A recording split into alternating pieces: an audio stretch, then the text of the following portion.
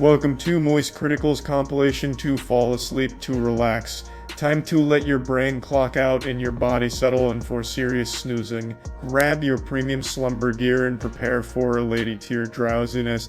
If this helps you drift off to dreamland, drop a like, subscribe, and comment goodnight below. Sweet dreams, you beautiful sleepy souls. Hawk to a girl. I imagine a lot of you just rolled your eyes at that. It is a meme that, for a lot of people, is beyond stale. It's been run into the ground because over the last couple months, it's been everywhere. Hawk to a girl has, her name has been said more than Bloody Mary's name. It's like Beetlejuice, but when you say Hawk to a 3 times, you'll get a new flood of 10 different videos from her in your feed.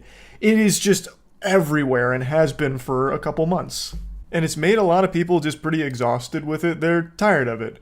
And I made a video talking about her when the meme first blew up, going over how interesting I find it that a meme can change someone's life pretty much overnight. Something as simple as talking about spitting a loogie on a wiener can lead to a whole career potentially. And I never really blamed her for trying. I also did find it really weird how quickly she was speedrunning the influencer route.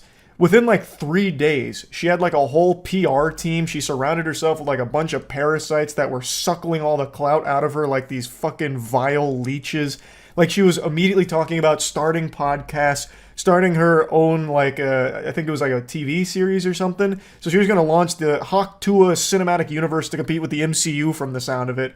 She was going on podcasts. She was getting paid $30,000 to appear at clubs. It was insanity. And now the trailer dropped for that podcast, which comes out in a couple days, and people have been clowning on her for it. She is getting dunked on harder than I do when I play pickup basketball. She's literally doing anything to stay relevant. Does anyone actually give a fuck about her? Why are we keeping this girl relevant? Your 15 minutes are up. Your joke was funny for 2 days. Stop. Y'all really thought I was done? I'm just getting started, baby. It just feels so corporate and soulless. It just feels really inauthentic and artificial. That was what a lot of people said early on to the Hawk Tua timeline, that she was some kind of plant, because she did have an entire government think tank assigned to her right away to try and keep her name out there and keep people saying Hawk Tua, spit on that thang as much as possible. So it felt really forced. And zoinks, Scoob, this trailer feels more forced than this smile. It's called Talk Tua. It's not an awful name, it's kind of silly, but it also just continues to reinforce the meme itself, which makes people even more annoyed with it if they're already tired of it, you know what I mean? This just really feels like how Vought would handle a meme in the boys universe. It smells warm. F*** you. Yeah! What's one move in bed that makes a girl go crazy? I'm Haley Welch. A little while ago, my life took a complete left turn and it changed forever. And along the way, I've realized that everybody's entitled to their own opinion. Well, now it's my time to talk. Check out my podcast every week, Talk to Them, where I'm sitting down with the coolest guests and having actual conversations with them. And Pookie. Who is Pookie? Who is Pookie? He may stop by too. New exercise every week! Subscribe to that thing! I love that selling point of having actual conversations with the guests. Look, I'm not a chef in the kitchen, but I can speculate on the menu. They're going to be serving up nothing burgers with those conversations. Just a hunch. I get the impression that this is all driven by a firm. So what I'm imagining is all the guests are going to have pre-approved questions that are okayed by the department that's going to be really sterile, really safe, and hyper vigilant of being viral potential clips. So her smelling a shoe or flipping that question about what's a move in bed that makes a girl go crazy. That all feels really, really fake. Yet, one of the big selling points is it's actual conversations. We'll see, it drops in 2 days. I could be totally wrong. But even still, it's not like every other podcast isn't having real conversations. This isn't going to be the only real one, you know what I mean? It just ticks every single box that some kind of marketing firm would have you do for your sizzler reel and marketing material. Pookie might stop by. Hooey! It could be anyone. Who the fuck is Pookie? You'll have to stop in next week for this Talk to a season finale to find out. It could be goddamn Steve Jobs being brought back from the dead. Maybe he never actually died. Maybe Hawk Tua's spit acts as some kind of necromancy, and she's the damn saliva sorceress, and she revived him. Who knows? You know, it all just feels so forced. But I do still stand by my statement that I can't even really be mad at her for doing all of this. I really can't. Getting as lucky as she did with a meme blowing up and people like going and flocking to you, like that doesn't happen often. And that can be the dream job for most people on the planet, and she's trying to capitalize off it. I don't think this is the best way of doing it. I really think being more human as opposed to just being the meme itself and spreading that out. I gave this example before, but maybe many of you don't remember the tragedy of You're Breathtaking Guy. It's not a story the Jedi would tell you, but I've mentioned it before. Quite a few years back, Keanu Reeves was at an event and he was talking about how the game looked breathtaking, and someone in the crowd shouted, "You're breathtaking," at Keanu Reeves, to which he said it back to that gentleman. And that guy came forward, everyone cheered him on, he became an overnight sensation, and for, I think it was like almost a full year, he rode that puppy as much as he could.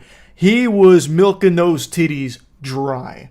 He tried to use You're Breathtaking as his branding. He called himself the Breathtaking Guy, if I remember correctly, and people got really tired of it really quickly. And that same thing seems to be happening to the Hawk Tuah girl to a lesser degree, though, because she does still have a lot of people that are really excited about this.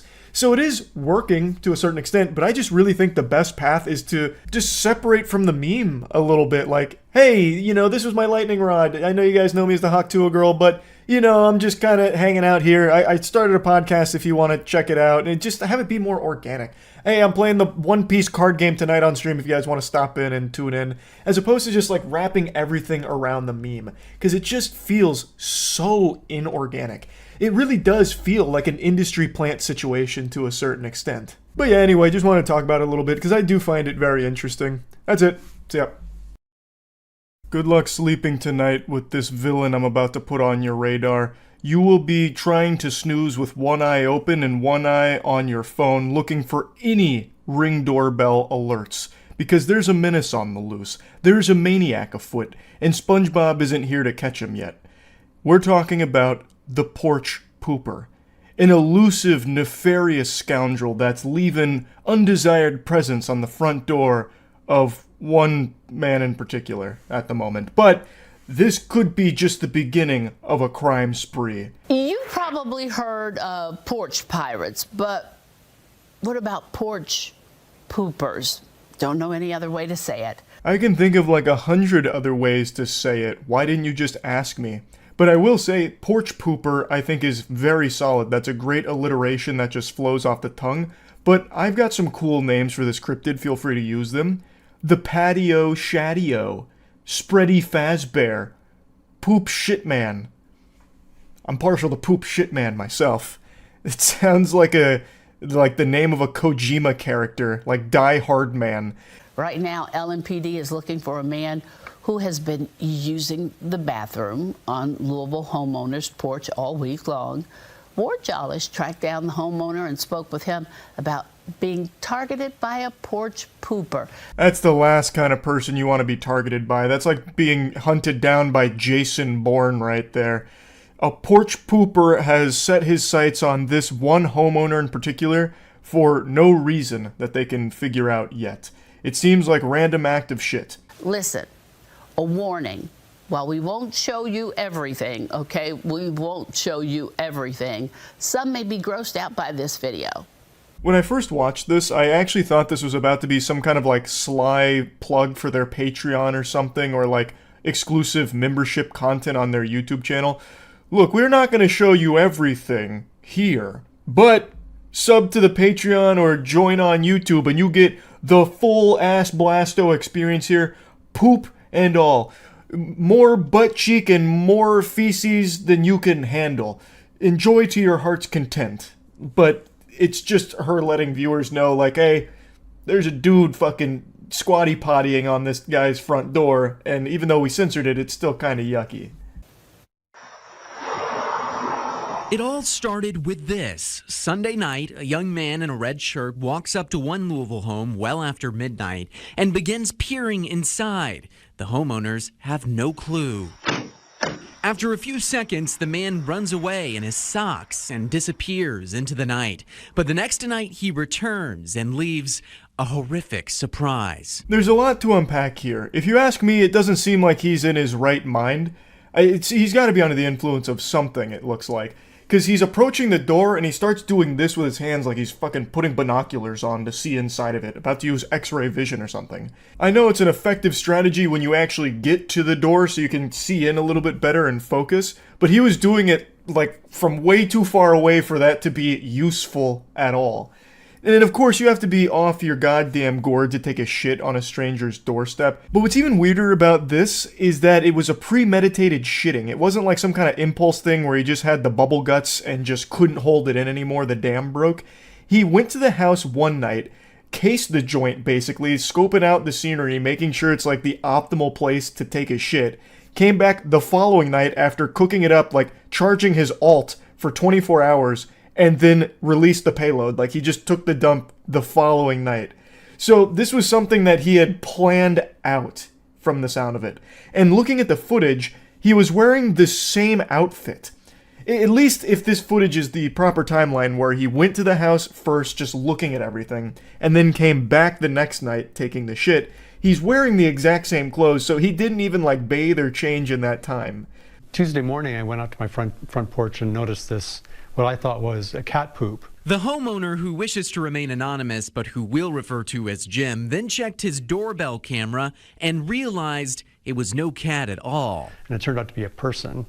And not only did he defecate, but he also urinated on our welcome mat. This seems personal, but the homeowner Jim has no idea who this guy is or why he would do this in the first place. And to make matters even worse, I'm pretty sure I have that exact same pair of pants that the porch pooper is wearing. So I may have been burgled by this gentleman. Maybe he broke into my house in the middle of the night, stole my pants, and left a fucking surprise somewhere that I haven't found yet. And now he's wearing my pants while shitting around the town. What's even more disturbing is that the man returned a third time the very next night. Jim got an alert on his phone and tried to confront him, but the man was already gone. You have no idea who this guy is or why he's doing this? I have no idea. We're good neighbors. We, keep to ourselves. We behave ourselves. And he was visited 3 times, like the ghost of Christmas past, present, and future. But the only gift he was given was the gift of a fucking colon cleansing on his front porch. And in all 3 instances captured on the doorbell camera, he's wearing the same clothes. This guy didn't bathe or change over the course of 3 different public shitting incidents. His hygiene stinks. This guy fucking super sucks. I imagine him going around town, he has like this cartoonish stink cloud that follows him around. He is probably unbearable to be near. Holy shit. Jim has now filed 3 police reports for each night his home has been targeted, but so far, no arrest. Just a big mess he's now forced to clean up. I'm relieved that he's not violent or he's not trying to force entry. He's just doing his deed. But it's very disconcerting and disturbing. In Louisville, Ward Jollis, Wave News. Now, I did wonder if the news broadcast had just repeated footage here when they did the side-by-side because it looks so similar. He goes to pretty much the exact same spot, like down to the millimeter, and he spends about the exact same amount of time shitting, which I find to just be highly unlikely unless this guy is some kind of anus specialist, the butt whisperer, and he's trained his ass to be extremely strict with how long shitting takes. Then it just seems weird that it's pretty much the exact same across all 3 instances. But it is very possible because when to debunk myself, when he stands up in some of the shitting there, he reacts differently. So like in one of them, he looks at the door, and the other one, he doesn't and just immediately looks to the left and goes away. So it probably is separate instances. I just still find it shocking how consistent he was with it. Same positions, same location, same duration, and same clothing. It's like when he's not shitting on this guy's front porch, he just enters stasis and then comes back the next night in the exact same outfit and everything. It's just so peculiar.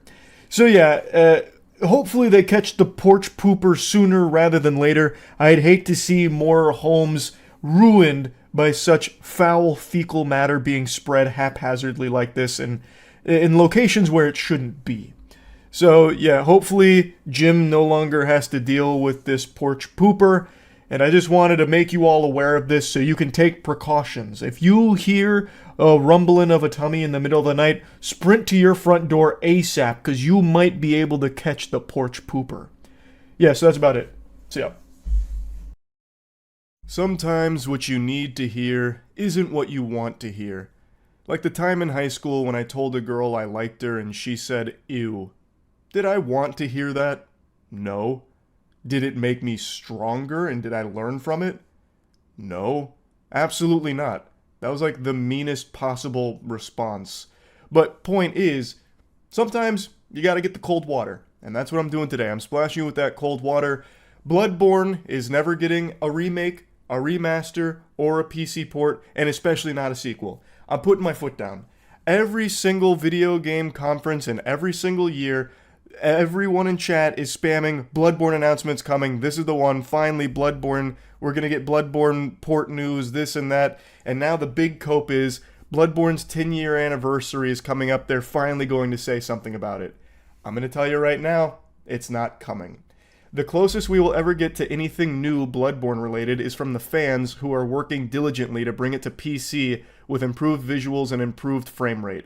They are doing the Lord's work, and I think that'll be the last chapter in the Bloodborne legacy when that's finally completed and brought to PC. I don't think Sony will ever do anything with Bloodborne again. They will let it fester and rot away, collecting cobwebs in their bin of forgotten toys they don't feel like playing with. It doesn't make me happy to say these things. I am a massive Bloodborne fan. It's tied with Elden Ring for my favorite Souls game ever made. And that's the entire genre of Souls, Soulsborne, Souls-like, whatever terminology you want to use.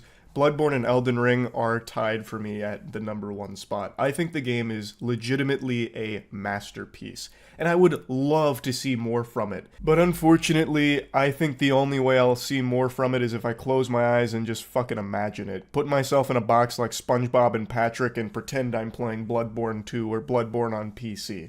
I don't think it will ever actually come. I do think, though, that someone will probably license the Bloodborne IP and maybe do like some kind of big show out of it. I could see that happening. I believe Sony would be more willing to license it out for like a show production than they would to make another game out of it. So that I do think could be on the table. I just don't think there's going to be any more Bloodborne games or a Bloodborne port or remaster, whatever. I don't think that's coming. But I could see a world where it at least has a show out of it, because everything's getting shows nowadays, and this is still a hot property that people talk about every day for the last fucking 9 years. So there is meat behind it, and I think that they might try and capitalize off that at some point. Fucking Concord has a whole episode dedicated to it in that upcoming Secret Level show, and that game died in 2 weeks. That game actually just got pulled off life support in 2 weeks. So games to shows pipeline is hot right now, and I think that could definitely happen for Bloodborne, but I don't think there's going to be a game for it. Even though Miyazaki and the team seem to really still love Bloodborne, he has gone on record to say that they don't own that IP. Unfortunately, and I've said this in other interviews, it's not my place to talk about Bloodborne specifically. We simply don't own the IP at From Software. Sony owns it, and it's very important to mention this, that Sony's first-party developer, Japan Studio, which is defunct, had a major role in the development of Bloodborne. So, a big speculation is that because Japan Studio is in the Shadow Realm now, that's been fucking vaporized, that kind of took Bloodborne with it. But we can sit around in a circle till the cows come home and speculate, articulate, gyrate, ejaculate, all brainstorming about why Sony is sitting on a gold mine like Bloodborne, and never really know the full answer. I have my own theories that I'll share with you. I think the Japan studio shutdown is probably a big component of it, but I personally just believe that Sony doesn't have a lot of faith in the IP. And in the modern AAA gaming landscape, if there's even an iota of doubt, companies don't pull the trigger on it because it's very expensive, especially for something as big as Bloodborne. I talked about this on stream, and people brought up Armored Core 6. Armored Core 6 sold, I think it was 3 million copies, which was actually a big success for them because they didn't put, the $100 million budget behind that title, and it still fucking crushed it.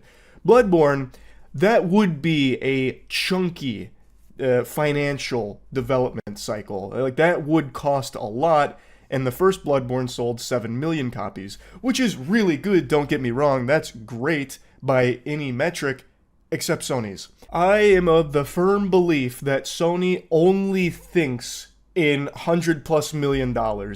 So, take for example Concord. Absolute catastrophe, complete disaster. I already mentioned Voldemort's name earlier in this video already. That is the biggest flop in entertainment history. But that was a flop that cost hundreds of millions of dollars to Sony, because they put all their eggs in that basket of Concord thinking that it could have the same kind of power as the juggernauts in the industry. Completely delusional, but the point is, I feel like they only put their elbow grease in hundreds of millions of dollars worth of development time and games that they are confident could somehow compete at that level. And I don't think they feel that way about Bloodborne. Let's take, for example, Horizon. Horizon is already getting a remake despite only being 7 years old, but that's because Horizon sold over 20 million copies. Now, of course, I've said this before, and many others have as well. You could very easily make the argument that Horizon sales numbers are inflated, they're really boosted. It's almost like fucking Viewbots to a certain extent, where Horizon was just bundled with every fucking PlayStation for so long that obviously those sales numbers are going to be heavily boosted for it.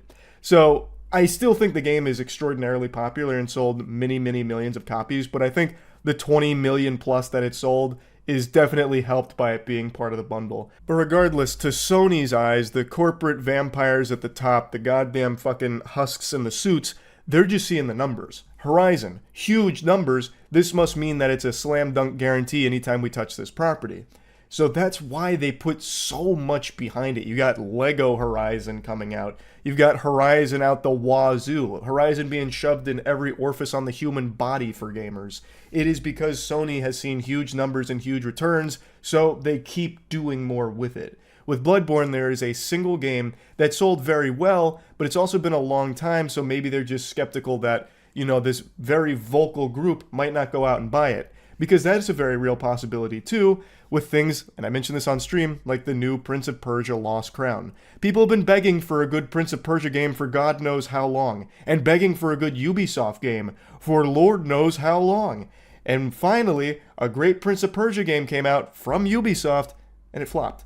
Nobody bought it. But the people that did really liked it. I've heard it's one of the best games of the year.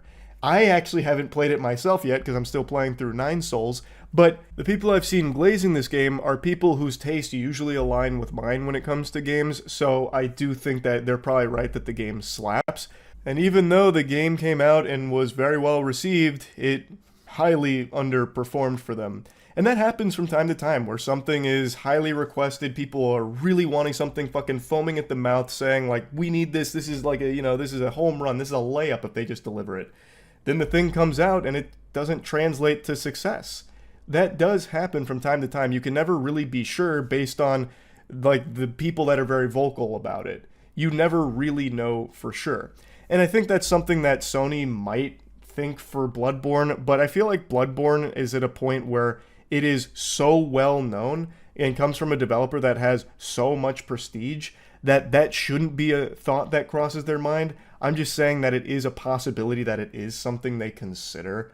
I can't even pretend to be in Sony's shoes, because if it was me, this would be a no-brainer to do something with Bloodborne. At least a PC port that would have come out many years ago with me at the helm. Like, that feels like it should be so obvious, and that's such a small lift, like a small investment to just port to PC, like I know I'm kind of downplaying like what the work that goes into it, but comparatively to a full-blown AAA title being developed, like that one is significantly easier for them to have done, and it would have just been pure profit because the word of this game is spread for so long, so wide. I think so many people probably would have just gotten it to be part of the crew, part of the ship, you know what I mean? Like, oh, Bloodborne's finally here on PC.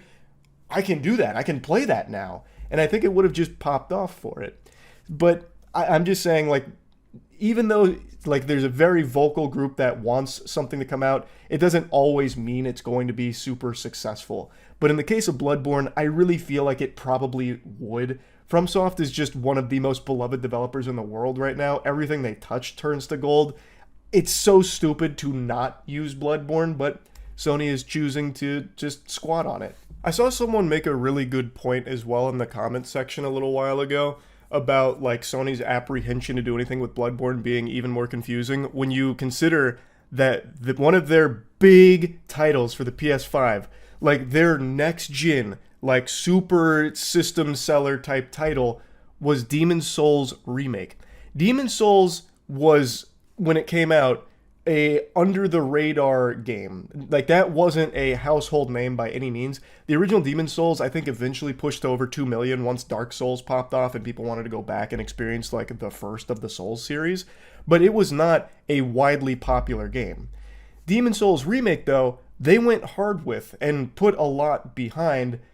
However, it's also not performed like amazingly for them based on what I can tell. The most recent sales figures I can find put it at just over 2 million copies of Demon's Souls Remake, which I don't think is entirely on Demon's Souls' shoulders here. I think it's because of the scarcity of the PS5 initially. You were more likely to find a fucking Chaos Emerald than you were to find a PS5 for the first couple years. So obviously it's not going to have spectacular sales numbers, but maybe that plays a role in FromSoft being so apprehensive to use the Bloodborne IP for even like a remake. I don't know, but it is very odd that they chose to remake Demon's Souls, which did not perform very well, instead of doing Bloodborne, which did. Even when Bloodborne came out, it was massive. It was a huge success. It's not like it just retroactively became a big success. Demon's Souls did, but not Bloodborne. Bloodborne was always a success. Yet they haven't touched it. They haven't done anything with it. The closest thing we've had to anything new Bloodborne related is from fucking Astrobot with a costume for Bloodborne. It's so weird. I don't know why they wouldn't have chose Bloodborne for the PS5 remake. That would have made so much more sense. I really like Demon's Souls Remake. I had a great time with it.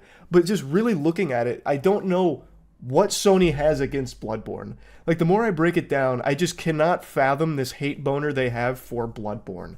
I don't get it. I really don't. There's gotta be something more behind the scenes that's leading to them not doing anything with it. I've thrown out so many silly theories and thought processes they might have that leads to them not touching it, but at the end of the day, I don't get it. I think it would have been very simple to do the bare minimum of just giving it an update for a PC port, a remaster, so that way you can go over 30 FPS, because the game is still 30 FPS.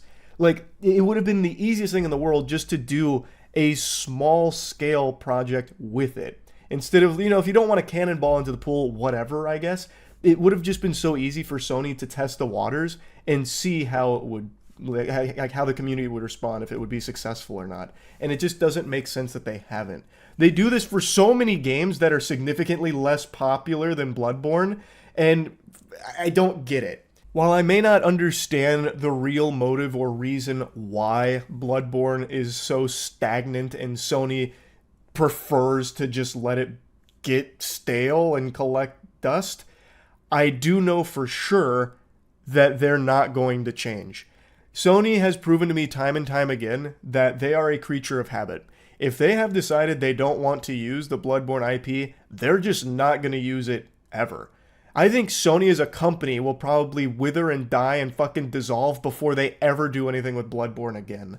I do think they could make a show out of it. Like I said earlier, I think they will eventually start licensing it for shows and all of that, but I do not think there will ever be another Bloodborne game, like an official one, a sequel or a remaster. And I just want to throw this Hail Mary out there because I know it goes against what a lot of people believe, that eventually we'll see more from Bloodborne because we have to. It's so popular, it doesn't make sense why we wouldn't. I just truly think Sony is going to play hardball with it and, out of spite maybe, never use Bloodborne again. That's my theory, and I just wanted to put it out there. I think people got to stop getting their hopes up at every single video game conference to see Bloodborne-related news, because I don't think it's ever coming.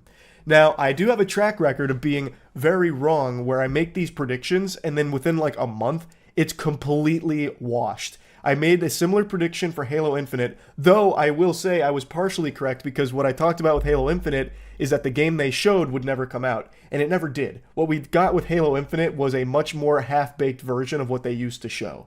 So I'm gonna stick to my guns on that a little bit. I was kind of half right with Halo Infinite. I was super wrong with Elden Ring, though. I said Elden Ring probably wouldn't be coming out for like another 5 or so years, if it even existed at the current moment, and then it came out like the following year. So, you know, I don't have the best track record with this, so this could serve a really noble purpose of like kind of jinxing it into existence, where I'm saying Bloodborne's never coming, like a new Bloodborne, and then we'll get it in like a month or two. So, you know, it's kind of a win-win. I'm either right that they never use Bloodborne again, or I'm wrong and we get more Bloodborne, which is a win for everybody. So, you know, yeah, I just want to talk about it a little bit. That's about it. See ya. I hate wasted potential in all of its forms. It's always such a shame that it'll exist as a what if. Like, for me, I should have been a professional basketball player. I was destined for greatness in the NBA. I was biologically engineered to be a weapon out there, wreaking havoc on the court, with all the mechanical skill of Jason Kidd and a beautiful three-point shot like Ray Allen. How could I not have been running rampant out there?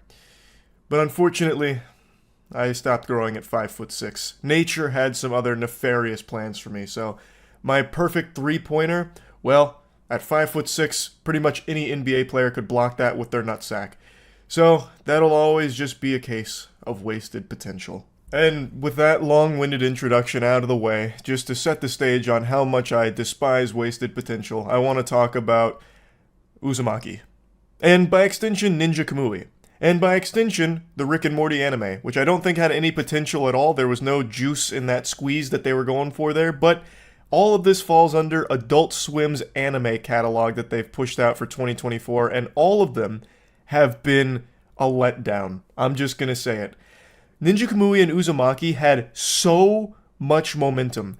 Ninja Kamui had 3 incredible episodes. I would even argue the first episode is close to like a masterpiece, and then it falls off a fucking cliff. Uzumaki's first episode was a phenomenon. People were talking about that, raving about it on Twitter, super excited for the rest because it's a beloved Junji Ito classic that got a super impressive adaptation, finally.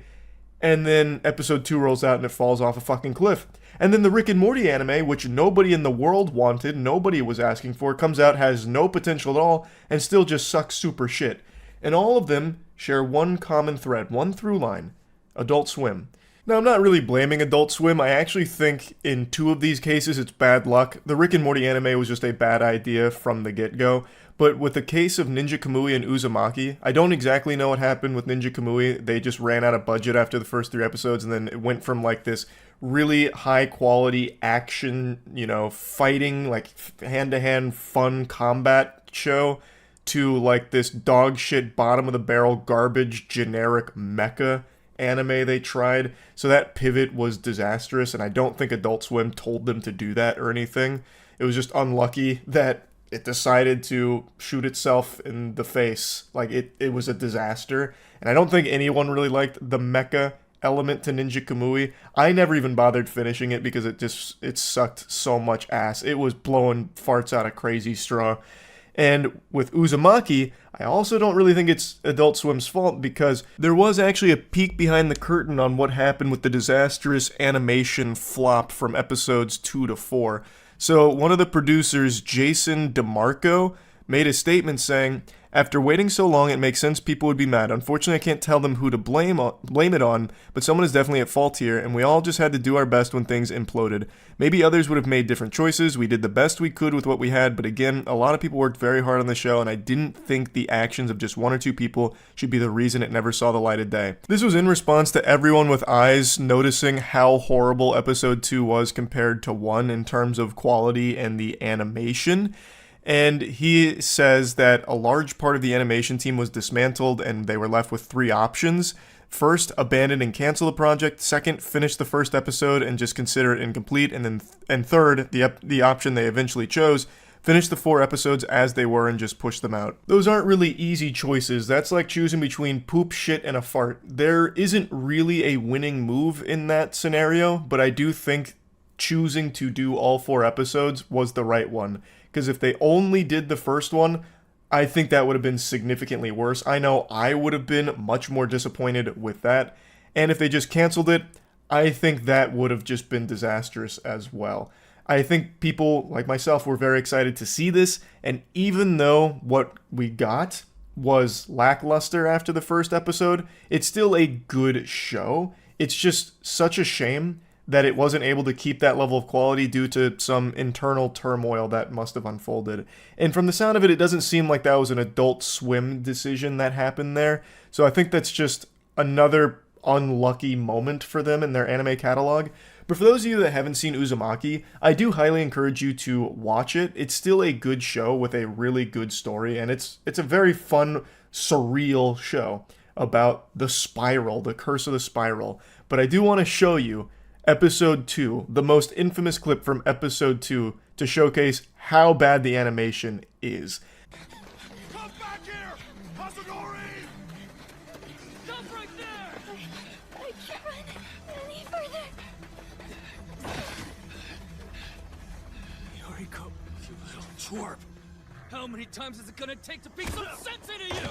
This shit looks like when I used to play with action figures and I'd make them run like foot by foot like that. It is horrible, and unfortunately, episodes 2, 3, and 4 mostly look like that. There are moments that look better.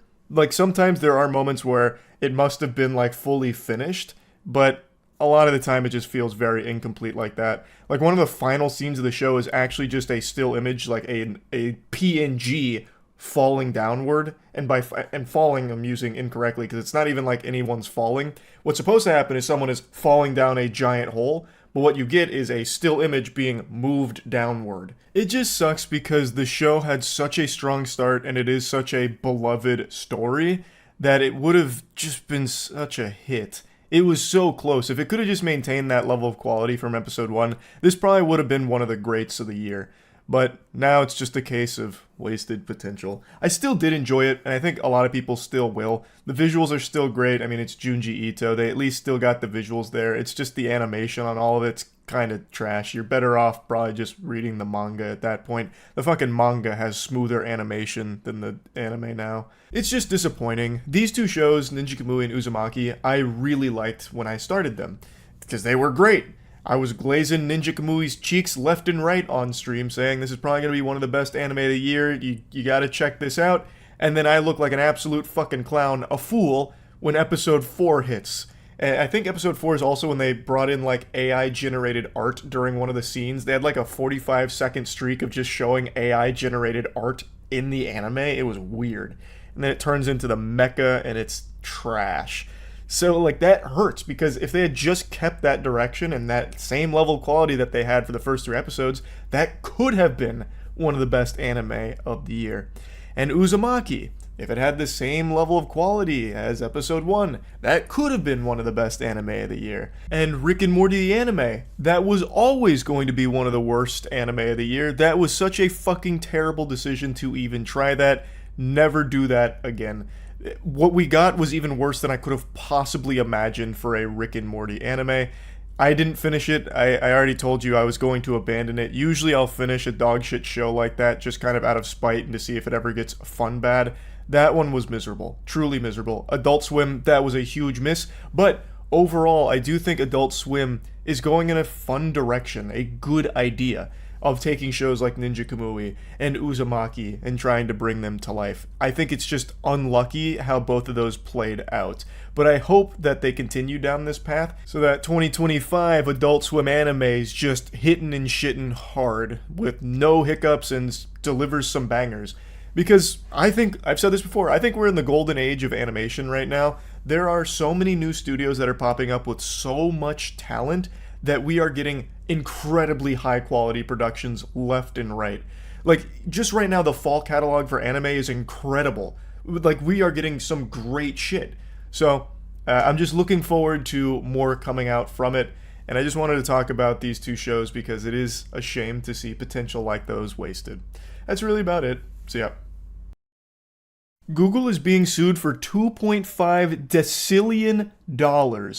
That is probably a number you didn't even think existed. Like, that's more than a gazillion dollars. That's more than a more billion dollars. Like, this is an unfathomable number they are being sued for by Russia. To help put it in perspective, here's Decillion compared to others that you've heard before, such as 1,000, million, billion, or even trillion. And you can see trillion's not even halfway there. It doesn't even make a dent.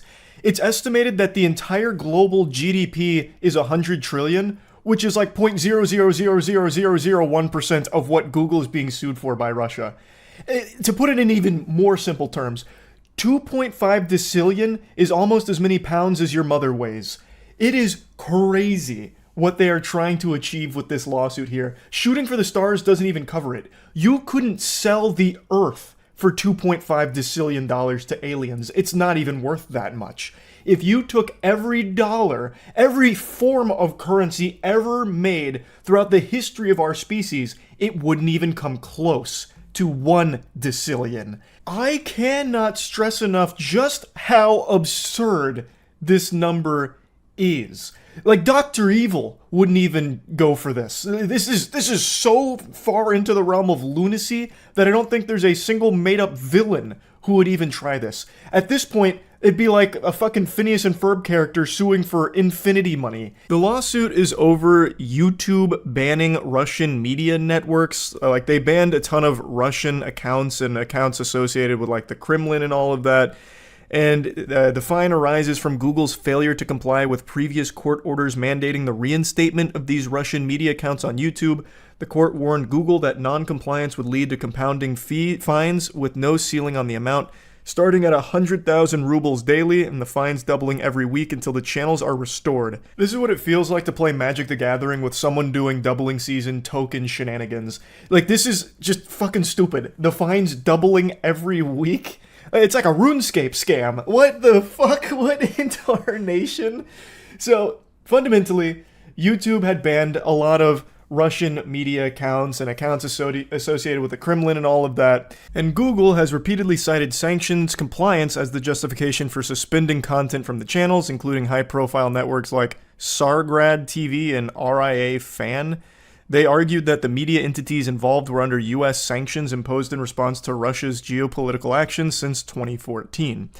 So fundamentally, Google is saying, hey, we had to do this because of these issues and these sanctions. Then in 2022, following the invasion of Ukraine, the subsidiary of Google that was operating in the region declared bankruptcy, and Moscow had seized more than 100 million from the entity. According to The Telegraph, Google said Russia handed the assets to sanctioned TV channels including Sargrad, and that they seized more than 100 million of Google Russia's assets, even though the amount purportedly due under the judgment at the time was less than 12.5 million. So this has just been a back and forth butt fucking for quite some time now between Russia and Google. Now, Google in its latest earnings statement said, "We do not believe these ongoing legal matters will have a material adverse effect." To me, that sounds like they're saying, there's a lot of words here and we're not reading them. They're just going to ignore it. They're not even going to play ball with it for even a second. They're not entertaining the idea of a $2.5 decillion fine. They're just plugging their ears to it.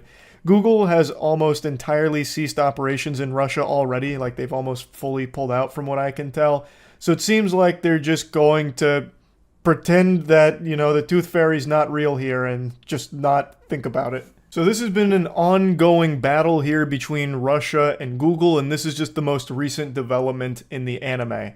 I don't think there's a single world where anyone actually looks at that number and takes it seriously. 2.5 decillion is comically large. There's not even that much sand on the planet. There are 7.5 sextillion grains of sand, and that doesn't even make a dent into 1 decillion. There is nothing on this planet that exists in that quantity, except maybe atoms. I think atoms is like 10 to the power of 50. Now, I can't imagine they're actually stupid enough to think that Google is somehow going to poop this shit out, 2.5 decillion anythings at all. That's impossible. I think this is just like a desperate Hail Mary to get some kind of money from it, like some kind of big fine from all of this. So they're just letting this number be as outrageous as possible. And they are trying to enforce these fines in other regions like South Africa, where they're trying to kind of come at Google from multiple angles, and then Google has been, in response, filing lawsuits to keep everything like localized to Russia. So it's been pretty messy. It has definitely been an interesting journey trying to get caught up on the lore of Google versus Russia. And I just had to dive in with both nuts here because 2.5 decillion, I had never even heard of the word decillion before. I thought that was just a made-up term. And it's not. It's so crazy. So yeah, I just wanted to talk about this a little bit. Of course, I'm just a clueless Neanderthal, so I have no idea if this lawsuit has any real meat behind it, if it holds water at all. I didn't pass the bar, I'm not a lawyer. But from my uneducated perspective, it just sounds so fucking stupid. To be coming at Google for this amount of money over YouTube accounts being banned, I think is ridiculous. It's not like those YouTube accounts were going to generate anywhere near that level of money. Realistically, all of the YouTube accounts put together probably wouldn't have generated anything even close to $100 million, even if they were operational for 100 years. Like, I just don't understand where this number's even coming from. Like, I understand it's like the compounding fines where it doubles every week, but it's just made up, pulled out of their ass arbitrary nonsense. Like, can any YouTuber do that? Like, oh, my YouTube account was unjustly terminated. Google owes me $1,000 per day that it stays down, and it's going to double every week. Well, based on what? Why? That's just a classic because I said so moment right there. I just don't see where they're getting this from. Like, why would it be doubling every week? Who made that rule? What referee came in there and threw the flag on the play saying that it needs to be doubled every week that they don't comply? Like, it just doesn't make sense. Those accounts were never going to generate anywhere near that level of money for a daily fine that would double every week. That's just, that would never happen. So how the fuck can they possibly expect Google or any like reasonable judge to look at that and be like, oh no, that sounds about right? Again, I'm pretty sure it's just to be like intimidating and scary to settle for some kind of payment out of court, perhaps. But to me, this just doesn't seem to be like a lawsuit with a ton of punch behind it. Like, it really just doesn't seem like they have the strongest case to be coming at them for this amount of money. Now, it's worth mentioning, just like the end of a Marvel movie, it will return. This ticking time bomb hasn't stopped. It's still going, and it is still actively doubling. So it's 2.5 decillion now, but this might be the cheapest it'll ever be because in a month from now, a year from now, we may be looking at new numbers that are going to need to be invented to figure out how much Russia is trying to hit Google for. Anyway, though, I just had to talk about it a little bit because it was so crazy, and I was diving into it pretty deep this afternoon. That's really about it. So, yeah. How many times have you beaten Dark Souls 1? I think I've beaten the first Dark Souls game probably close to 10 times. Because I did a lot of speedrunning, and I did a lot of Souls level 1 stuff. Speedrunning's not the right word. A lot of Souls level 1 runs. What's a character name we haven't dusted off? You know what? Actually, I know what I'm going to do. We're just going to do another Goof Juice run. All of my Souls runs recently have been Goof Juice. I think that's pretty decent. Goof Juice is kind of a light red, not a dark red. So that looks good. He's also got that, like, middle-aged dad haircut. Looking like fucking Trevor out here. Alright, that's fine. I'm not gonna spend too much time on it. He looks more sunburnt and blushing.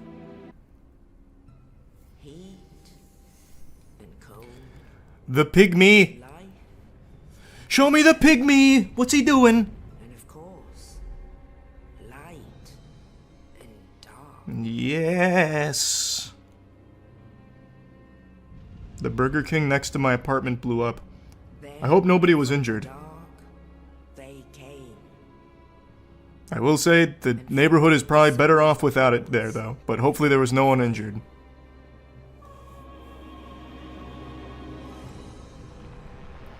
Neato. I almost bought a statue of this guy I saw for sale. The furtive pygmy. So easy. The furtive pygmy! Yes! Furtive pygmy! The little goofball! Gwyn's mighty bullets. God, this intro just still goes so hard. The witches weaved great firestorms. A miasma of death and disease. You know what? I think I'm gonna pull the trigger on that Neato statue. The only thing I didn't like about it is that, like, the hair on him is literally a wig, pretty much. But he's so cool. Is the Master Key the best starting gift? It depends on what you want to do. Black Fire Bombs are a really strong starting gift for speed. Like every speedrun back in the day would use them. I think even to this day, speedruns for this still just use Black Fire Bombs because of this right here. I'll show you. Well, good start. Excellent start. We're looking real good.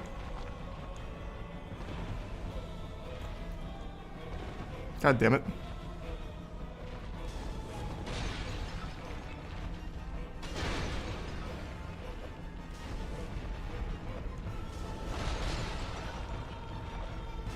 But basically that. And then you can immediately just go through.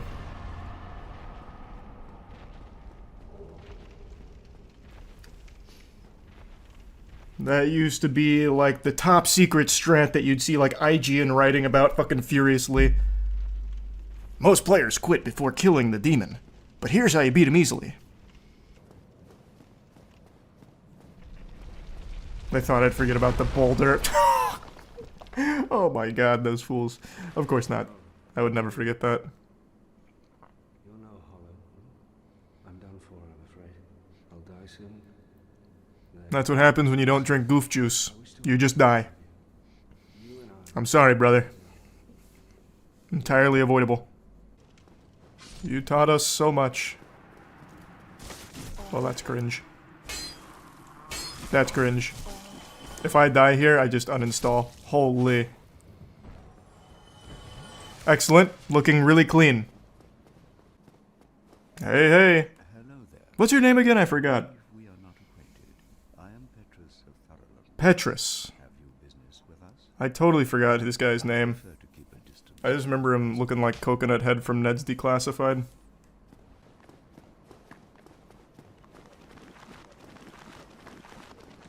Spyhander, let's go! Arguably one of the most iconic weapons in Dark Souls 1. It's also just like one of the best weapons in the game in general. After playing Elden Ring, every Souls game, like all the other Souls games, feel so much slower. I know it's been said before, but a lot of the Elden Ring bosses and design is just 10 times faster. So if you're good at Elden Ring, you can go back and be good at the other Souls games.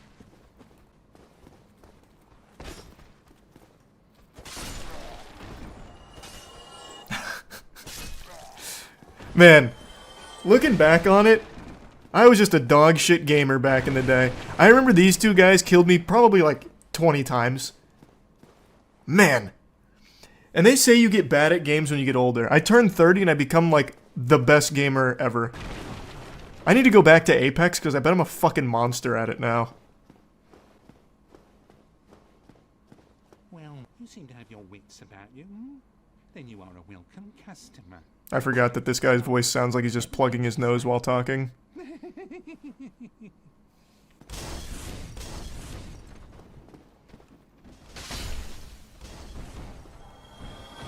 God, this Vihander is still just so satisfying to swing around.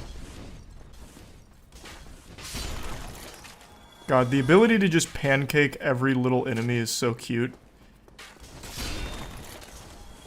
And I keep dodging the crossbow guy by doing it. Can you backstab him? Oh, great. Lovely. Oh, God. This is a disaster.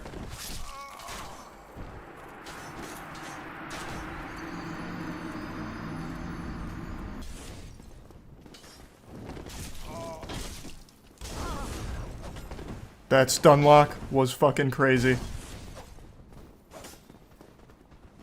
They are punishing me hard.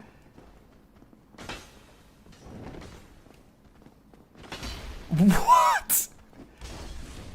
This guy said, I'm not locked in here with you, you're locked in here with me. Okay. Didn't even know they could do that.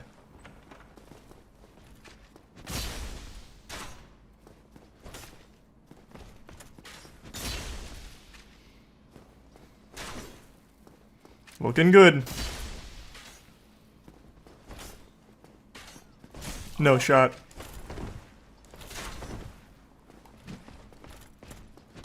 There we go.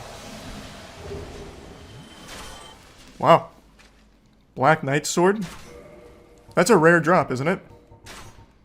If I remember correctly, that's crazy. Wow. My first Black Knight kill gave me the Black Knight sword. Wow. That is some crazy RNG. Usually have to farm for that. That is one of the best weapons in the game. Here he comes! You can make him step off here if you really want to, but I'm gonna play this just like it's 2010 again.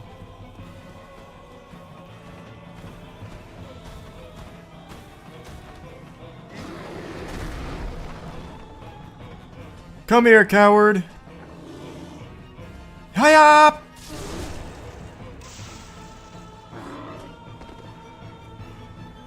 Oh man, you bastard. Yep, this camera, it feels pretty old school.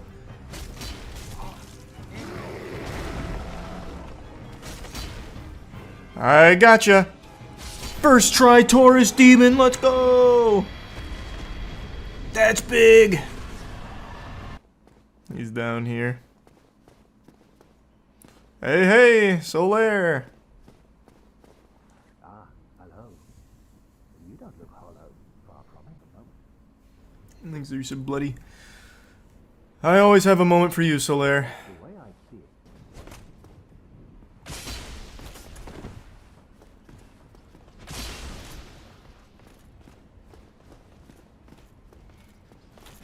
Oh my god, I almost missed.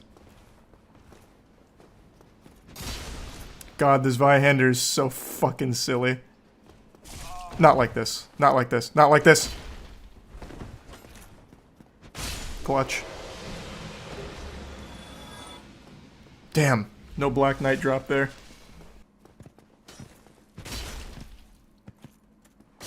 No shot, he's still alive. Nope! Close. That hurts my feelings.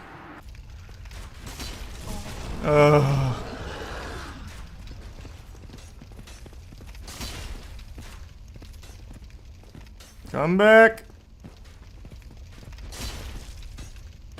Up. Now the archers are giving me... wow, I got lucky. Didn't realize this was safe. Outplayed, I guess. He's very confused right now. Oh! I forgot that that's what their parry looks like.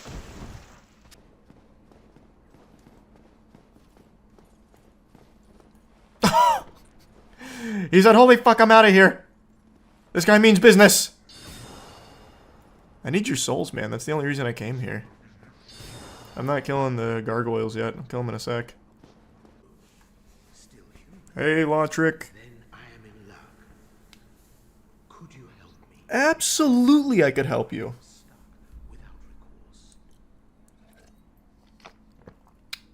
Oh, that's right. He kills the Firekeeper, doesn't he? Oh, yeah. Fap ring incoming. I remember Fap ring. Okay, so I'll let him out. Then he goes to Firelink. I think we can use the Black Knight sword. Yes, we can! Oh, that's big for us. That's so big for us. Or do I, wait, can I kick him? I can just kick him straight back. I thought that was higher.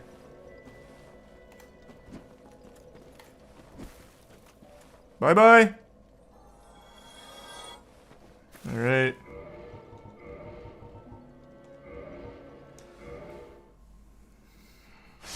Using all of the expert strats.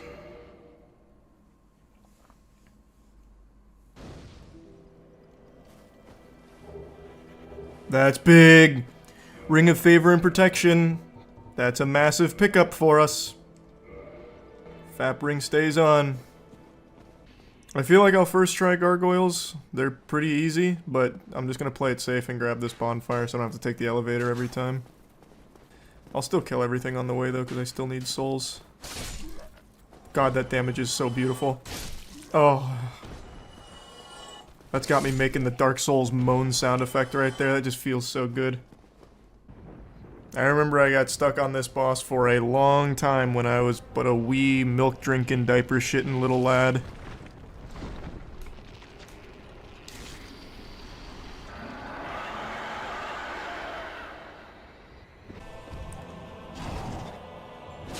Uh-oh. Wow, that damage is nuts. Looking good. Pretty clean.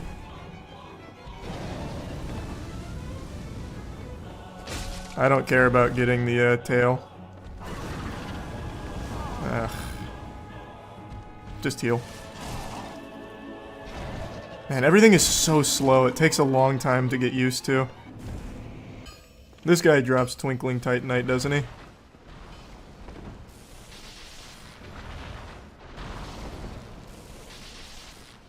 Or does he drop Titanite slabs? It's one of the two. Man, that hitbox is super big. Come on. Almost got you. Last one. Thank you. What do you drop? Is it Twinkling or Slab? Oh, neither. Demon Titanite. Kinda want to get the Ninja Flip Ring. I don't remember all that you have to do for it, but I do kinda want to get it. Man, it's been so long since I played this, I do not remember the layout of some of these places. Does this take me all the way to Grasscrest Shield? I think it looks like it does.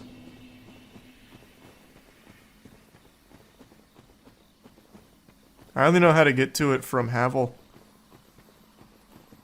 Oh, really? Fucking really? You can't be serious. You're pulling my leg.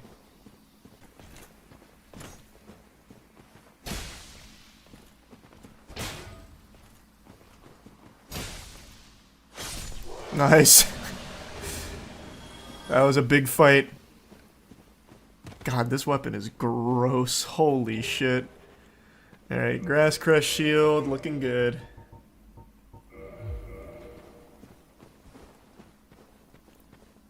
We're in good shape. Nah, I don't care about the lizard, it's fine. Unless he drops Tinkling, I keep saying Tinkling, Jesus. Twinkling Titanite. Which I don't think that one does. I wouldn't recommend it, Golden. It does. Alright, quit in the main menu. Every lizard drops Tinkling. Why do I keep saying Tinkling? Holy! You're mine! Nice, alright. Let's +1 the Black Knight sword.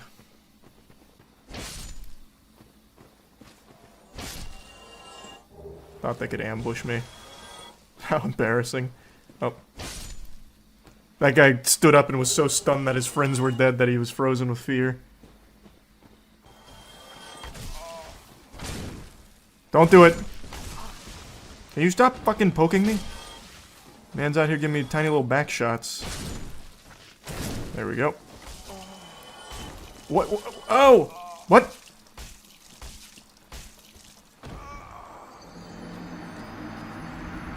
I didn't even see that. I didn't even realize I was getting hugged. This is the butterfly. Oh, this is the butterfly. Can I fight it? I don't know. It comes down, right? It eventually touches down, I think.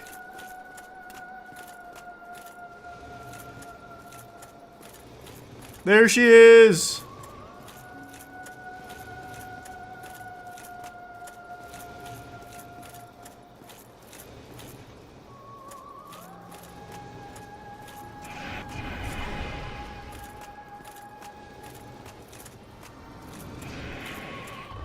Just need you to touch down. If you don't mind, friend.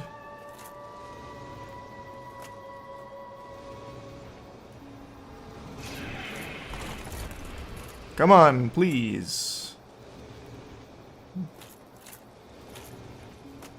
I thought for sure they were coming down on that.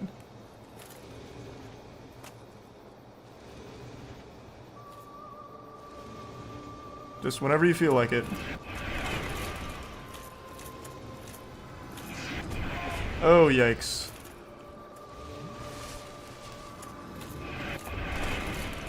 Can you please come down? I'm really trying hard not to roll off the edge here. But my resolve will only last so long. He's coming!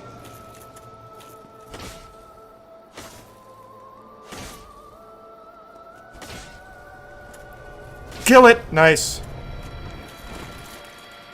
One cycle. That's how we do it, baby.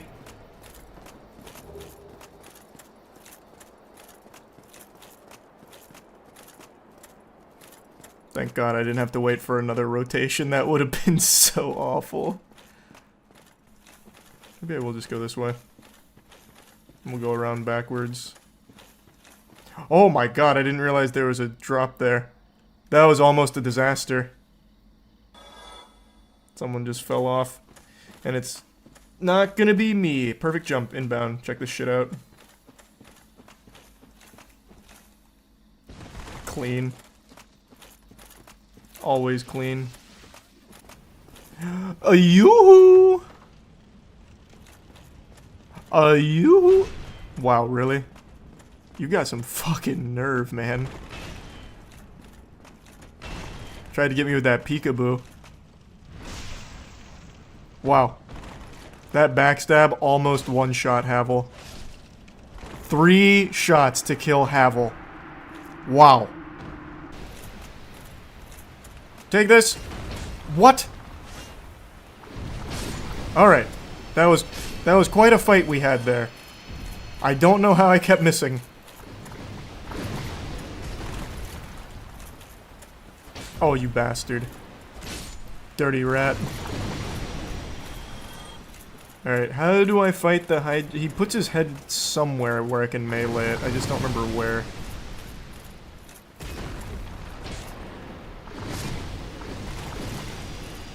I think it's on this rock. I'm pretty sure he puts his head on this rock.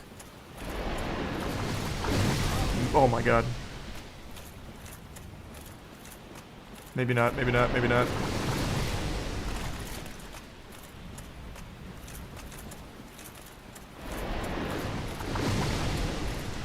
It's a bit left where the item is. Is it? Holy. Oh, there we go. It was this rock.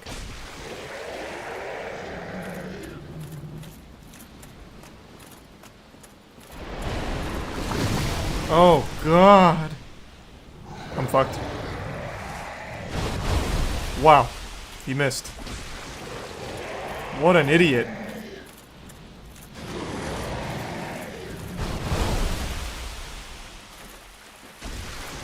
Nice. That's another head down. Man, this guy is so fucking dumb. I think there was a head there. I'm really not sure. My camera betrayed me. I think I got a head.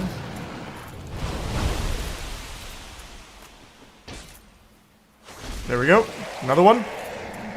2 more.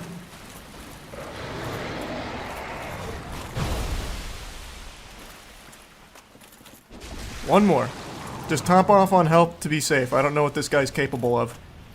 A cornered animal is the most dangerous. Brother, come on. Throw that head down. Okay, no, throw that head down again. I don't want to die out there. He almost baited me into falling through. I see the edge right there.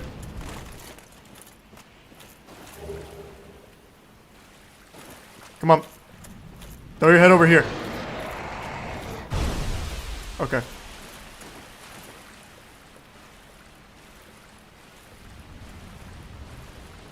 I just have to avoid the edge.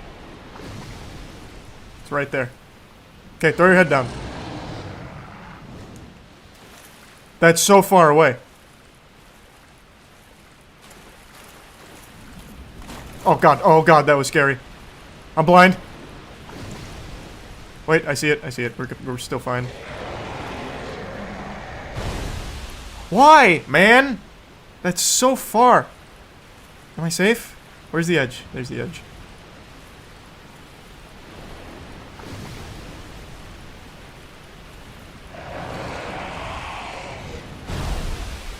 God. This guy is a real bastard. Almost there, almost there.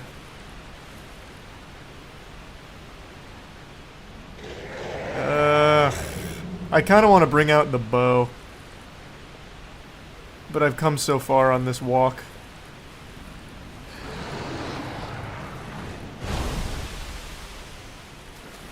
Ah, that was close. Alright, but I'm here, I'm here. Put that head down again, Buster. What?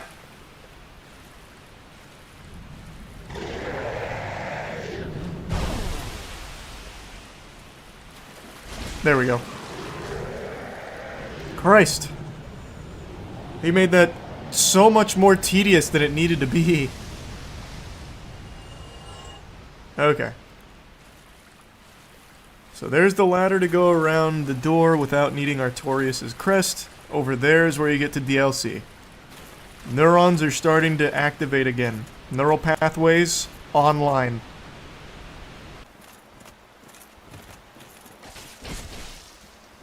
Okay, this guy's doing a lot. Oh god, oh god, oh god, not the flank. Not the flank, not the flank. Luckily this guy's super slow.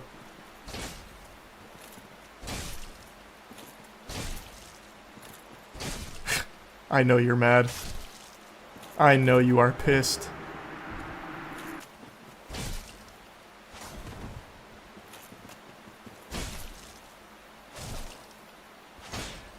Oh god, no, no, no, I was out of stamina, fuck! They were just, oh god, here they all are. They were just on a deep patrol.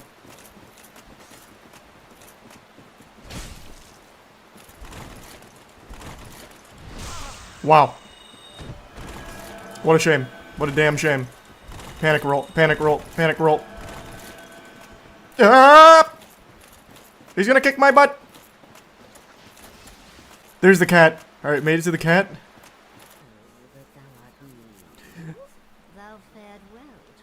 It wasn't easy to find you, I'll be honest with you. How the fuck do I get back to the door? Yeah, well, fuck yeah, I'm joining the cat team. I want that cartwheel ring. Well, hello! Hello, Shiva. I see a ninja behind you. I'm assuming he has the ring? Give me one reason not to kill you. Do you really not say anything? Alright, I don't feel as bad about this then. Wait, I have an idea. I have a ring of sacrifice. I'm gonna kick him, quit, reload, grab his soul, kill myself, and I'm good. No! No! Misclick! Ah, fuck! It still worked. Oh god, don't do it, don't do it, Wait, wait, wait.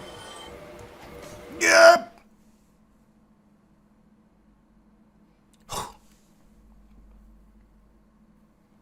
Close call. Very close shave.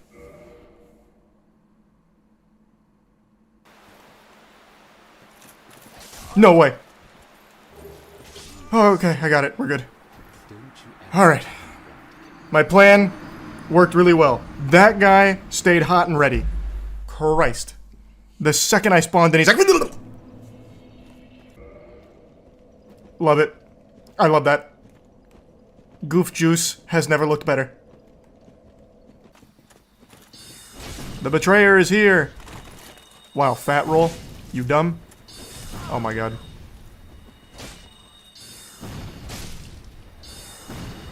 Man, that guy is really struggling with that tree. Nature's on my side, buddy. Oh, come on.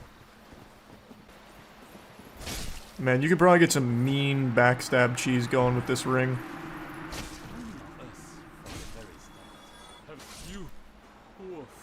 Alright, I feel bad. That guy put up no fight at all. What'd you drop for me? What do you got for me? What goodies? Oh, wait, this is the guy that drops the Murakumo? I remember that. That weapon's super good. Hey, will you talk to me? Yeah, I betrayed you guys. But check this out, check this out, check this out. Look at these backflips and front flips.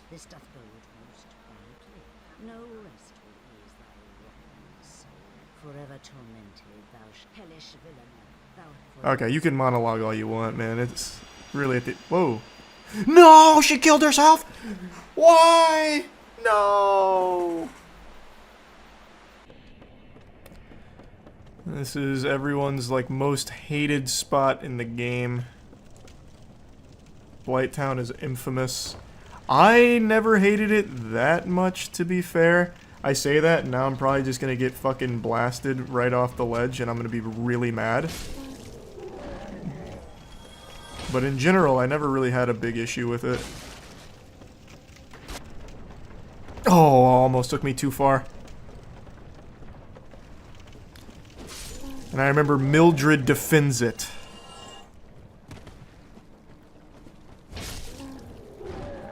And Mildred is quite a warrior.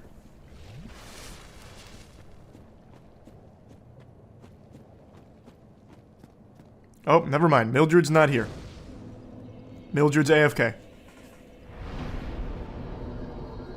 Yeah, I know, Alex. I was looking into that. OCD Gamer was here last night. His membership blurred. You're hollow, she won't... Oh, I forgot. I'm still hollow. I never bothered. You're right. Dragon Covenant's that way. Don't really care to join it. Alright, I do want to kill Mildred, though. Let me pop a humanity... Oh, wait. I have to do that in a bonfire, don't I?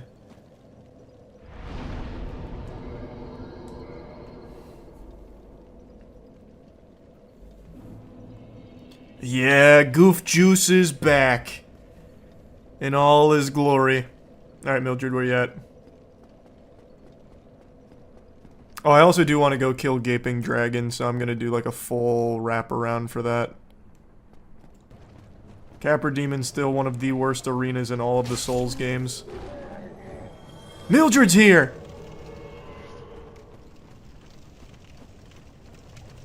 Oh, I see you. Damn, she is coming in hot. What an entrance.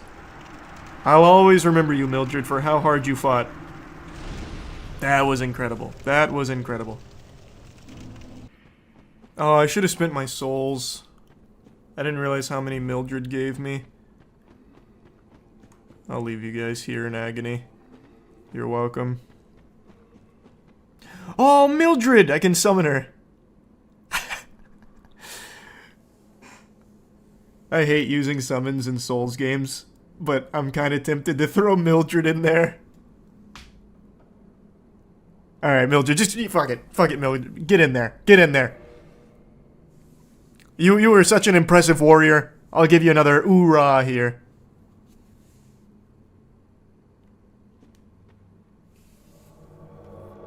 Yeah. Let's get in it. Let her solo till she dies. Unironically, there is a strat in Souls level 1 runs where you come here super early, you kill Mildred, and you summon Mildred, and she can solo Q-Log. It just takes a really, really long time.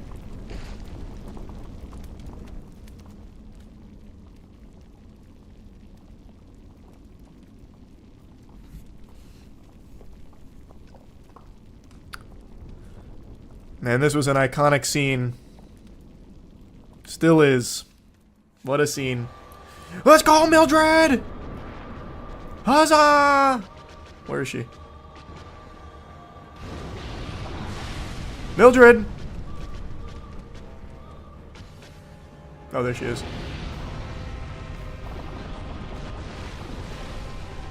Oh, that's a bad attack for Mildred. She doesn't know what to do. What? No, no, no, no. Mildred, over there. Over. No. Come on. Nice. You can do this. I've seen you do this before. Oh, God. She's styling. Let's go! Nice. Looking good. Oh, she's looking so clean right now. Mm-hmm. Mildred souls.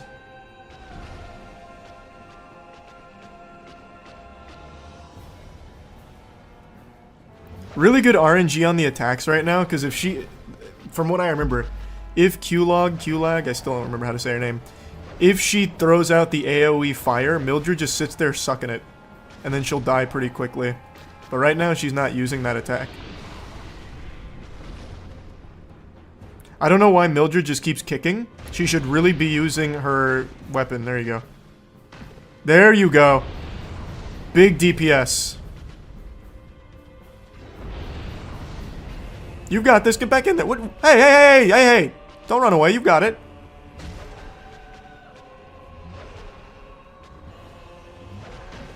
Nice.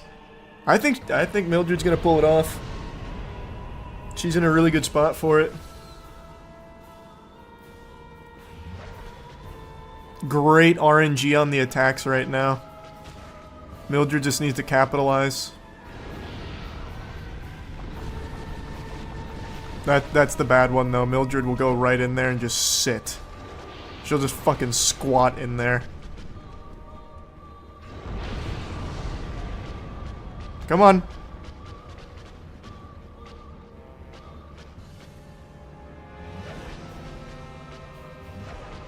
Good dodges. Good dodges.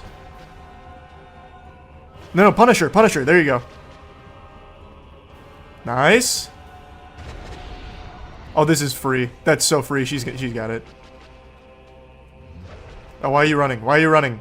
You're throwing so hard. Mildred, you are throwing so hard. There you go. 2 more of those.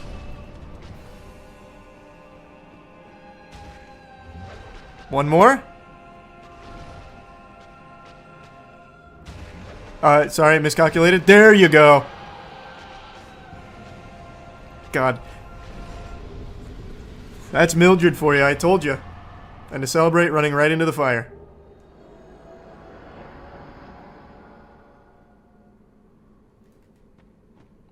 Are all the summons like that? On Souls Level 1 runs, that's the only summon you use. Because she can do that. But do all summons have the ability to just solo the boss? Black Iron Tarkus can 1v1 Iron Golem up to new game plus 7. Woo! Maybe I'll summon Tarkus and see it. And Ceaseless is the one where you just pound his wiener like for 2 damage and he dies instantly. I don't remember the run though. You're supposed to grab the shit, wait for something, and then go, I think? I don't remember. Let me see. See if I can remember. Damn, I don't remember it being so far away.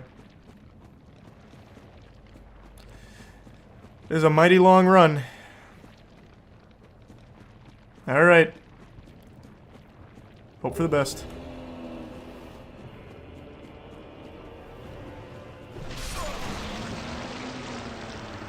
See, I feel like that was the attack I was supposed to wait on. Okay, this time I'm just gonna trust my instincts. I'm gonna wait on that one. Oh, wait. Now he's active. Oh, shit. Now I can't do the tip tingle, can I? Well, maybe I can. Let's see.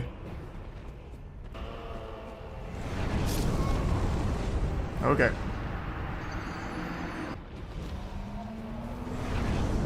Yeah, this is how you do it. And then you come out and then you just wail on his noodle arms.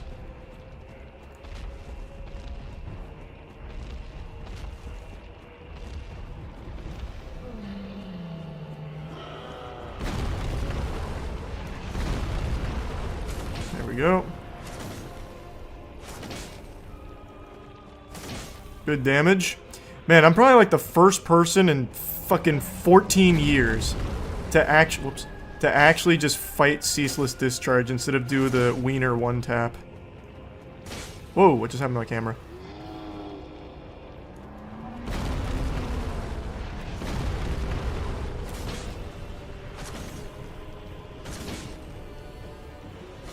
Hey man, chat said all you have to do is just grab it and run. And that was just wrong. I knew I needed to wait out the first attack. Should have trusted my instinct. I knew I was right. But I listened.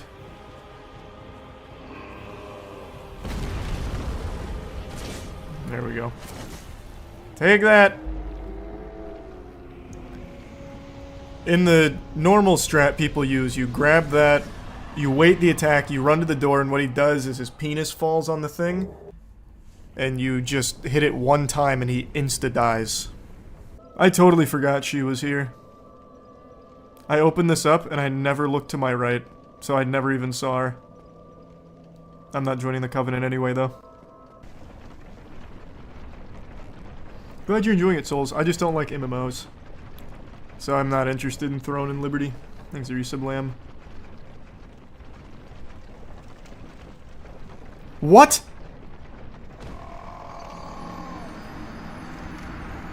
That's huge. That's big. This is Capra Demon. The worst boss arena in all of Souls. Immediately tapped by the dog, so now I'm stunned.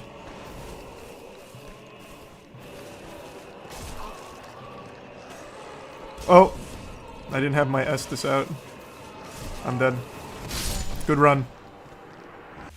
Alright. I need to dodge the first dog or it's game over.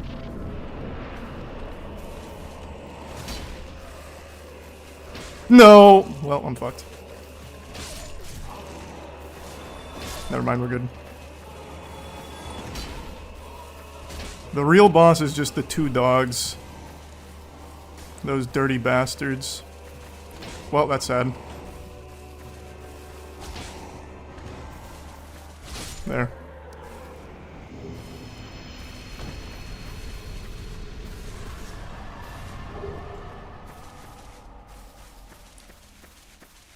That shit is so cringe, man. Fucking Souls hounds are ridiculous. Yeah, I'll kill Rat King. This isn't Rat King, right? Rat King's got the whole arena. This is just a big rat. I think I have to go down. I thought there was another passage. Did I miss the bonfire?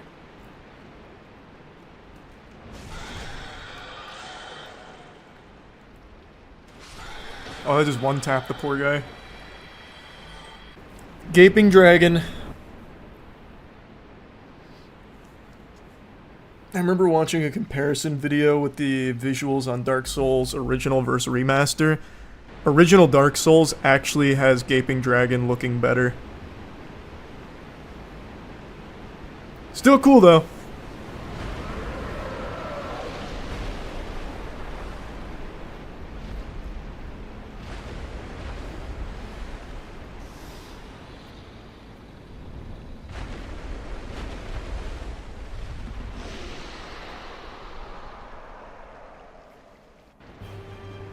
Dying here would be really sad. This is a pretty easy boss from what I remember.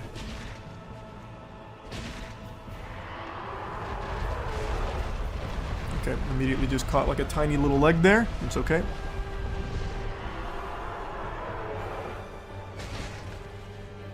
Did he fall? He's AFK?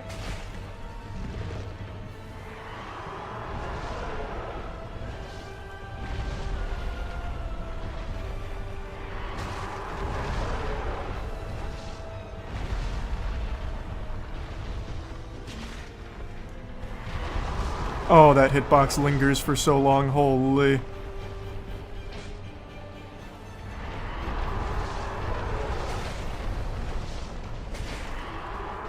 Oh god. I couldn't roll. We're fine, we're fine.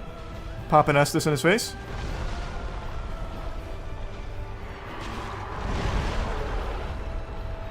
We're fine. There we go.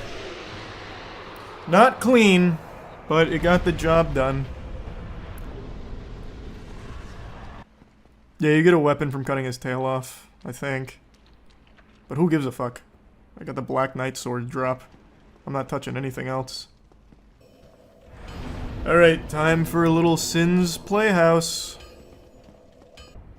I know the lightning guys are gonna start blasting at me. I don't remember the right way to go. I think this is correct, though. I think I am gonna go shield out for this. Okay, I bailed out like a bitch. Clean. I don't need shield out. I'm not a coward.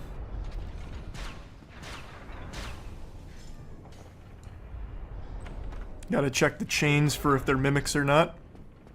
Can never be too safe. Can I make this run? Or do I have to go all the way? What? I cannot believe that didn't one-shot me. I think I can make this. I'm running it. Come on, Goof Juice. So fucking clean. That's the dirtiest goddamn shit I ever seen. God, there's no reason for me to be exploring. I know there's nothing I need here, but my tiny little reptile brain sees shiny shit, and I can't help myself. This is such a waste of time, though. But I'm doing it. Here I come. I'm dead. That's what I fucking get. Honestly, that's what I fucking get.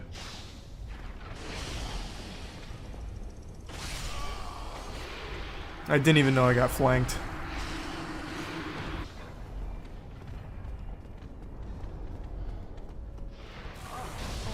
Well. Wow. That was pretty fucking... Alright, never mind. I'd like to see Tarkov do it, or, Tarkovsky, not Tarkovsky, Jesus Christ, what is his name? Tarkus? I'd like to see Tarkus do it, but it's not that big of a deal.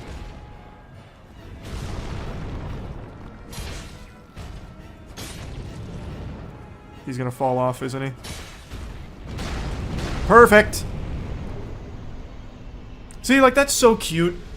I love that. I fucking love that. It's so beautiful! Yes! Yes! Dark Souls 1 really was just a phenomenon.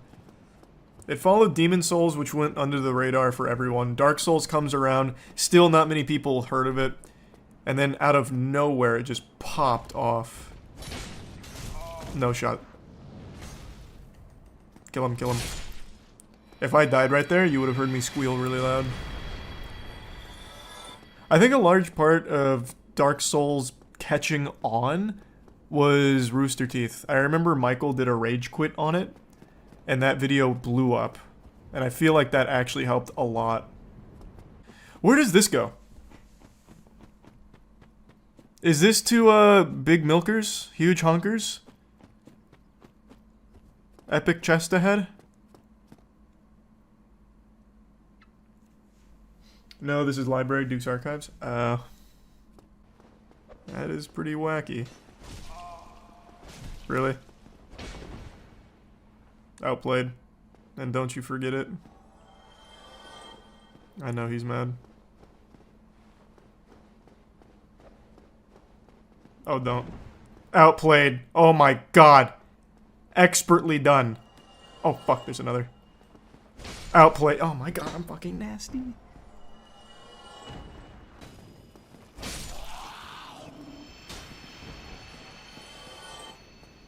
Oh. God, the way the projectiles curve is still so crazy. Oh, God. Oh, fuck. Hit it, hit it, hit it.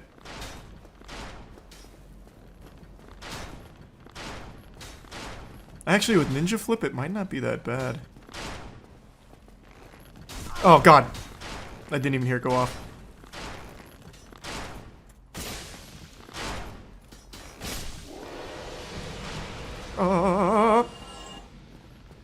Clean. Alright. Ornstein and Smog. Smog. Can't remember how you say it.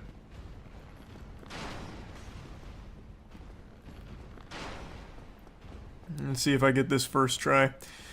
I would argue this is the most iconic fight in Dark Souls 1. I feel like most recognizable for sure. Those massive fucking areolas from Smog.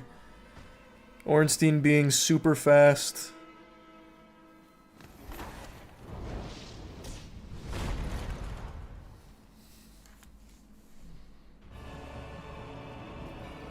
I don't remember who you want to kill first. I think you want to kill Smog first.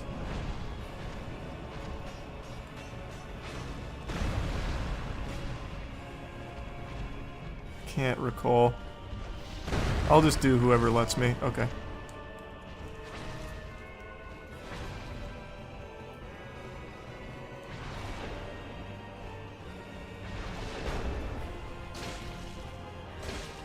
Looking good. Oh, I did not even see him lunge. Oh, God. No! Shit! Scary. I think Ornstein's who I want to kill first. I don't know, but Smog makes it really easy.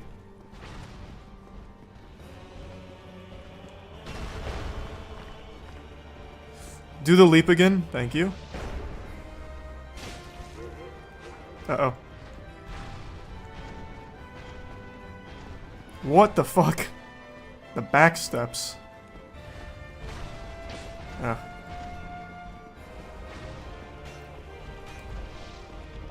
I'm just gonna keep waiting on Smog.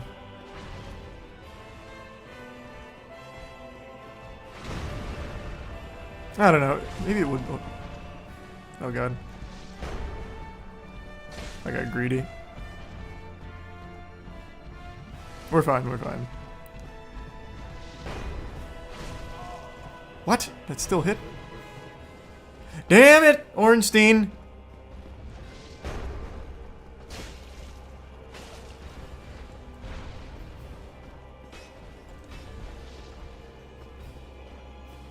Just gotta keep kiting him around here.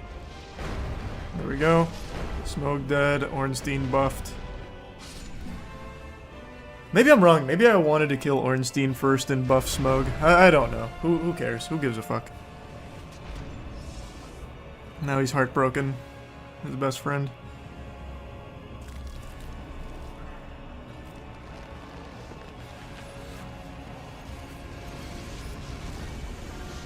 That is still so hype.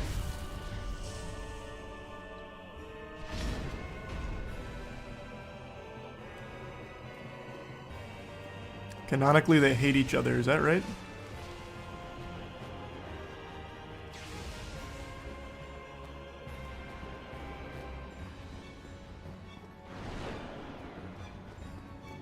Too early. Way too fucking early. Just pop it. Oh, wow. Man, my timing is so off right now. Holy.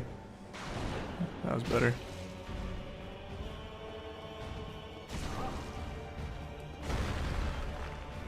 Just pop it. I'm turtling.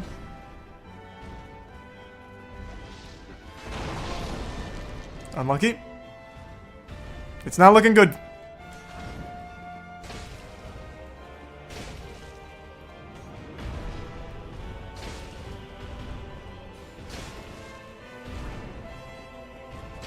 That was pretty clean.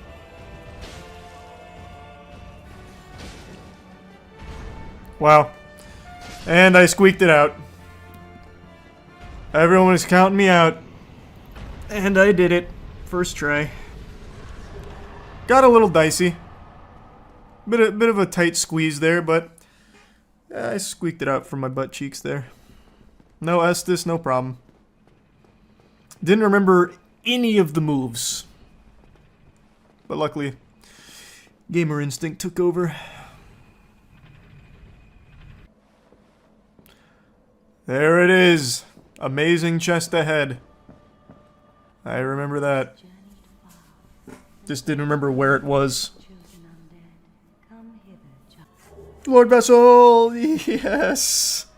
I can stop running, just huffing it from bonfire to bonfire. I really should have just done this before doing all the optional shit. It would have saved so much time. No, I'm not gonna shoot her. How do you get the... You can get the optional boss without killing her, right? Hello? Where's my taxi? Goof Juice is coming home. It's just the same demon again, except it has fire moves. So it's really nothing. Thanks, membership, Henry.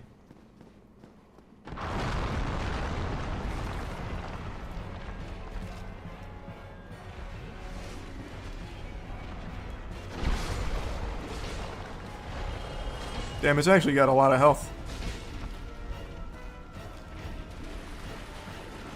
It's AoE, yep, I remember.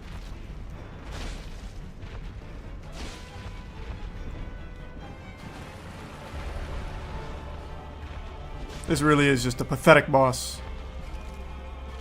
I can probably punish. Nah, I can't.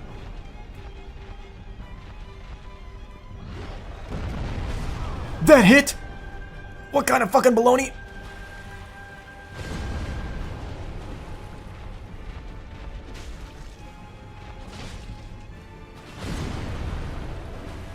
Scary.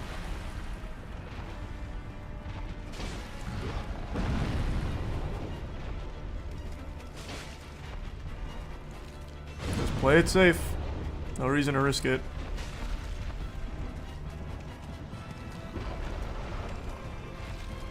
Take that. First try, stray demon. Whoopee! Thanks for the slab, idiot. Damn it, I really thought that was it. What the fuck? Where is it?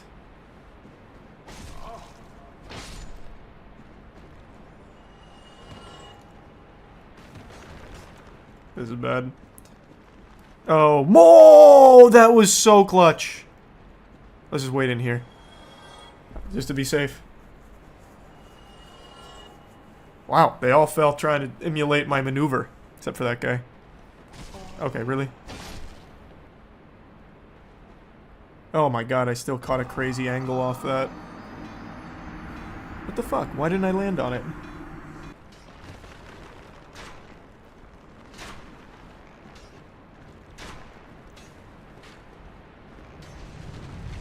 Whoa. Got it. Yeah, we're good. Let's get the fuck out. Now I can kill Gwendolyn without killing Guinevere. Oh my, oh god.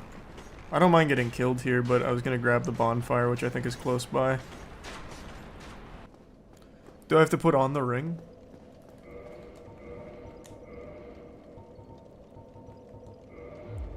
Ah, there we go. Good. Alright, Gwendolyn, here I come. Halt! This is the tomb of the great Lord Gwyn. Shut up! I don't care whose tomb it is. Why trespasseth upon the great Lord's tomb, whilst thou art a disciple of the dark sun? That's such an unnecessary word. Trespasseth? Trespasseth? Gwendolyn. It's longer than just saying trespass.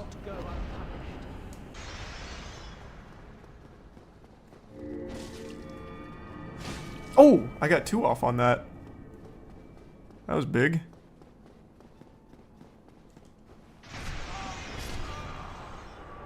I gotta stop doing that. I can't roll that way. I still get clipped. I need to go the other way.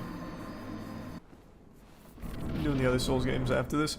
Not immediately after this, but in general, yeah.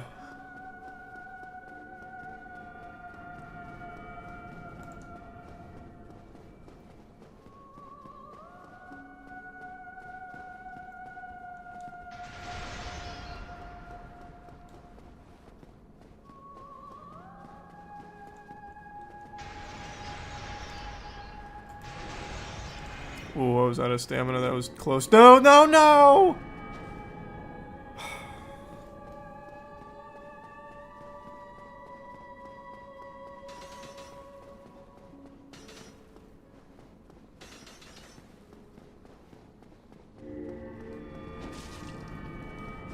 Damn it. Only one there.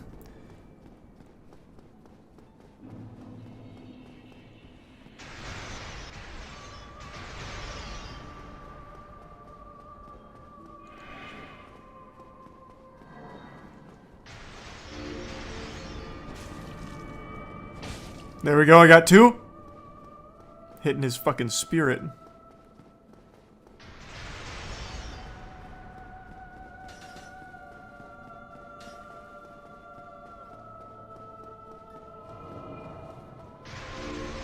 Not enough stamina for a second hit. It's alright. If I get 2 on this one, he's dead. Stop running, Gwendolyn. You can't escape this ass beating forever. I got 2. That's it. Bang! Hitless. Swathed in dark, an eternal curse upon thee. No, not a curse.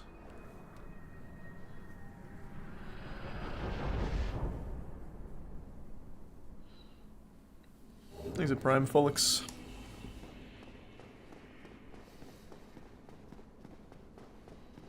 Now I've got the dolls, so let's do Painted World while we're here. There we go. Painted World, here I come. Goof Juice is coming in hot like it's Super Mario 64.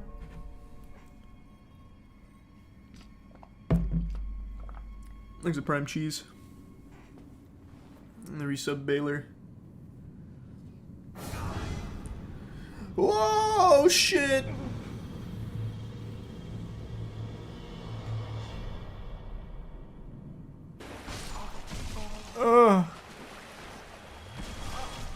Oh god, there's so many. No! Oh! Oh, fuck! Thank heavens he got stuck. Holy! Oh my god, I'm stunned. Oh my god! What the fuck? I couldn't swing. That's so cringe.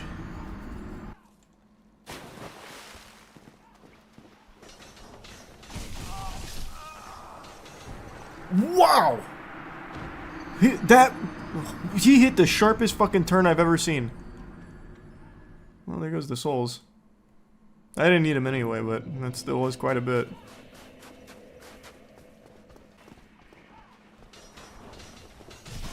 He still made it all the way through. Alright. Thou must return this land. Shut the fuck up!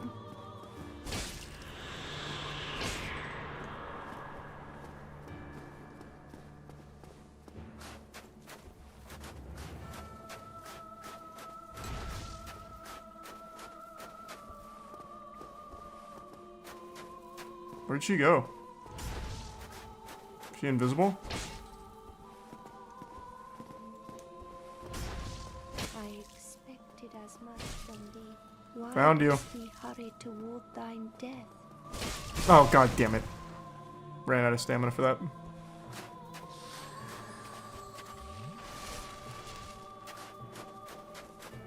Come here.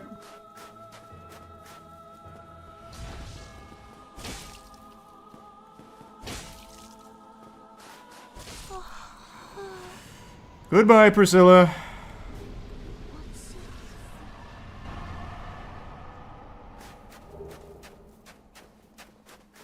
Excellent.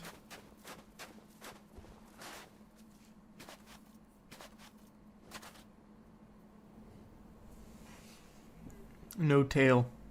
No, I did not cut off her tail or anything. I forgot where we would left off.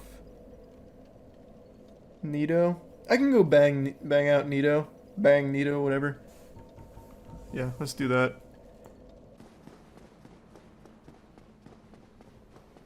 That's the prime myth. Oh, fuck. Oh, I cut it too short. Alright, now we're good. Oh god, no. That's so sad. I didn't remember there was bone wheels outside of Pinwheel's place. What a fucking shame. What a shame. Ah! God damn it. They come so far. Alright, finally, Pinwheel. What a long journey. Goodness gracious.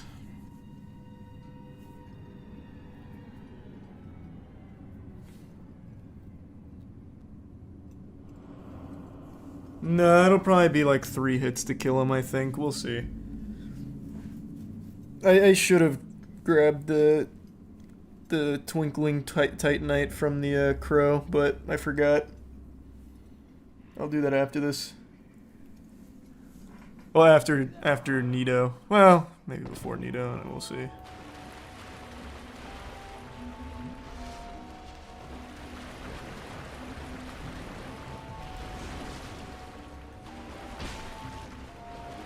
Those 4 hits.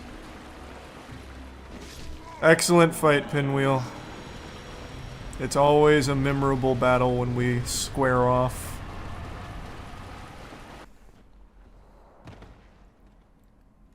And then I think it's right. Yep, there it is.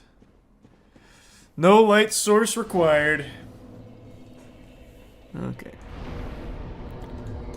I love Nito's design. Hate the area that he's in, and the boss fight's super lame. But Nito is such a cool character.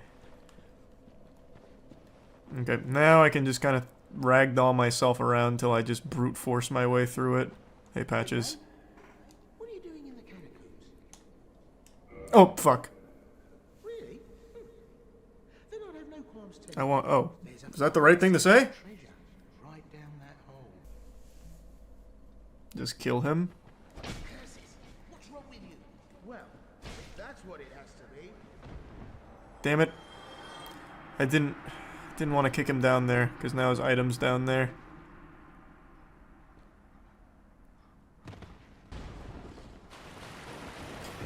This is a terrible run back. I need to first try Nito here, because I do not want to run back again. But I first try pretty much every boss in the game.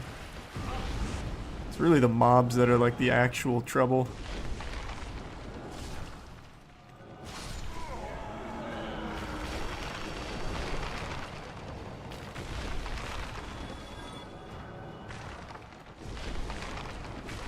Why am I grabbing this? Get in, get in, get in! Alright, I'm here.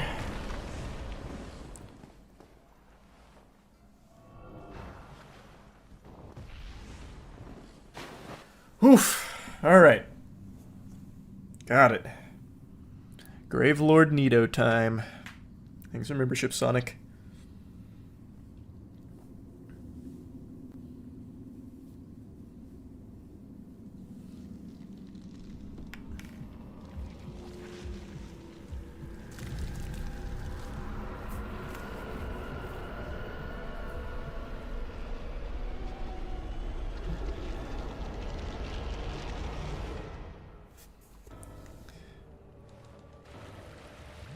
Okay.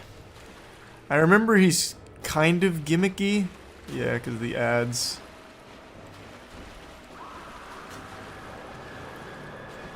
Okay.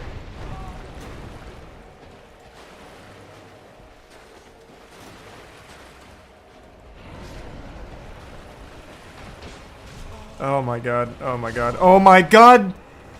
The stun lock! Ah! It's such a long run to get back. Holy fuck, it's such a long run to get back.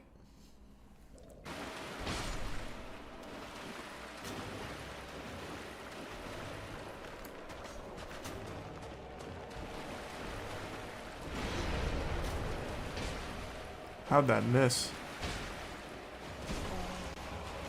Oh god, not in there, not in there. I'm stuck against the... I'm so sad. Still alive, just very sad. Getting stuck against all the stalagmites. Or stalactites, I don't remember which is which. Just top off. Great.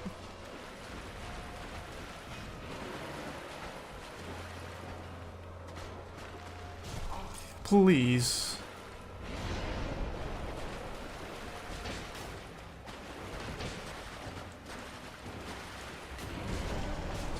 Oh.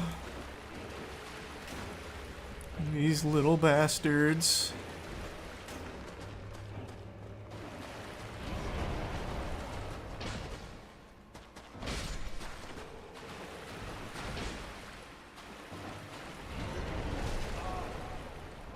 Oh my god, the fucking stun lock!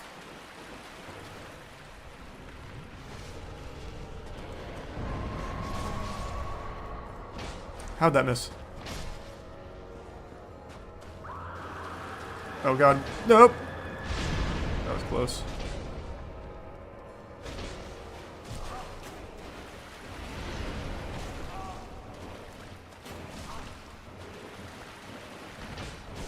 Okay.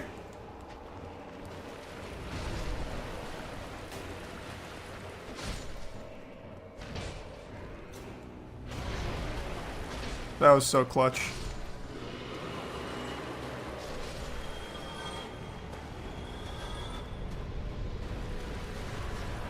We take those. Oh, you know what I can do? I can probably go sack. No, not even sacked? What about this? I can do this. That can work. Perfect. One-shotting these goobers now. Much better. Prism stones I know for the invisible walkways. I remember that. I'll probably chalk up a few hundred deaths falling off of there, I'm sure. Alright, let's see if I can find my way around. I think it goes off to the right to start. Great, that didn't make it. Doesn't go off to the right. Is it the left? Okay. What was that? That sounded like the scary car commercial jump scare. The stones make that noise when you drop them too far. Drop another. God, I only have so many left. Fuck, fine, one more. Oh, that one didn't make it all the way down.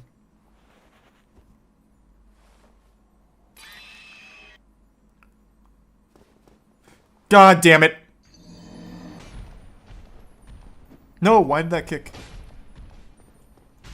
That is so sad.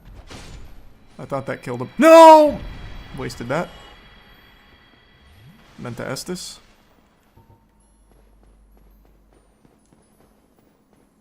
I might not need the stones. I don't remember this revealing this much. Wait, do I keep going forward or do I drop down? Looks like I keep going forward.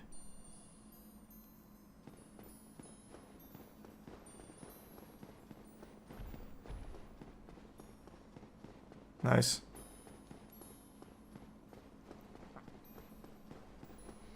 Didn't even need the prism stones.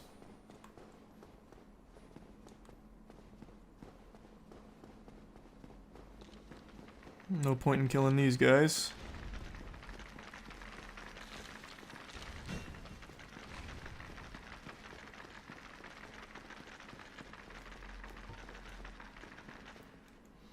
I'm here. Goof Juice has arrived.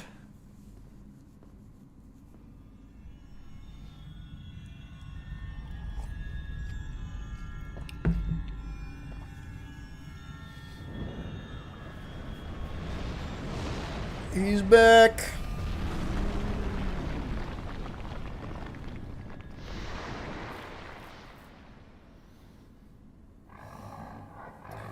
The scaleless. Here I come.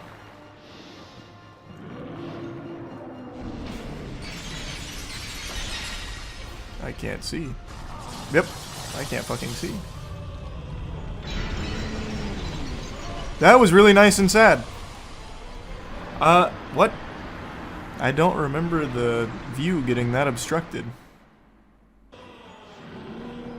I'm sure I can kill it without breaking this, but we'll do it anyway. This is a lot bigger of an arena than I remembered.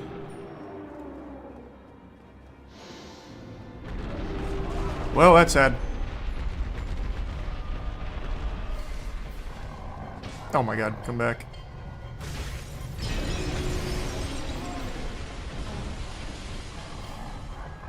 I'm stuck. I'm stuck.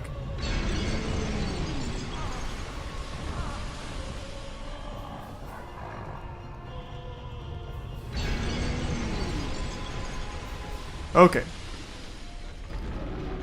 Let's wait a minute here. See what we're dealing with. That's sad. I can't. Please stop snapping the camera backwards.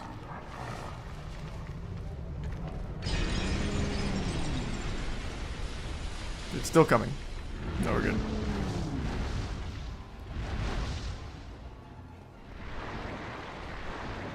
Does this boss just flail around? Oh my god. Oh boy. I'm stuck. I'm fully stuck.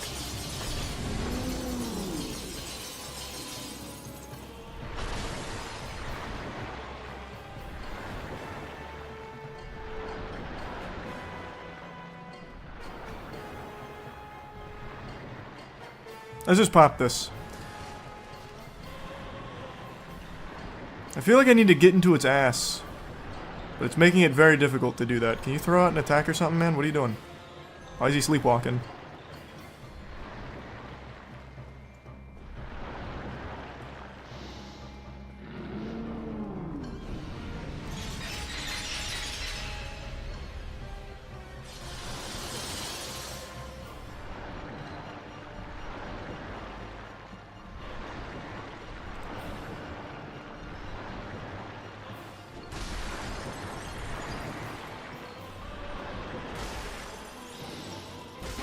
Oh my god, that tail's pushing me. Fuck!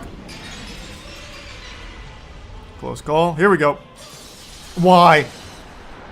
Oh my god, why? Oh fuck! Jesus Christ!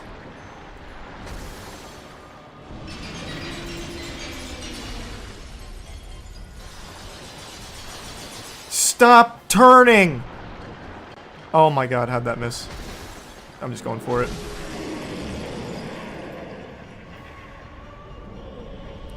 Wow.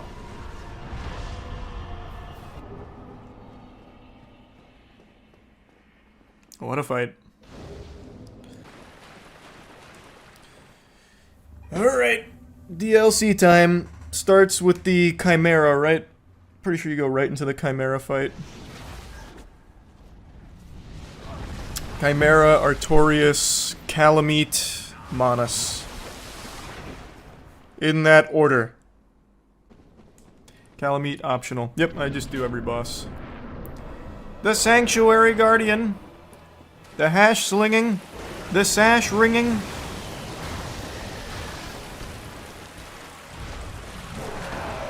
Okay, okay, that stun lock just went crazy.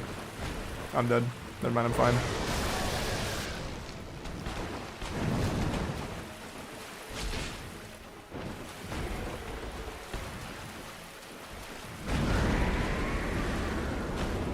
Why do I keep healing? I have no reason to do so, and it's getting me killed.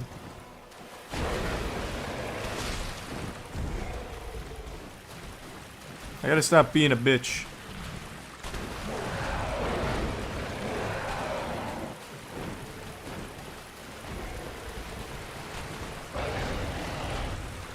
Oh, I thought that was a 3 attack chain.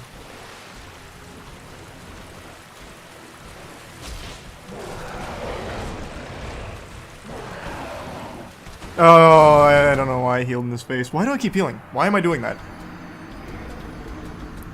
I've got to stop.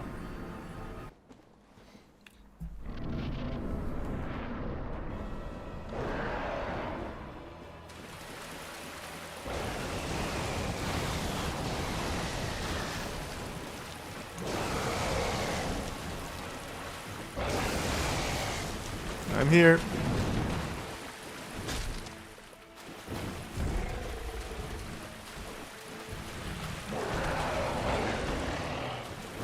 Damn it.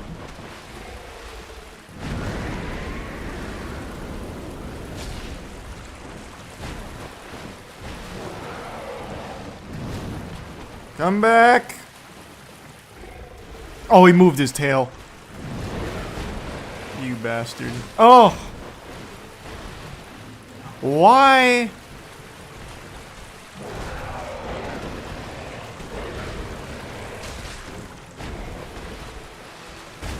Too early. Up!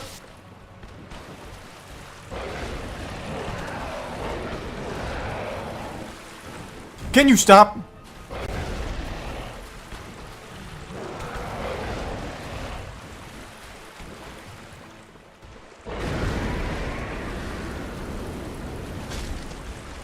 I need to stop going for 2.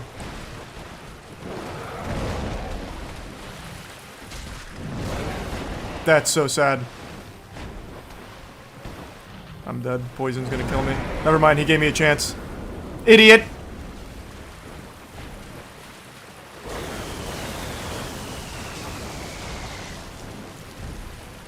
Come back. Going for... Oh, wow.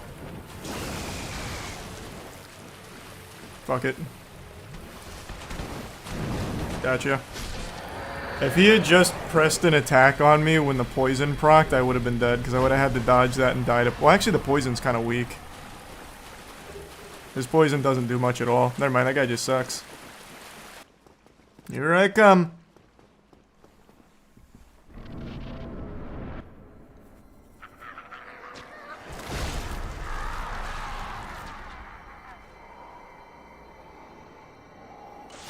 Let's get it. Artorias' hitbox is pretty brutal. I remember him being tough, but not that bad.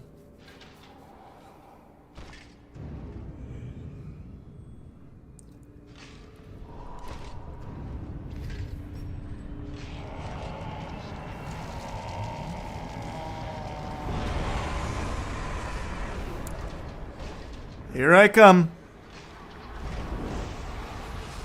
This should be free.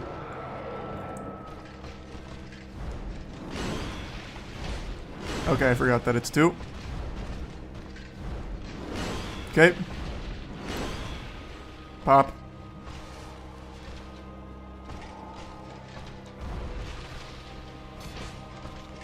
We'll play it safe. We're just gonna do 1 and out. He's kind of tanky. That didn't do nearly as much damage as I thought this would. Oh. He uses some iframes as well, huh? That hitbox lingers a little bit.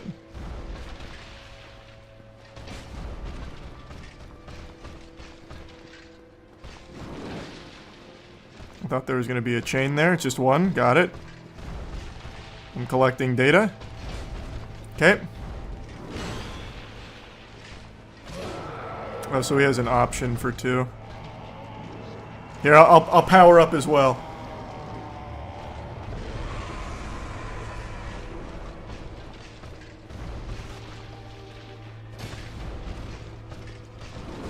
Oh my.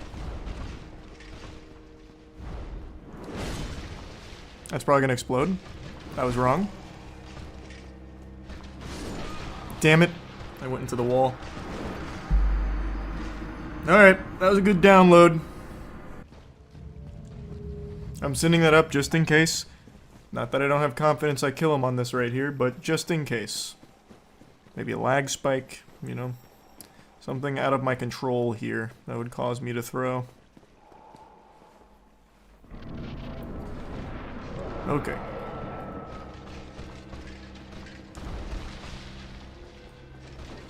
That's sad. That's sad. Just out of range. Okay, that's real sad.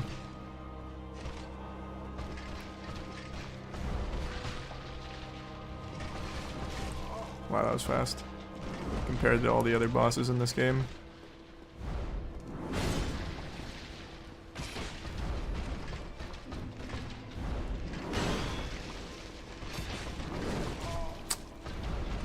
That move is really giving me the business. Fuck. I waited too long. I thought he was going to do another jump.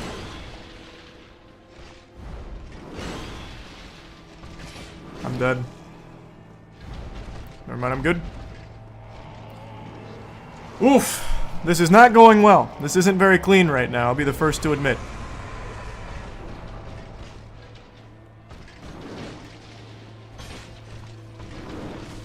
I tried to roll in on that. That wasn't it either.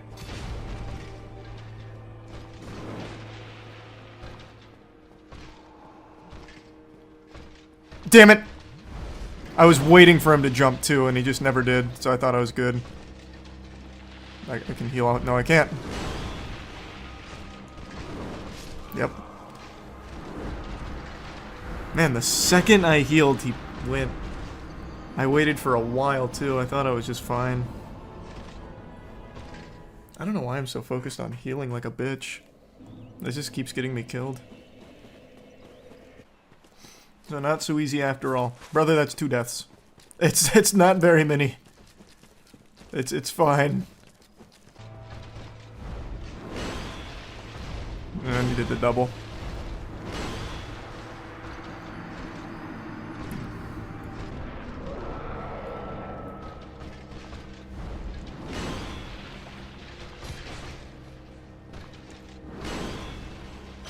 I'm just gonna play more aggressive.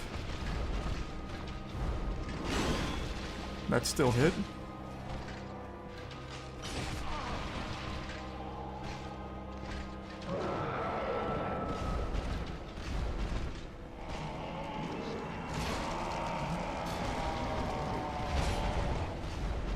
Oh, wow. Wait, you can interrupt that?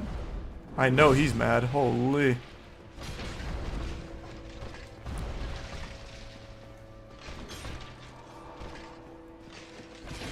Yeah, this is so much easier. I was just playing like a bitch, I guess. I guess I'm just too used to Elden Ring speed, where you can't punish like that. Oh, I'm dead. He caught me talking shit. No, he's dead.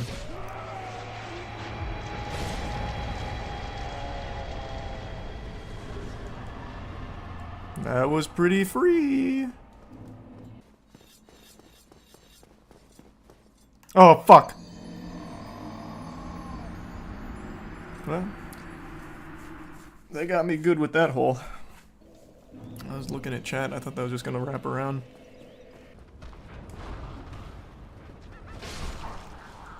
That was such a shame. Big stun lock. Actually, no, it's not really a shame, because now I can just open the door and do Calamite.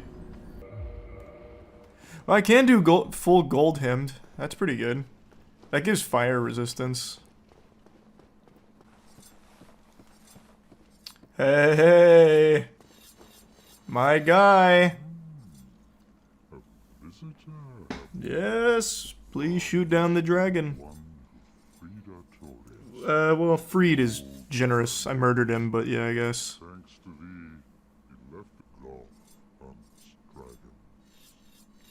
Goh. Alright, get him.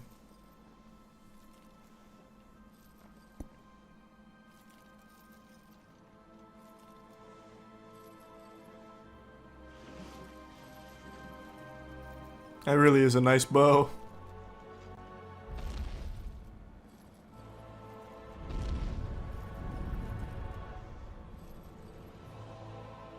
He is very cool. I mean, everything in Dark Souls is.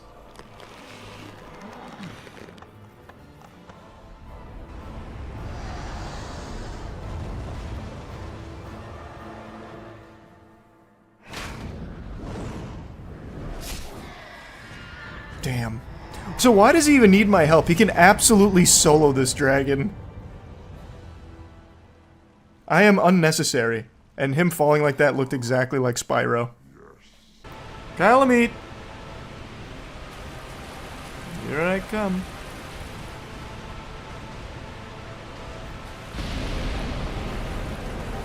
I don't need the souls.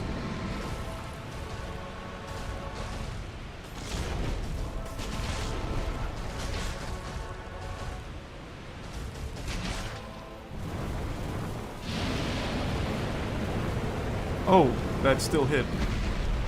That's one of those that I have to run away from, I see. I can't safe spot under him. Okay. Playing safe.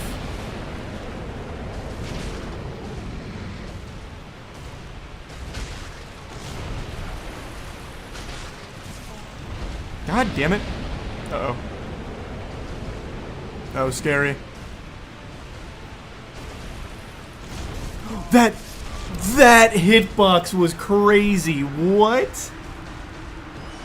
That lingered for so long. Holy.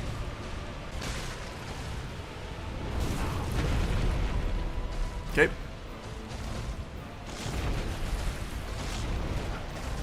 Oh, that missed. My fucking left shoe.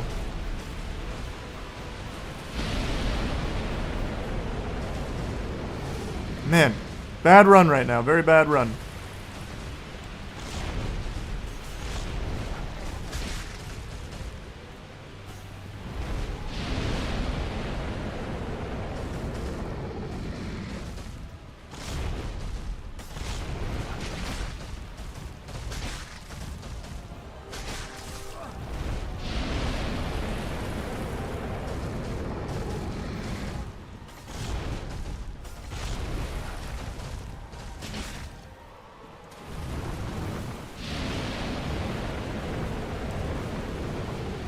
Playing it safe. Why?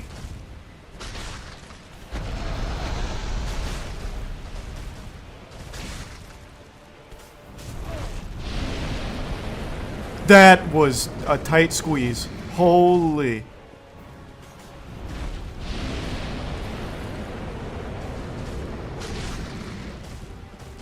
That was way too bold, yeah. I knew I was gonna regret that. I just knew it.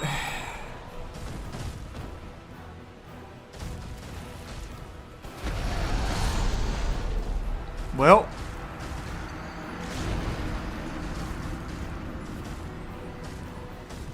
That was really unlucky.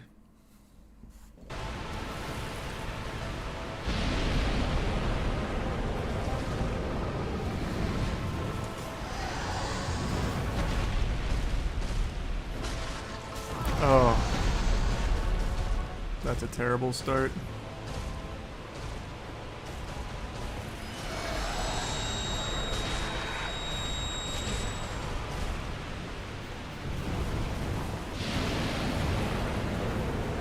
I have enough Estus, I'm just gonna top off.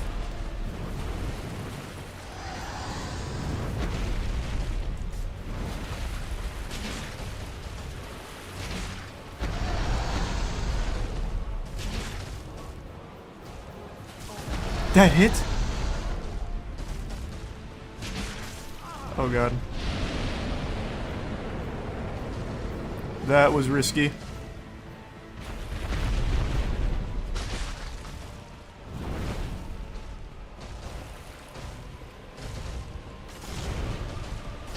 Oh, come on, man.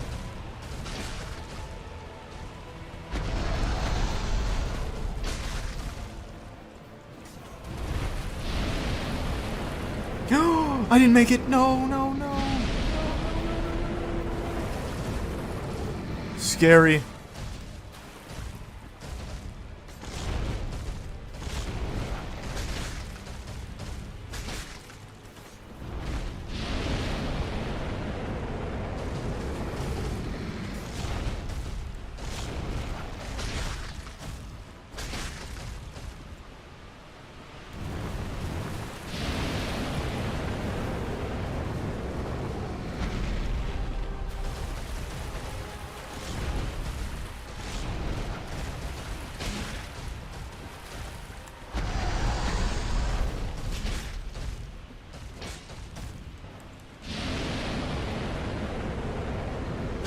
Gotcha. Good fight, Calamite. It's too easy. That's goof juice for you.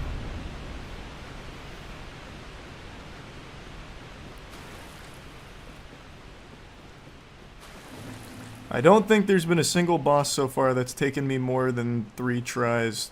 That was try number 3 for him. And I think everything else has been sub 3. Artorias took 4? Was it? I thought that was on try 3. Was it 4? It might have been. Left for Sif. Oh, fuck! Oh, was this right? Hey, it's the cat that I betrayed! Oh, man. He's probably so mad.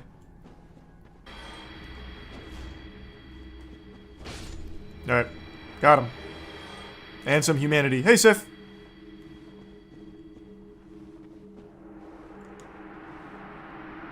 How do I free you? Oh, you good? Gotcha. Cleansing Great Shield. Nice. Here I am!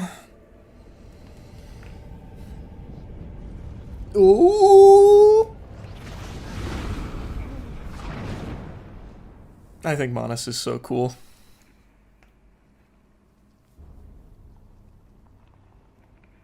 You don't need to summon Sif? You sure?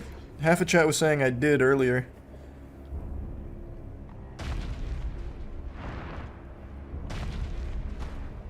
Oh boy. The big bad of the DLC.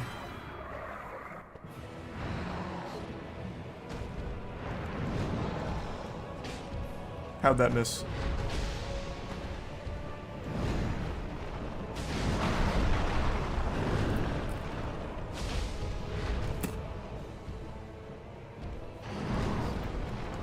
Pop it. Oh, that was greedy. Okay. Damn that combo. Holy, I remember that. Pop it, I think. Yeah, we're good. Nope.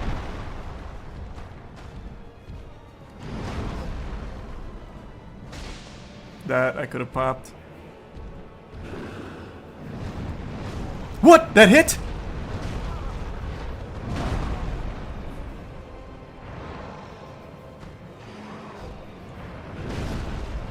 I did not think that would reach. Okay. Wow. I don't know how that scoop got me. Okay, I don't want to have to do that run again, so let's just kill Monas, eh? What do you say?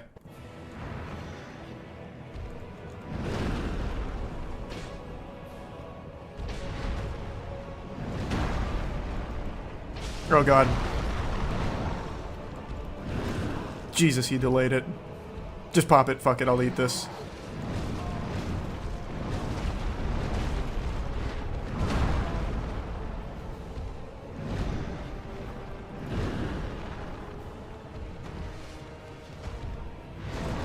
Whoa, there's a hitbox on his nutsack?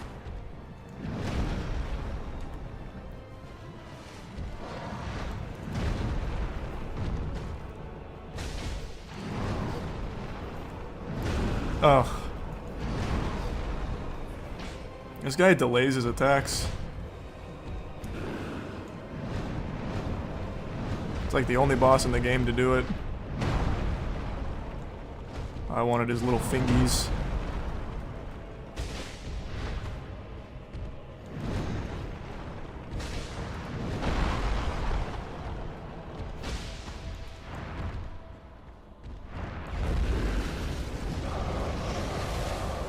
Wow. Damn! Uh-oh. I thought it was a 2-attack. I thought that was the full combo.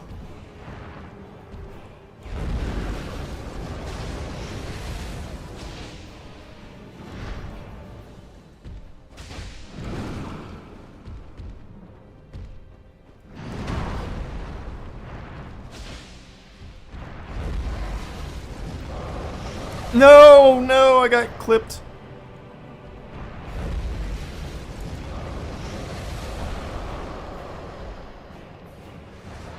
Just double.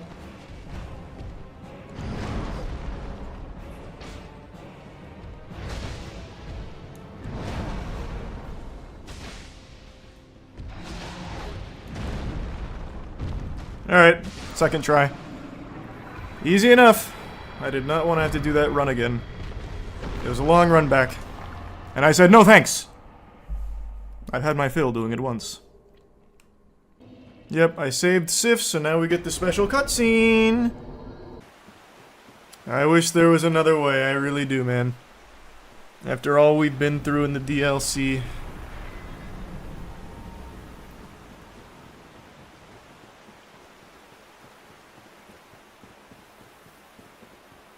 Who was Sif's master?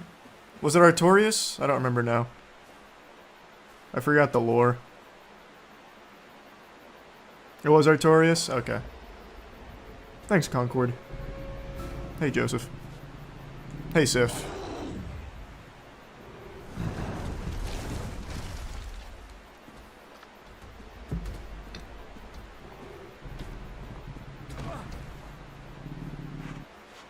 Aww.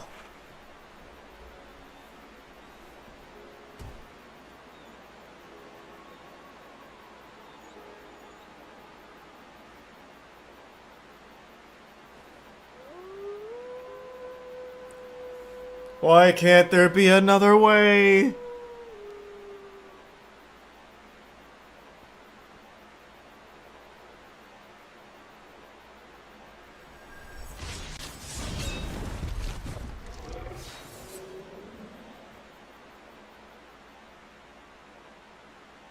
Alright. Wait, Sif kinda tanky, I thought that'd do more.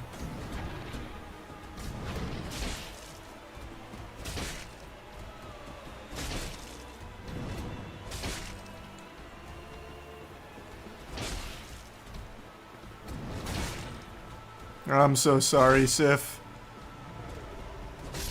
Oh god, I'm sorry. That hurts, man. Alright. It had to be done. Had to be done. Oh, here we go. Ladder. It was the middle. Oh, these bastards. Oh god. Okay, you're so cringe. You're so fucking cringe. What?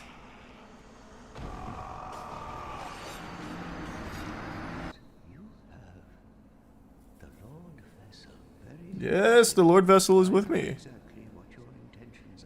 To kill the 4 kings. Yeah. Oh. That's a shame. Oh, he doesn't care. I thought he was gonna be upset. He just gave me that. He's like, yeah, I'm supposed to like guard them. I'm sworn to protect them. Here's the key if you want to kill them. I'm going for it. Oh yeah, we're fine. I don't think it mattered if I jumped from the top or the bottom. Now, do I have to keep the ring on during the fight? Yeah, I'll just keep it on. It doesn't matter.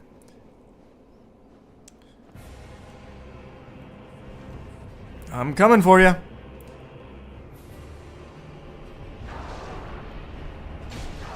Alright, that was bold.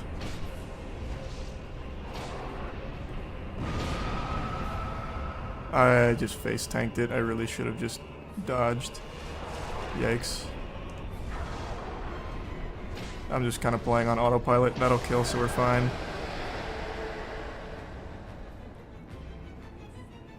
After finishing DLC, I'm just way too strong now.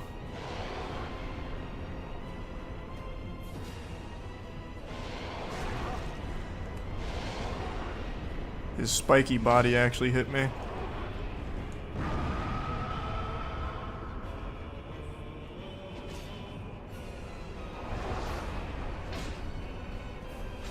Oh, greedy. Super greedy. Doesn't matter though. This fight is free. The 4 stinkers are dead.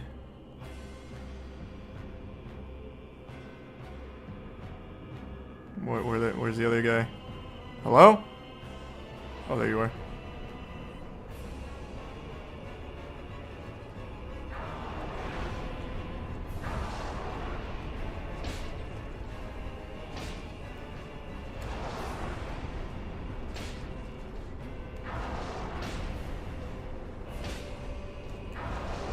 Well, that was sad. That one was just pathetic. At least the other two guys gave some, like, wide swings that had a lingering hitbox. That guy did nothing. He was poking at me like he was trying to get food on a fork. That was gross. Last one.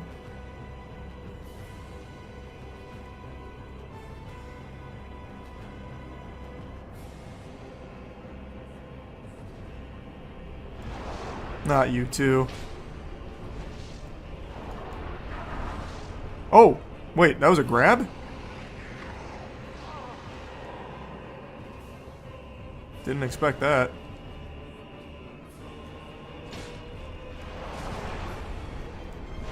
Oh, the backswing. Oh my god, if I die to this guy.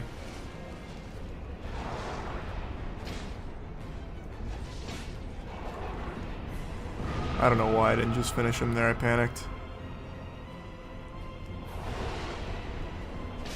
There we go. R.I.P. to the Four Kings.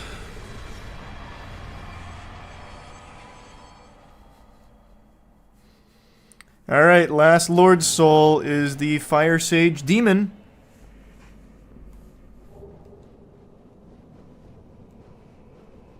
And then it's the final boss.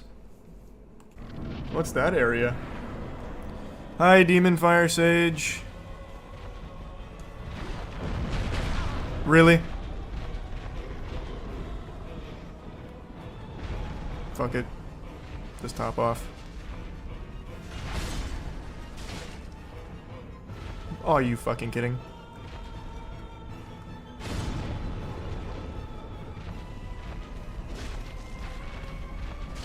Uh-oh. I was out of stamina.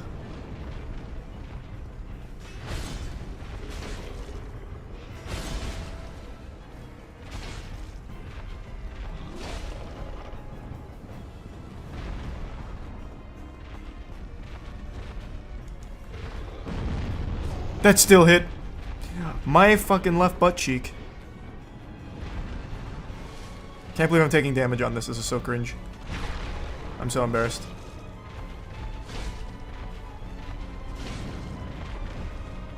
There we go. Also, this was not the boss I thought it was. I was remembering a very different boss. That's just the reskin.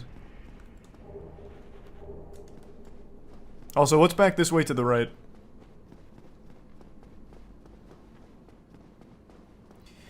You have to open the secret wall by donating 30 humanity to the Spider Lady to save Solaire, and you have to do this before Centipede Boss, or he will die. Well, I have plenty of humanity that I'm not using, so I'll save Solaire. And here's 30 of those puppies. I'm saving my friend! Yeah! I don't want to rest because I want to... Okay. Now I can bone out? Good. Wait, did I rest here? I already forgot. Did I rest or did I not rest? I'm about to find out. My mind is blanking. There's a tier 1 stray. Oh, let's go. Might as well reverse hollowing. No reason not to. Get away from my friend! You can't have him! Stop running! I'm not sure, leader. Hardest boss in all the Souls games is definitely Prime Consort Radahn. That boss is so gross. In a good way, though. Okay, got the hat. The Sunlight Maggot. What does that do?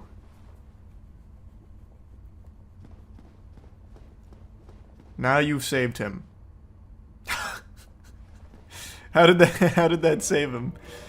I get a hat and he's like, oh, I'm good. I'm back to normal. I can free myself from this. Oh, wait, that's so cool. And I still get my fast roll. My ninja roll. The hat has parasites inside that makes Solaire go crazy. Oh, but I'm resistant to them. Whoa, wait. Oh, that's right, I forgot. Solaire! Alright, I'm summoning for the meme. I never use summons in Souls games, but for this run I did Mildred just to see if she'll solo Q-Log, and now I'm doing Solaire to see if he'll solo Centipede. I have to. For the lore. Yes, brother. Let's go.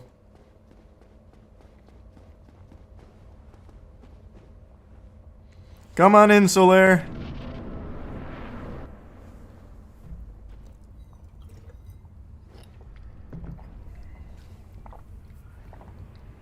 My hat's not glowing, that's kind of sad.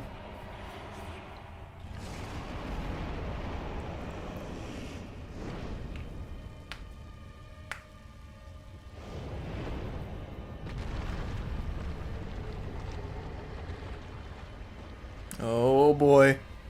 How did you lose to this thing, Solaire? It's pathetic. Pathetic! Yeah. Alright, come on, baby. I'm gonna let you do it all.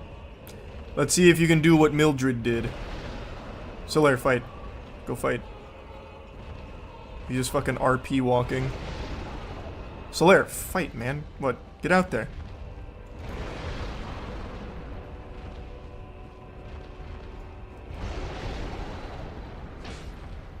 Alright, I'll try and hit his little arms.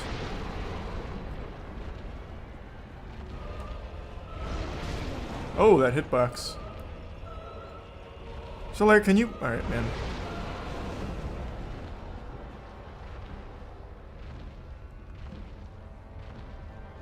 Oh, God. Wait, you're immune to it, man! Get out there! What are you doing?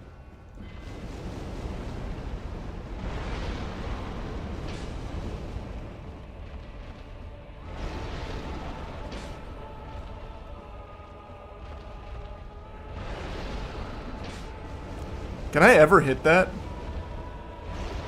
Oh my god, that hitbox is so long.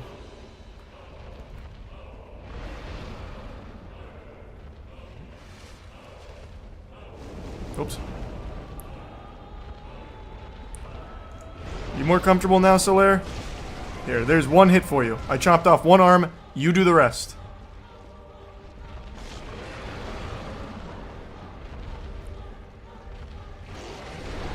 Okay, I'll chop off one more thing. Now you do the rest.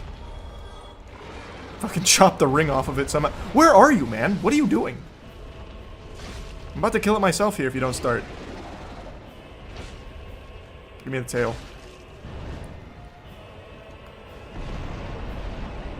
He actually hasn't landed a single blow. Here, you can finish him.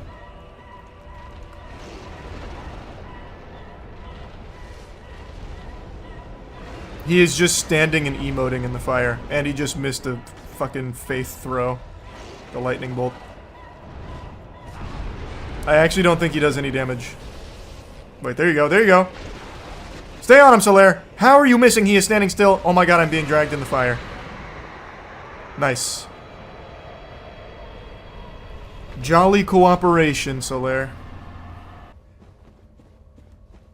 Ah, Solaire. What we just went through, am I right? Why? I already saved Solaire. I'm wearing his hat, so he's saved.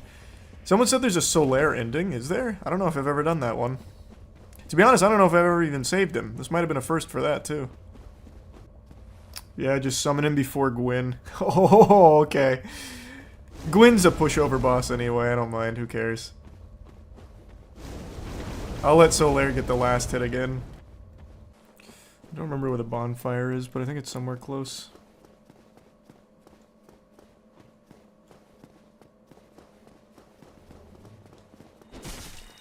Nope.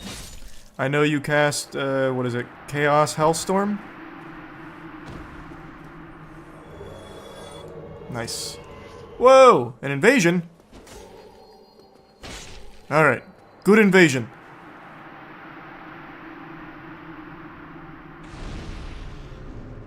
Got it. Oof. Close call. That was a tight squeeze.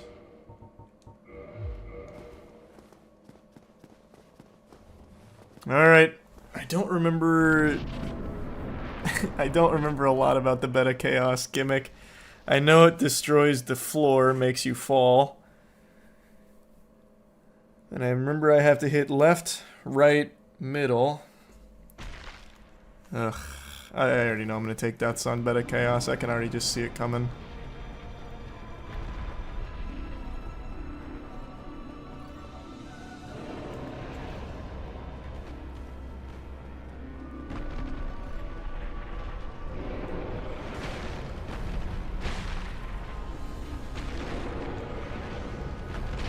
There's one.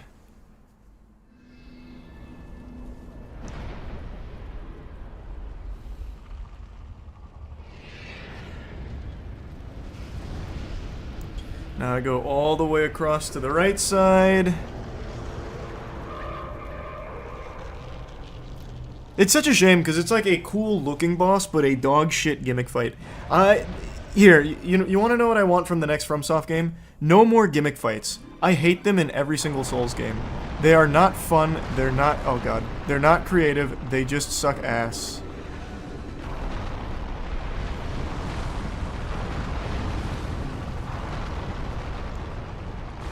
God damn it.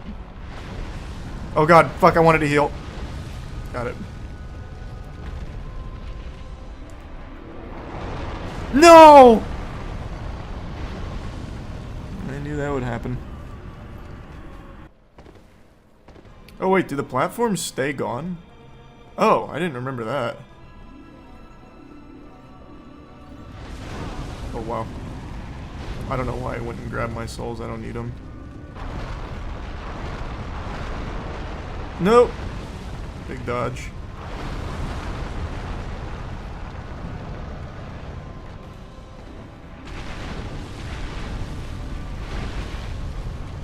There we go. Now I make the middle jump right up the pipe. Here I come. Thanks, membership, Cobra. Hopefully it doesn't swap me out of midair like I'm kind of expecting it to do. Just a hunch. Just got a feeling.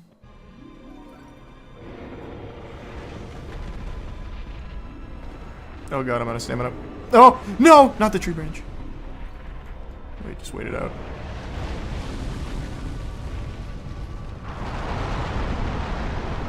Wait it out. God damn it! Waited too long. Just fucking send it. Send it, send it, send it, send it. No! I didn't mean to double roll. I meant to roll backwards. That's on me. That one's just on me. Just do it. Yep. That's...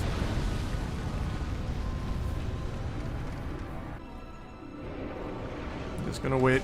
I didn't even hear the attack go. Well, this is probably dead. One more time. Let me line this up perfectly. Yikes. Just pop it.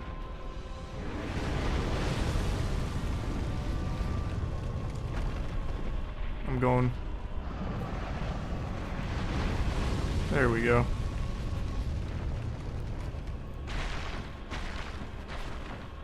We're in.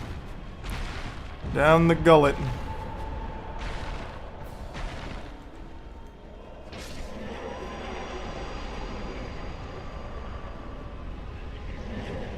Pussy.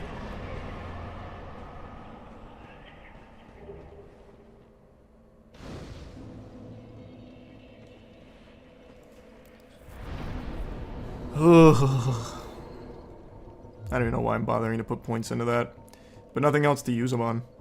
I'll go... Well, no point in going over soft cap. I'll go over soft cap. Fuck it. Who cares? Who cares? All that's left is Lord of Cinder anyway now. Alright, anything I'm missing? Nope.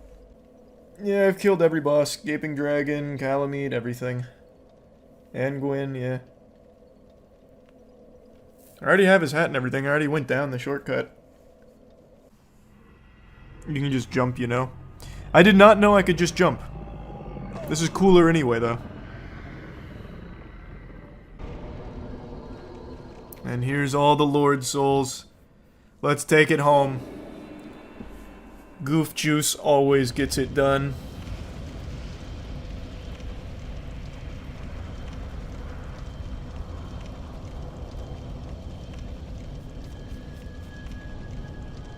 Oh god. god. It's beautiful. Is this Solaire? Is this my boy? It's my boy. Hold on. I don't want him to get hurt by this guy. Alright. Come on, Solaire. We'll do this together. I don't know if you truly do have an ending in this game, but we're about to find out.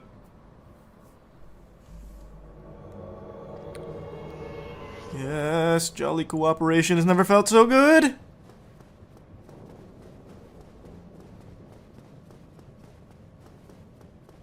Just parry Gwyn and let Solaire take it. I'm not even gonna parry Gwyn. I know that's like the standard. That's what everyone does on Gwyn. I'm just gonna let Solaire do all of it. Until he dies. Well, actually, I'm not going to let him die.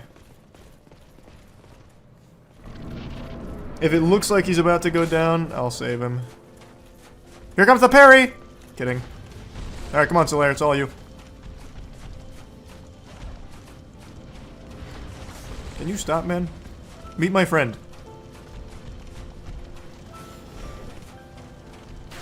Nah, oh my god. No! No! No! Oh god!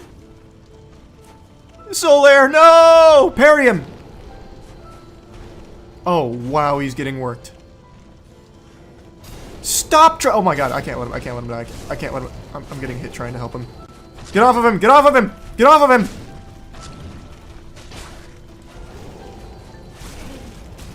Oh, Jesus. I'm actually taking so much damage just focusing on Solaire. Deal the killing blow! Oh, thank God he's alive. Holy shit, we almost lost Solaire there. Oh my. He just did not want to fight. Jesus, Solaire, why, man? That was supposed to be your triumph. Oh God, he's gone! So that was a lie. Well, it is what it is, I guess. I'll let chat decide on ending. I'll either walk away or link fire, up to chat, I don't care. Most of YouTube's on walk away, and most of Twitch is on link. That's interesting, that's super interesting.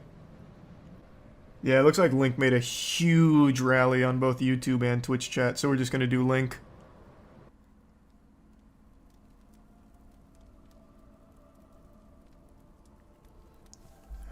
Goof Juice has done it. Yes! Overcome with great flavor. Oh!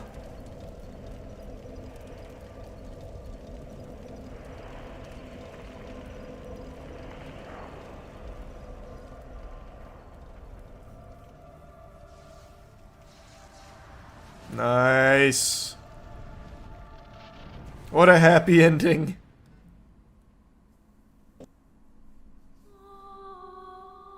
This game is just actually timeless. So good. It's hard to believe this game is almost 15 years old. That is nuts. Without a doubt, the movie I just watched is the weirdest film of the year in the best possible way. It's called The Substance, and I think it's flown under a lot of people's radar because this hasn't generated nearly as much buzz as it deserves. I only heard about it because during streams people were telling me I need to go see it. It's an incredible body horror movie. So right away I went in this with pretty high expectations with all of the glaze it was getting. This shit was getting basted like a Thanksgiving turkey here in compliments. So I had high expectations of this film. I knew nothing about it going in, didn't even know the concept of it. I was blown away. I thought it was extraordinary. It's super self-aware in its campiness. So the concept of the film is a woman who's getting older is really struggling to come to terms with not being like the beauty standard, being the beauty girl, because she was a TV star for the longest time and she was used to everybody just suckling farts out her butt. And as she was getting older, people stopped doing that. Her ratings were starting to drop and she was really struggling to come to terms with that. So she gets this opportunity to try something called The Substance, which promises to bring a better version of herself forward. Prettier, younger, this and that, the whole kit and caboodle. Now, while this idea has been explored numerous times, the pursuit of perfection, unrealistic beauty standards and all kinds of things that this movie thematically explores, it has never been tackled in a way that The Substance has done. It is so good. And I really think it's elevated by how self-aware it is.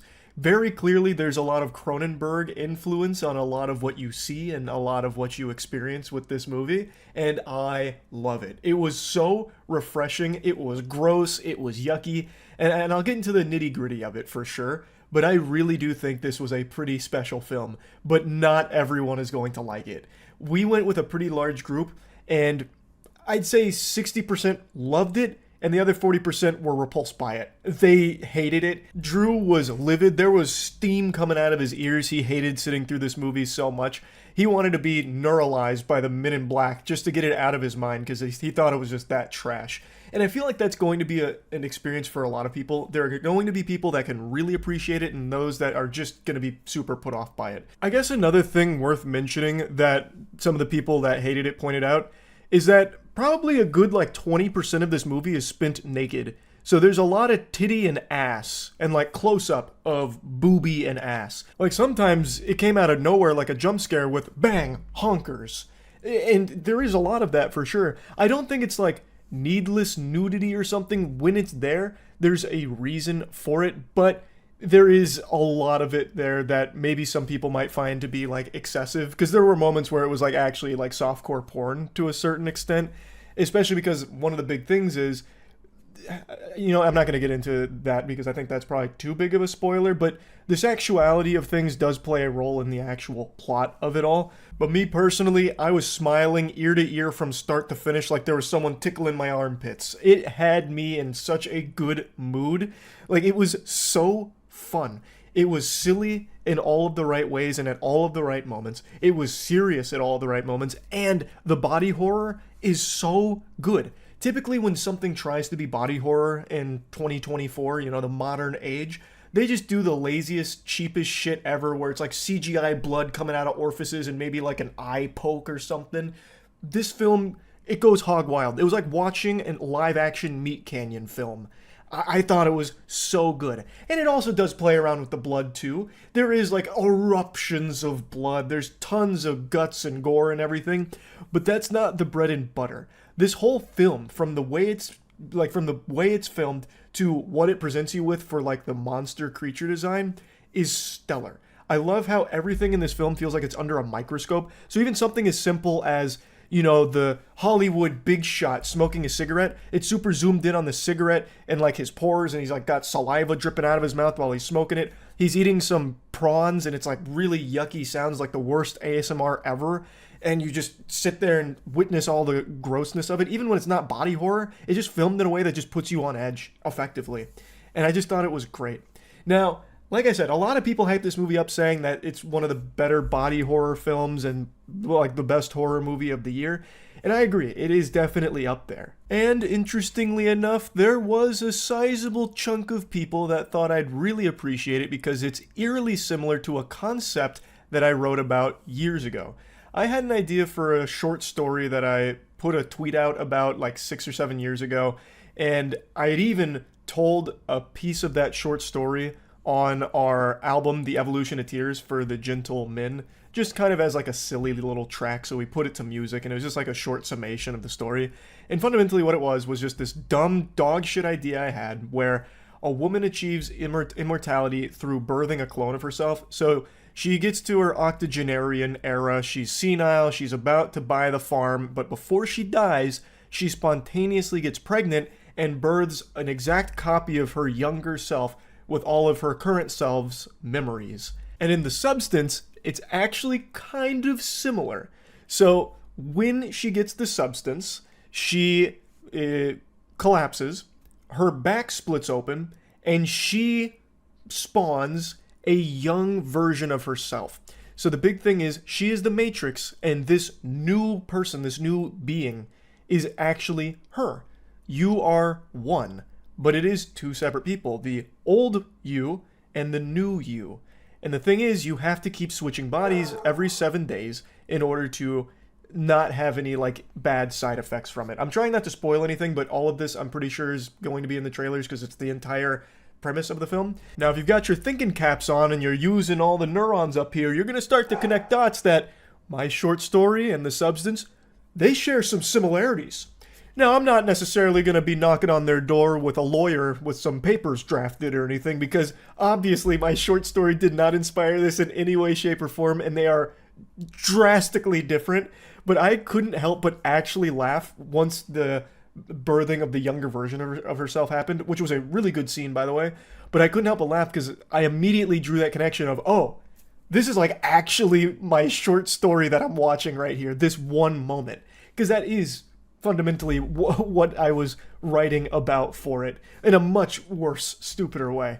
It's done significantly better in this film, but I just thought that was so interesting that it was like even remotely similar at any stage.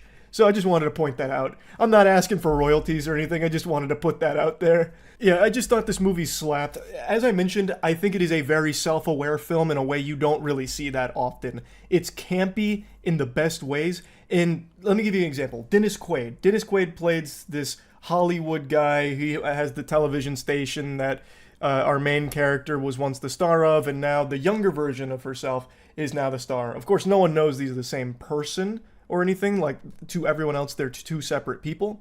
And he's a huge scumbag. He's a pervert. He's a bad weirdo. He's a degenerate. And Dennis Quaid leans into the idea of, like, Hollywood sleazeball so well. So, for example, when he's, like, just traversing the world, he's in these, like, steel-toed boots. When he, like, if he was walking down the hallway in any scene, it sounded like Sonny from iRobot jogging. Like, it just sounded like metal clanking against metal every time he made a move. And the way he moved is like Vince McMahon. So he's always doing this. So every time he's walking, he's hitting him with some of this right here. And he, like, his mannerisms are so silly. So, like, towards the end where he's like, pretty girls should always smile. And then he starts walking away doing this. Like, it's so over the top, but not in a way where I was like, damn, that's cringe. Like, he's doing too much. It was like, that's perfect. Like, that's so good. It had me laughing, which I'm pretty sure was the idea with it. And it's not just him, I just think he was the best shining example of it. They'd introduce characters sometimes, like Fred, and it's just so in your face, but not in a way where it feels dumb. Like, it just feels like, oh, they're in on this being a joke, and it's supposed to be campy. But I will say there were moments where I think they expected the audience to be stupider. So, like, a big reveal, they did a subtle moment where it reveals it, and you're like, oh, I'm picking up on that. I see what they're saying with that. That's what that means. And then once you have that realization, the movie immediately beats you over the fucking head with a hammer with what it is. They take all the subtlety away with, like, a flashback or showing you something, like, you know, behind the curtain with, this is what it is. This is it right here. Showing you, telling you, instead of just having any level of trust in the audience to piece it together themselves with what you've shown them. So that was a little upsetting because that happened a couple of times, and I just thought it was unnecessary in a film like this. Like, you set it up well, and you had a good execution of, like, this subtle reveal. I don't think they needed to take the extra, like, 5 minutes to give you, like, the monologue, and this is what it means, and this is why I did it, and this is who I am. I just thought that was a little much. But I just thought the film was super good. I love the monsters. When the monster stuff starts happening, again, not getting into spoilers, I thought they crushed it with the design. I thought it looked great. It did a good job of being unsettling and gross. People in the theater were audibly, like, recoiling, going like, oh no, you know, actually emoting during a film, which I have not heard in so long in a movie theater. So I think it accomplished its goal. And it's the perfect amount of weird. Like, one of the monsters pukes out a whole titty. Like, it actually pukes out a breast, a single boobie. It just plops onto the ground, a disembodied tit. It's like, whoa, wow, that was interesting, you know? I just think The Substance is a pretty special film.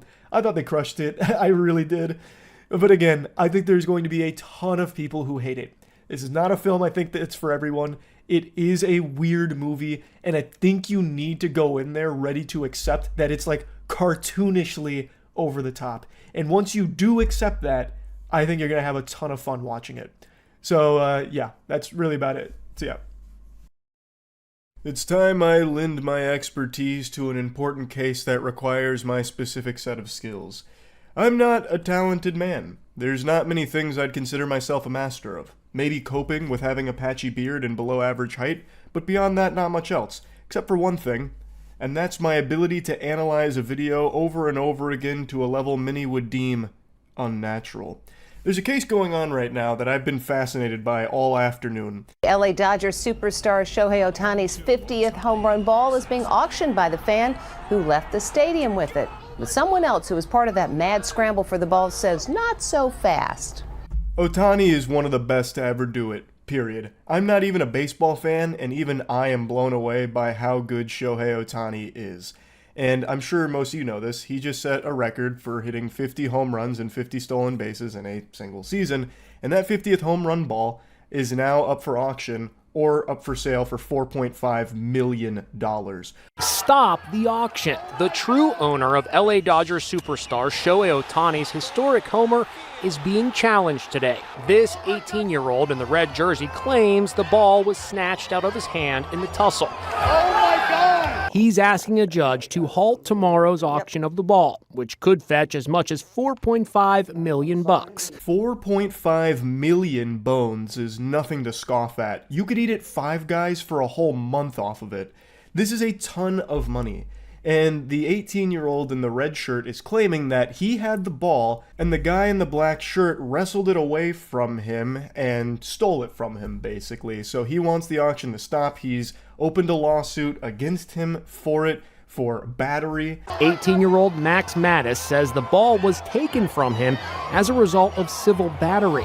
The accusation is being leveled at fellow baseball fan Chris Belansky, seen here in the black t-shirt.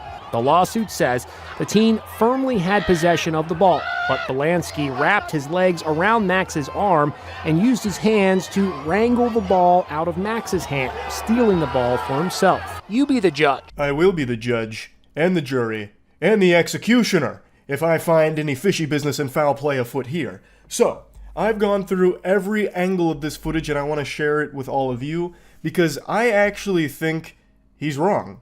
From everything I've seen, the guy in the black shirt actually had the ball first, and then the guy in the red shirt comes in and starts reaching for it. Let me take you to Exhibit A here, the video that you're seeing the end of in the Inside Edition segment. Because it really does, at first glance, look like the guy in the black shirt kind of like cobras his way around the kid's arm and like, I don't know, scrambles to free it like Houdini trying to get out of a box or something, like an escape artist. Oh my God! No way! No!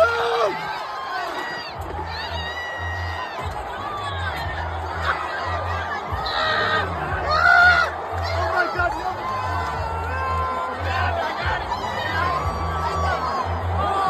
That was real time. Now let's slow it down and start to enhance. Right now, this baseball is more valuable than a fucking Dragon Ball, so everyone is scrambling for it. It's important to note that Red Shirt has his phone in his right hand, so he's only going at this with one hand, and it's his left. Pause. My fellow detectives, are you seeing what I'm seeing? Look at this, Eagle Eye. His left hand is planted on the table. He does not have the baseball in his possession right now. Remember, his phone is in his right hand, so he does not have it. His left hand is on the table. You can see Blue Shirt is fucking flopping like a fish over the barrier here. He's diving for it. He's letting it all hang loose here. He's putting it all on the line. He's risking it all. I appreciate the chutzpah from that gentleman, but he had no chance. Black Shirt is on the ball right now. You can see him wrapping up on top of it like he's recovering a fumble. So he is on top of the ball right now, and Red Shirt has his left hand on the table. Let's step on the gas here again. So you see Blue Shirt, he's gone over the top right now. He fucking flung himself over here like that guy in the courthouse that threw himself at the judge. So he ragdolls his body over, he misses the baseball entirely, and now, pause again. Red Shirt has now thrust his left hand into the nutsack of Black Shirt, trying to fish around to find the baseball. So he is reaching down now, trying to get his hand on the baseball, trying to grip it and rip it from Black Shirt, who we just saw in the previous pause was already on top of it while Red Shirt's left hand was on the table. You can see Red Shirt desperately trying to pry the ball from the paws of Black Shirt, but those meaty claws are not letting it go. And Red Shirt is no doubt getting a handful of scrotum, about to ask him to cough. But for $4.5 million, I respect him like going this hard for it. Sometimes you gotta try. But it really does, from everything I see here, show that black shirt had the ball first, covered up on it, and then red shirt saw an opportunity to try and strike and get it. But I think the only thing he got was penis. I don't think he ever had possession of the ball. In everything I see in this video, it doesn't seem like he ever had it. Black shirt then tells him he's got it, and that's when red shirt lets go.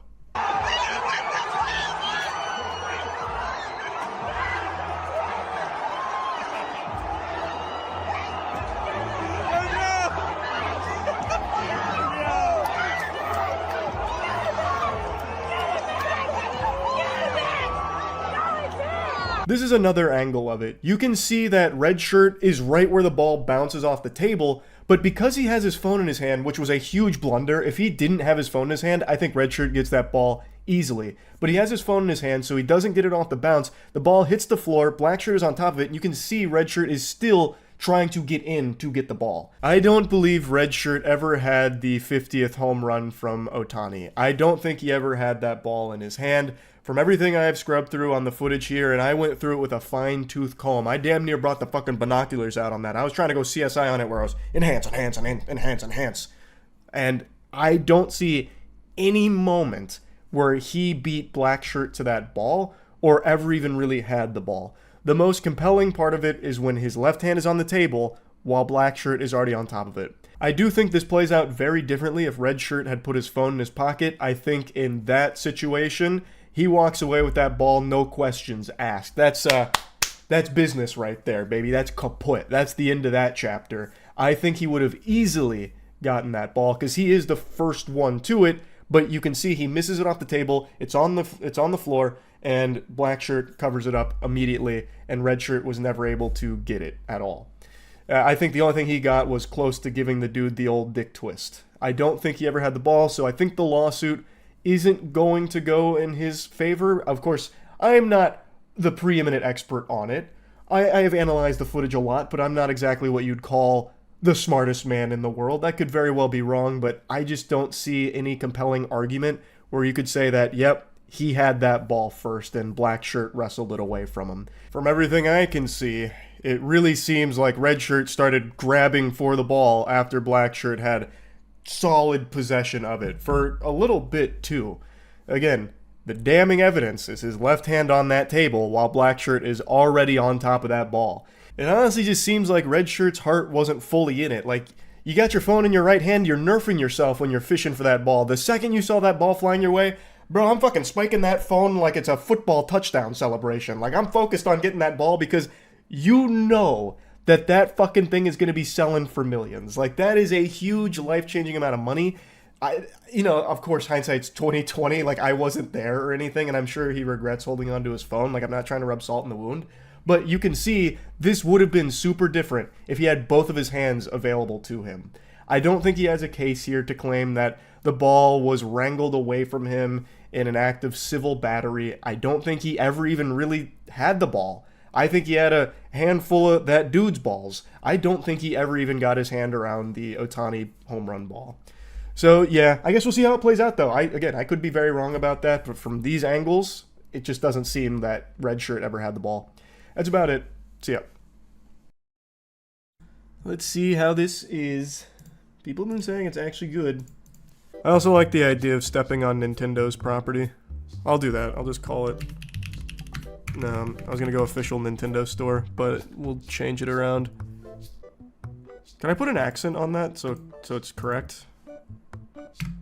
What's the keyboard shortcut for an accent? Oh, that looks good actually.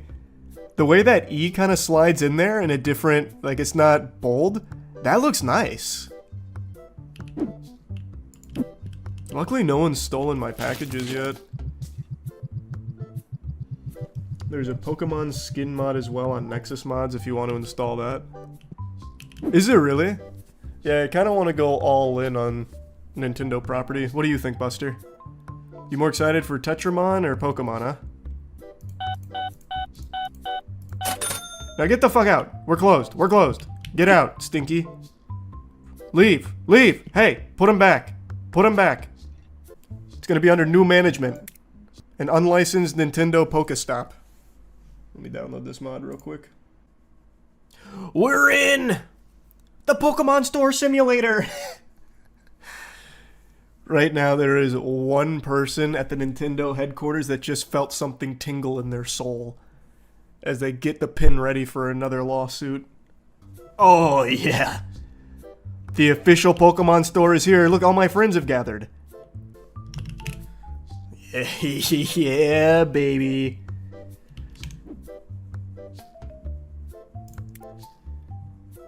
Oh, some Silver Tempest packs? I'd like some First Ed packs. Do we have that in here? Or is it only modern stuff? I'd love to be able to sell some retro packs. I think the customers would go wild for it. Nintendo's not gonna do shit.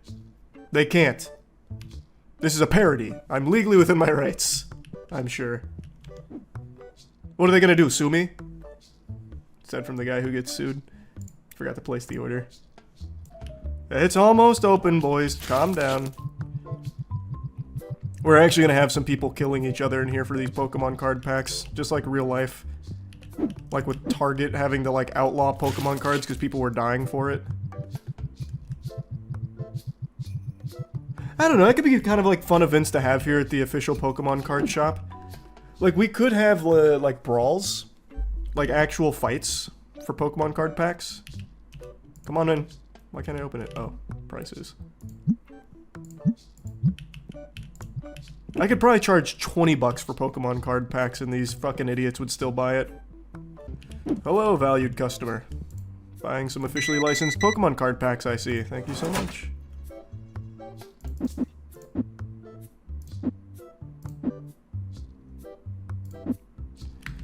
Be on your way now. Why is no one buying a ton? These are like so reasonably priced. Are you guys stupid? Buy more packs. What is this? You can make a killing. Alright, I don't know what the hits are in this set. It's definitely not that. No, trash. Ooh, I like Gengar. Pikachu? That's a huge... What? Only 15 cents for a Pikachu? There's my rare, the Machamp. Nice.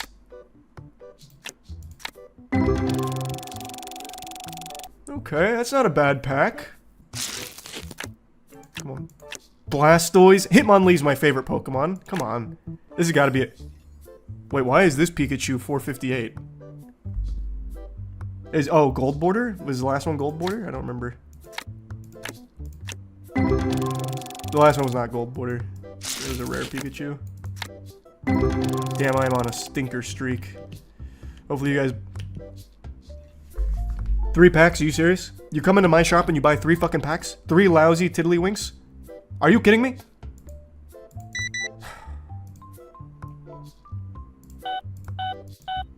Where are the big spenders at?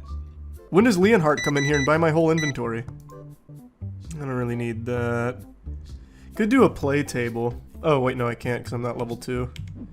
About to be though. What are you looking at? Why are you sizing him up? You guys gonna fight? Fucking dare you.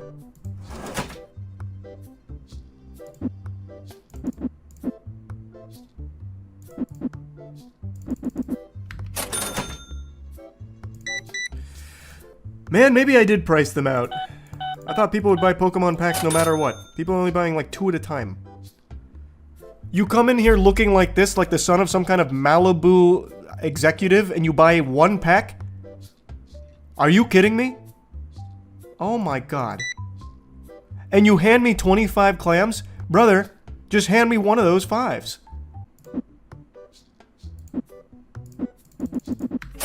I accidentally gave him 1 cent extra. And that's the Pokestop different. We pay you for the cards. Well, that's sad. Can you go play with him?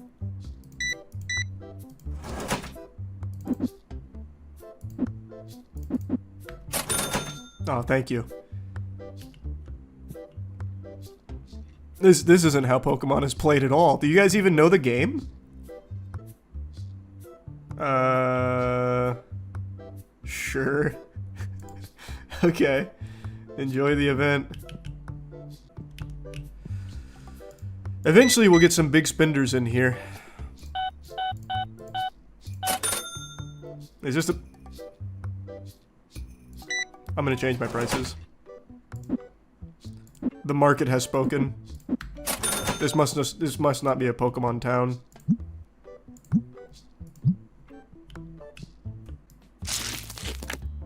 Oh! Man, I went right by it. I got a rare Gengar. Oh, or not? That Gengar's not worth a lot? That guy's definitely a Fed. Dude's a narc. He's trying to snitch on us to Pokemon HQ. He's working undercover. I see right through you, Buster. I see you. Come in here, buy a single pack, come back the next day, and now you're playing in my shop? Mm-mm. That's fishy. Where is everybody? Come on in! God, you've been here 3 times today. Why don't you just buy what you need in one trip? Oh, she's got stink fumes on her. Welcome! We don't have any hygiene rules or anything at the moment. He seems happy. Oh, in the stock order. I see, okay.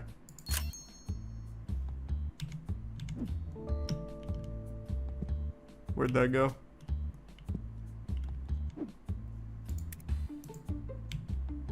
What just happened to that? Did I eat it? What just happened to the deodorant? You bought the license. What? I bought a license to spray deodorant? Oh, I see. I needed the license, then I can buy it.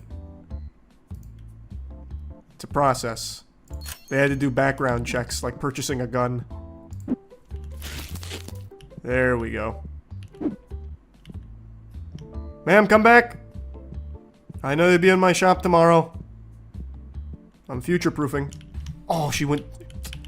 It's out of my jurisdiction. Come on in! Oh, that man turned around so quick. He said, "You're open."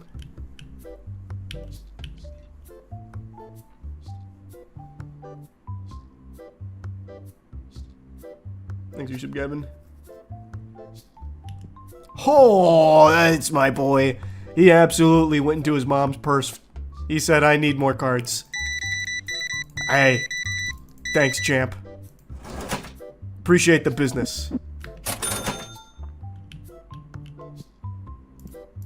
That's my fucking boy right there. Valued customer. Competes in my tournaments. Buys tons of product. This guy's not gonna buy shit, I can already tell.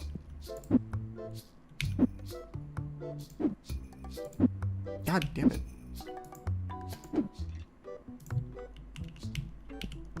Get out! You're wasting valuable customer resource. Oh! I was so wrong.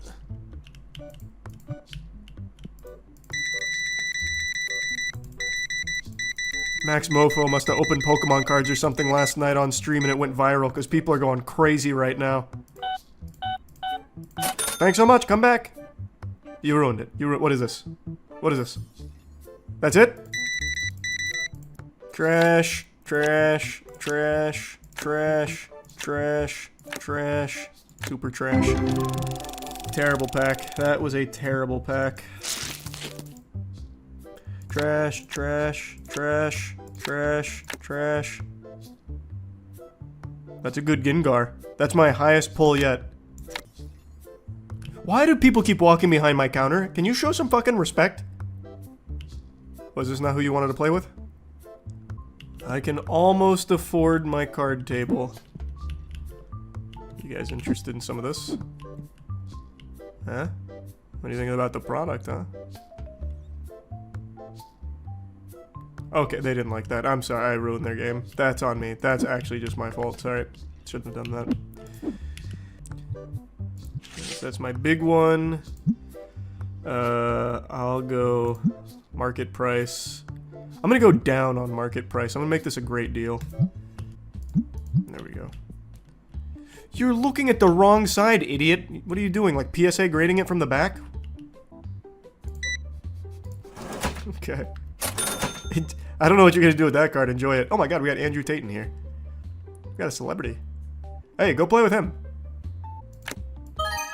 That's my biggest one yet. Yes! And someone stinky just came in. Hold on, I'll spray you down in just a moment. Oh, we got a rare Bulbasaur too. A $96 Mankey! We're doing it! Yes! The Starlight Rare Mankey.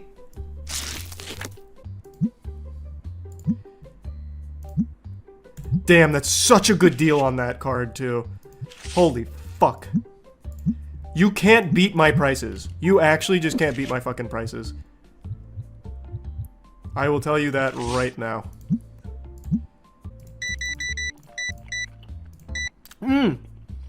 Good choice. Never too old to be playing Pokemon, am I right? Don't listen to what they say. Can you just overcharge people that pay with their phone? That's a great question. I'm gonna try. A little fraud?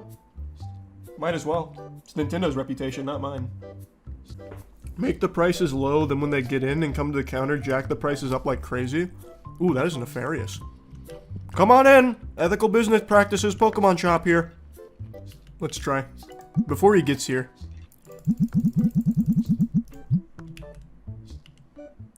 Let's see if it worked. Oh, a single pack. Damn. Wait, is this guy actually gonna buy packs at $11? Damn right it's a scam. I tried to pull a fast one on you. Oh, he immediately turned around. Wow, that's a scam over there, but over here it's so cheap.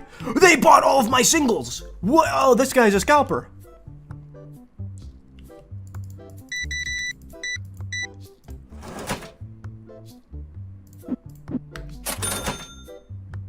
Holy shit.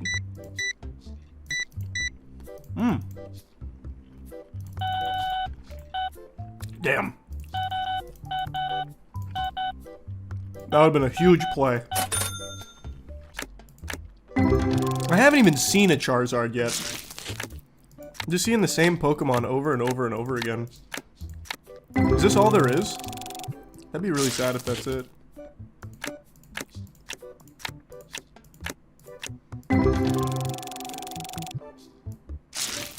Oh, there's higher tier packs you unlock later on. Oh. Thanks, Resub Liquid.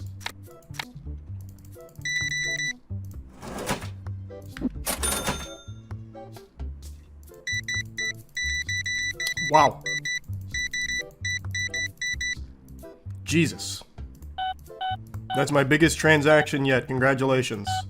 You want a kiss on the mouth? Oh, here we go. New card license. That's the good stuff. I'm out of money now, though, so.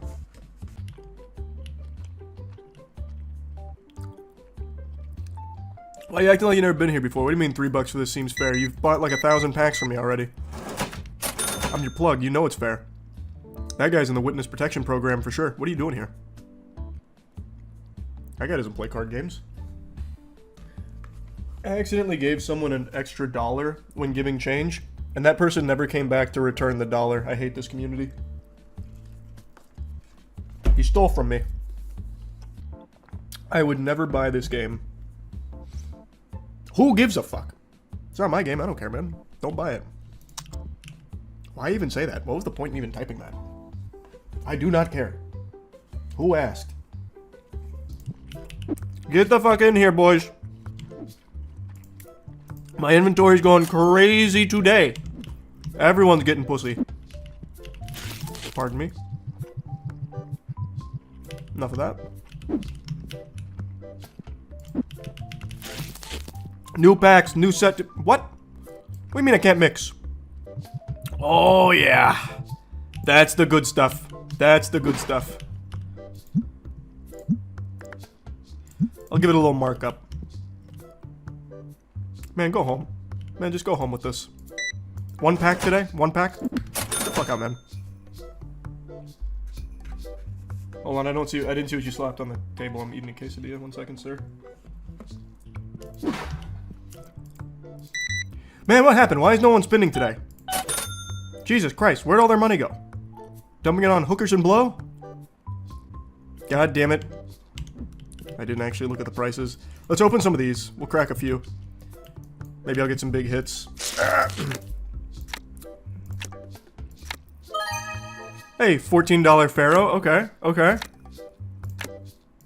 It's not terrible. Can't be that mad. 14 clams ain't bad.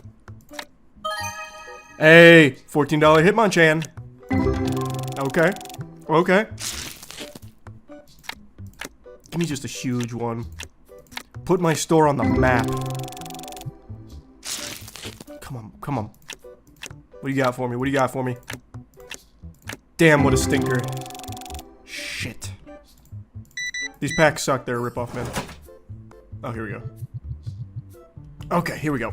Big pulls, big pulls. Shut up! That's a huge hit! Celebrate with a quesadilla. Alright, that's massive for us. I have a plan for that. I think my big customer, the big spinner that always comes in, is too old to use the internet. So check this out. I'm going to try and convince him, like a hard sell, that this is one of the rarest Charizards that's ever been pulled.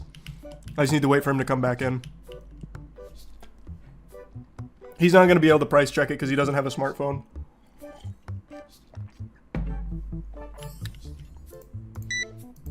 My last ETB. Good on you, boy. That card won't sell at that price. Just wait. I just need my regular to come back in. The guy that buys the singles all the time. Here, you know what? Actually, I will bring this down a little bit. I think he'll do it at 450. I don't think he's going to know better. Here, let me put all the cards on this side so that it draws their eye.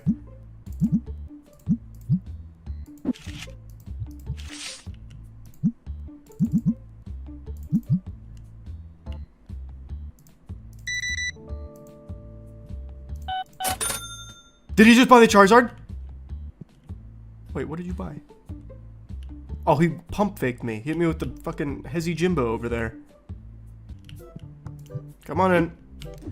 Check the upgrades. And it's all thanks to... What? That's it?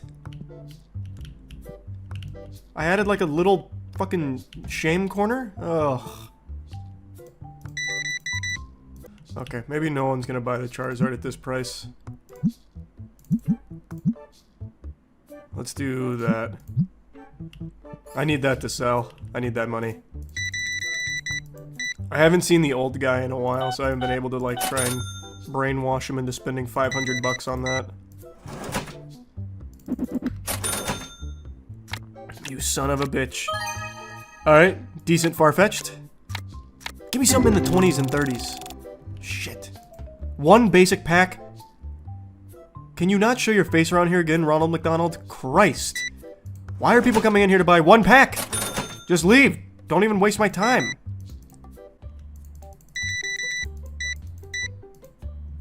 There we go, $32 transaction. That's not terrible. Too expensive to play. It's not too expensive to play. Don't you see there's an eager gamer right there? Can you just play with him? Fuck me. Okay, fine. I'll bring it down. What the fuck, man? What do you mean you'll play somewhere else? You can't find competition like this anywhere else. That guy's a top 8 regional champ.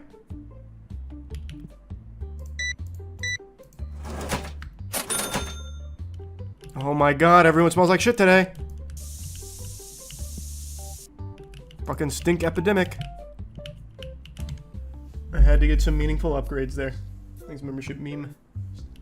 Okay, today should be a huge day for the shop. I got a good feeling this Charizard sells today. Here, you know what? I'm even gonna mark it down.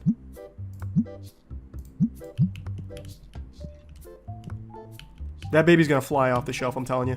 I'm fucking telling you. Really, the Vileplume? Whatever. It's fine.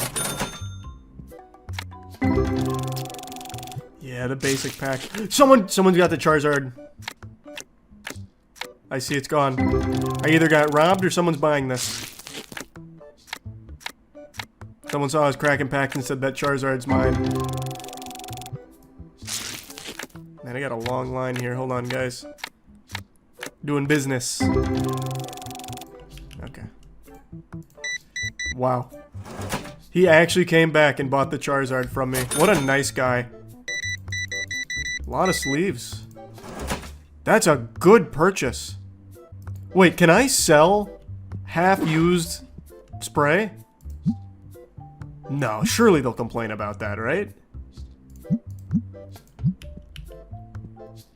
No, maybe though. Hey, I know you saw what I did. Don't tell anyone, alright? Ah, come on, baby. Huge hits. Keep this store afloat. Yikes, bad start. Oh, I can increase the speed on these. No, this is a good speed. Makes it suspenseful. 1 pack of sleeves? Are you fucking stupid? What are you gonna do with that? Man, this is expensive. What do you mean? This is marked down like 20%. It's a fucking Weedle. Are you stupid? God, I got a bunch of morons in my shop.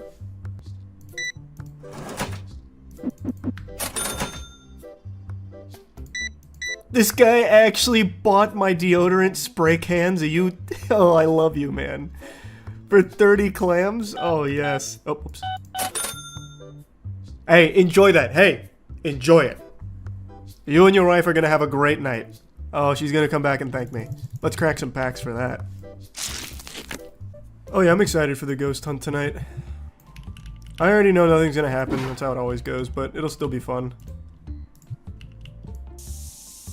Get the fuck out of here, stinky Heisenberg. I know about my bills, but I have plenty of time to pay them. So I'm not really worried about that. Jesse, we need to sleeve. Am I right, huh? Am I right, Buster? Up top. Good cosplay.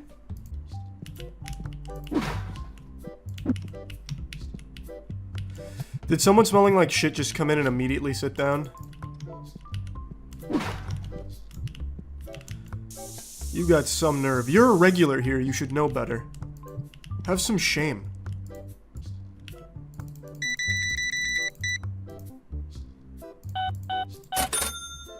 I'm almost level 8. This guy just cleared me out. Holy. Wow. Alright, that was a big load. Oh my. We had back-to-back fucking whales come through. That's what I like to see. Alright. Bought the license for that now. That's gonna be really helpful. I have a plate of spaghetti in front of me. Beetlejuice is the best sequel ever made. One of these two statements is a lie. Which one do you think it is? I'll tell you, it's not the spaghetti. But Beetlejuice is not the worst sequel ever made. And I think instead of doing moist meters, I'm just going to keep doing this format where I just tell you if a video game is worth buying or a movie or TV show is worth seeing. So I just got back from Beetlejuice, and overall I think it's alright. Like, I don't think it's amazing, I don't think it's bad, I think it's just good. I also rewatched the first Beetlejuice yesterday, so it's fresh in my noodle here, so I can immediately remember everything and recall everything and pick up on all of the little Easter eggs they dropped to have me going at the screen like I just saw Glup Shitto. So I have it all fresh up here, and I can confidently say that fans of the original will be satisfied with the sequel, but they're probably not going to put it on the same level as the original. It's probably going to be something that some people will be enthusiastic about, sure, but it's always going to be like, yeah, but it wasn't as good as the original, because it's not. I do appreciate, though, for the sequel that they didn't just try and ride the same horse again. It tried to carve its own path and give more lore to the universe that was built in Beetlejuice, which is cool. I like to see them flesh that out. But it just didn't always work. So, I'm going to get into spoilers. I'm not going to, spoil the whole thing, but there are things I want to talk about that I think are massive shortcomings of this film that I can't just vaguely beat around the bush with. I gotta fucking dive headfirst into that bush. But I'll kick it off with positives. I think the visual style and the practical effects look great in this film. I love the style of it, and it really captures that same magical feeling that the first one has. And we see a lot more of Beetlejuice himself, which is great, because Michael Keaton kills it. He is the best part of this movie, hands down. Now, in the original Beetlejuice, he was also a show stealer there, but he really wasn't on screen that much. He was like the smallest part of that movie. In this film, they gave us a lot more of that, but it never felt like exhausting. It was always so much fun when Beetlejuice came on screen. And the film's very creative with a lot of the dead people that you see in the afterlife, and it introduces Willem Dafoe's character, who's this cop, kind of, and they have like this whole like rural police force that basically act as hall monitors, but they're armed. So that, you know, the mall security there of the Afterlife plays a bit of a role, and they're cool. And I just love the music in this movie, especially the intro. It has pretty much the exact same intro as the original Beetlejuice and a very similar sounding track. I think it might even be the exact same one, but it's so good. It sounds like something out of Banjo-Kazooie. You got like the French horn going off, you got like a tuba going off, maybe even a bassoon and a penny whistle. Just old school horror-esque vibe to the score that worked so well. It had me in my seat doing little banjo impressions going, "Guh?" It's just so good. So I really like the music here. And now let's get to my criticisms of the film, and there's quite a bit. Also, one more thing that I do want to highlight as a positive. I think Jenna Ortega did a great job in this. I know a lot of people were skeptical of her playing in this movie, but I think she did really well. So, let's talk about the plot threads that this movie introduces and kind of loses its footing on. Like my butt, it starts to stink. They introduce a lot of things happening at once, a lot of moving parts. There's a ton of characters doing a ton of different things. And some of the things they're doing are completely worthless and just feel like filler arcs that don't contribute to the plot at all. And a lot of these threads, when they reach their conclusion, it is extremely underwhelming to the point where I had to wonder if just like 10 or 15 scenes were just cut from this movie to save budget or time, because it is just abruptly ending some of these things that they spend a long time building up. Let's start with Willem Dafoe's character. So he plays a cop that is investigating a series of murders in the afterlife.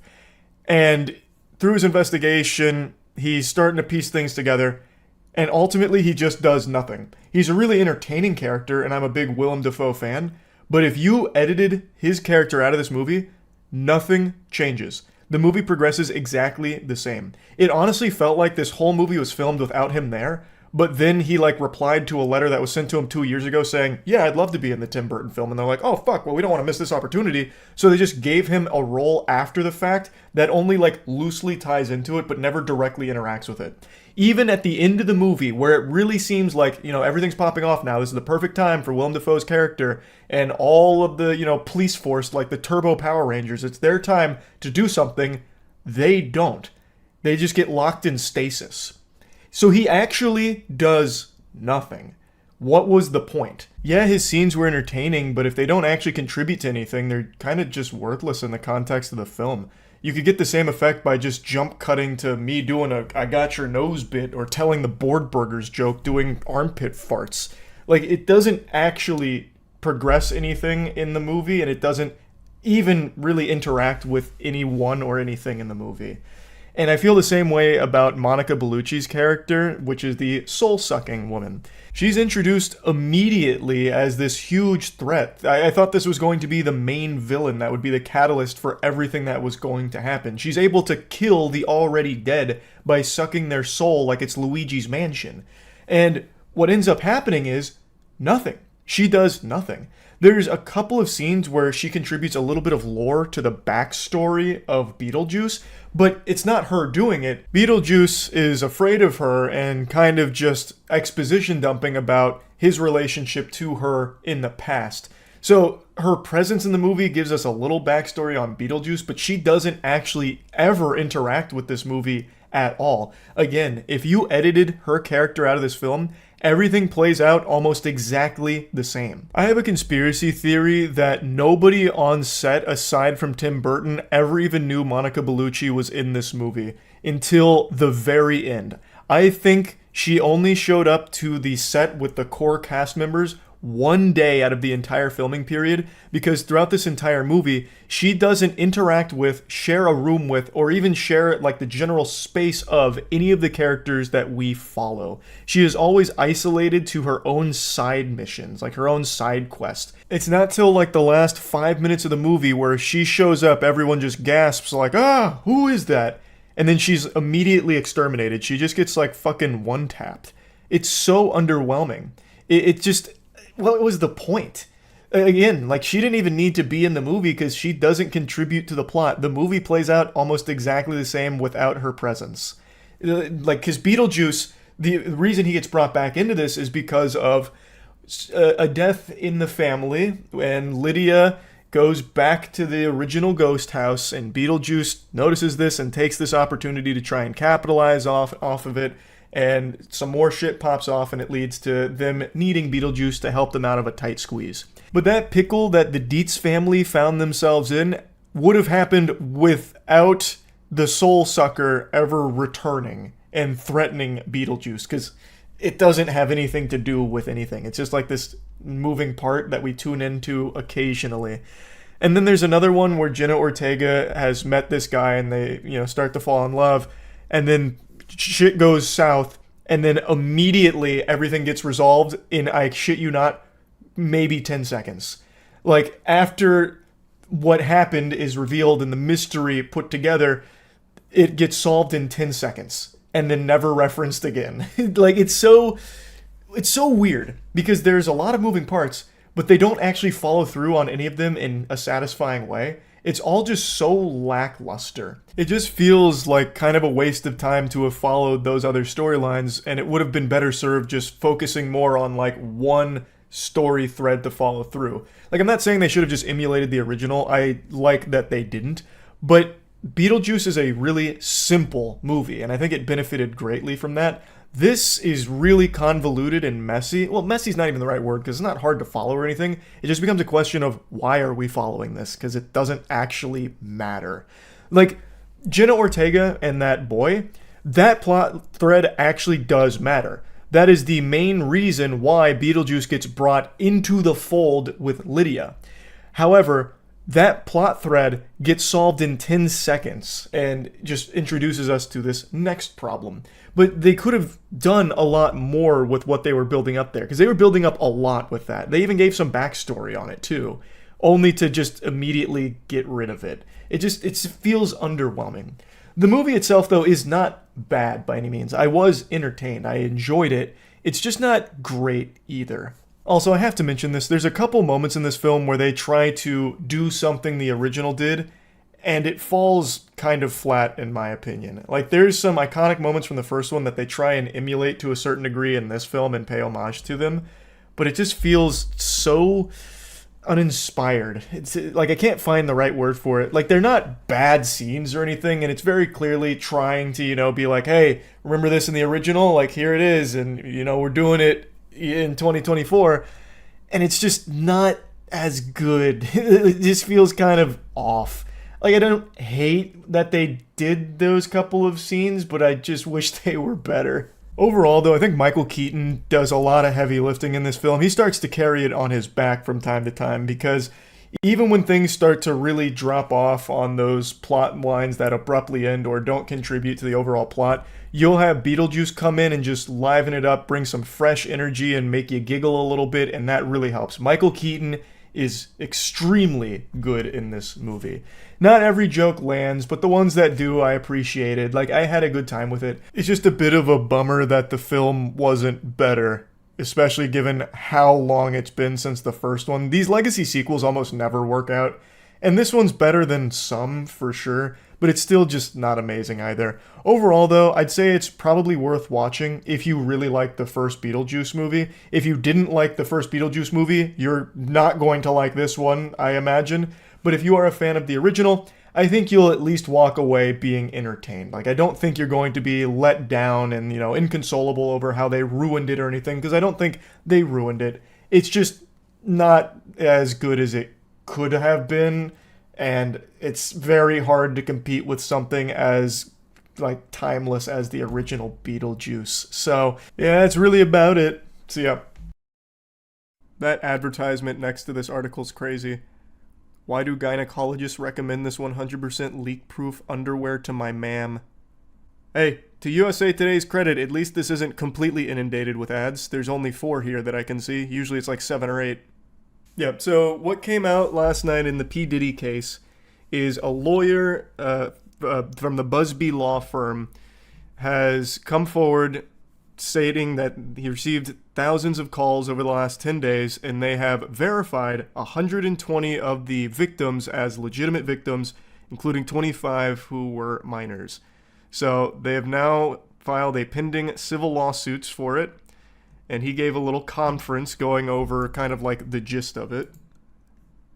Here, this is a good like summation. Sex trafficking lawyer Tony Busby made the revelation today. The claims we intend to bring will include the following: violent sexual assault or rape, sexual abuse, facilitated sex with a controlled substance, false imprisonment, compelling prostitution, sexual misconduct, dissemination of video recordings, false imprisonment. So he's going through like an entire like platinum trophy list worth of allegations and crimes that Diddy is accused of doing with 120 new victims.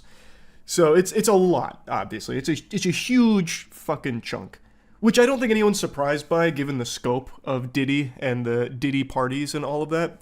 But now these are being filed. They're separate from the indictment, so this is different than what Diddy is currently in jail for. And he, the lawyer, is claiming that some of the names, like accomplices, people that engaged with it, people that knew about it and did nothing, are names that will shock people. Why did Nicolas Cage's son accusing him of hitting come up? Why, that's not what? Investigators confirm and corroborate what we've been told are names that will shock you. These are individual cases. There are indeed other perpetrators involved. They will be revealed when that particular individual case is ready to be filed. They already know who they are. And I'm talking here about not just the cowardly but complicit bystanders. That is, those people that we know. What is this countdown? This behavior occur. Really? That's fascinating. I hate using the internet without an ad block on. Jesus Christ. Okay. Anyway, though, he goes on to say that it's more than just, like, the people that engaged and people that were, like, complicit and everything. And they have, like, evidence to back it up, this and that. And I can tell you, Kevin Hart is fucking sweating. He has been videoed at a Diddy party, and I bet right now he is panicking. That dude's gonna try and book, like, 1,000 rolls ASAP before it all comes crumbling down with Diddy here, I bet. But I was wondering, what names would really shock me?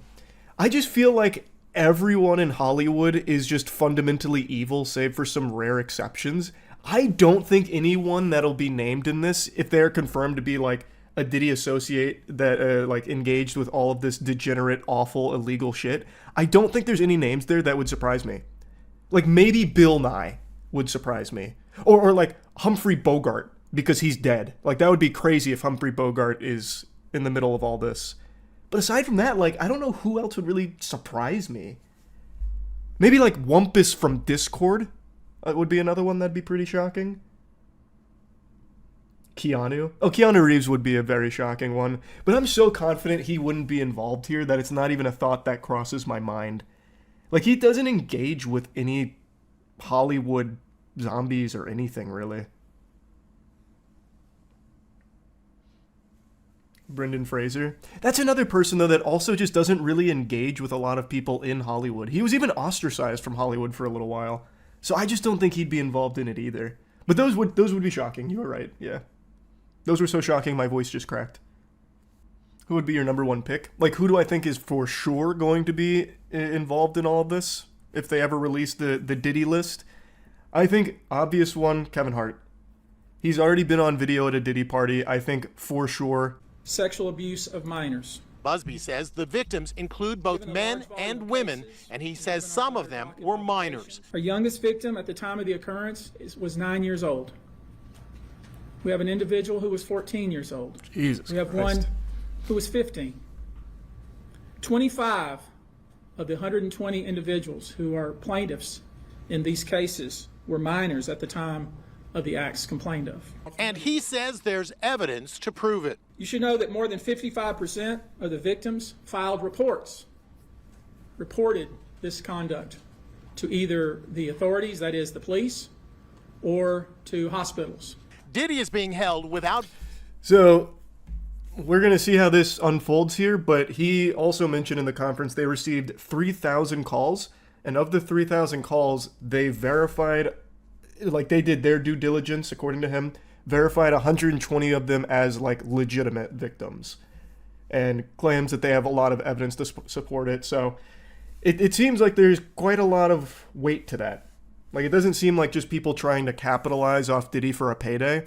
What it really seems like is now that this case has blown up, like the lid's been blown wide open, cat's out of the bag, everyone who has been a victim for so many decades is starting to come forward with their own accounts. Kind of like the March of the Treants against Isengard. So now they're all coming out, they're all talking about what happened, and apparently a lot of it's being verified. So, could be a pretty big deal. Do you think Bieber will talk? I think so. I think Justin Bieber is another, like, big victim in all of this. I think he'll probably come forward. I don't have a crystal ball or anything to predict it, but I just feel like Hollywood did Bieber so dirty. Like, openly sexualizing him as a child and all of that. Like, I feel like he's probably going to speak about it. Why are people saying DiCaprio? I don't know. Is DiCaprio a good friend of Diddy's? Or is he like a victim? I don't know about the DiCaprio connection to it all. I love this. Look at all these wonderful ads I get in my article. My article's somewhere in here, I'm sure. Just gotta find it. Reports suggest, including Diddy himself, required IV drips. Yeah, this is all what we've known about it for a while, but where is Leo? Here we go. The last occasion they were photographed together was in 2019 when Leo, 49, attended Diddy's 50th birthday celebration.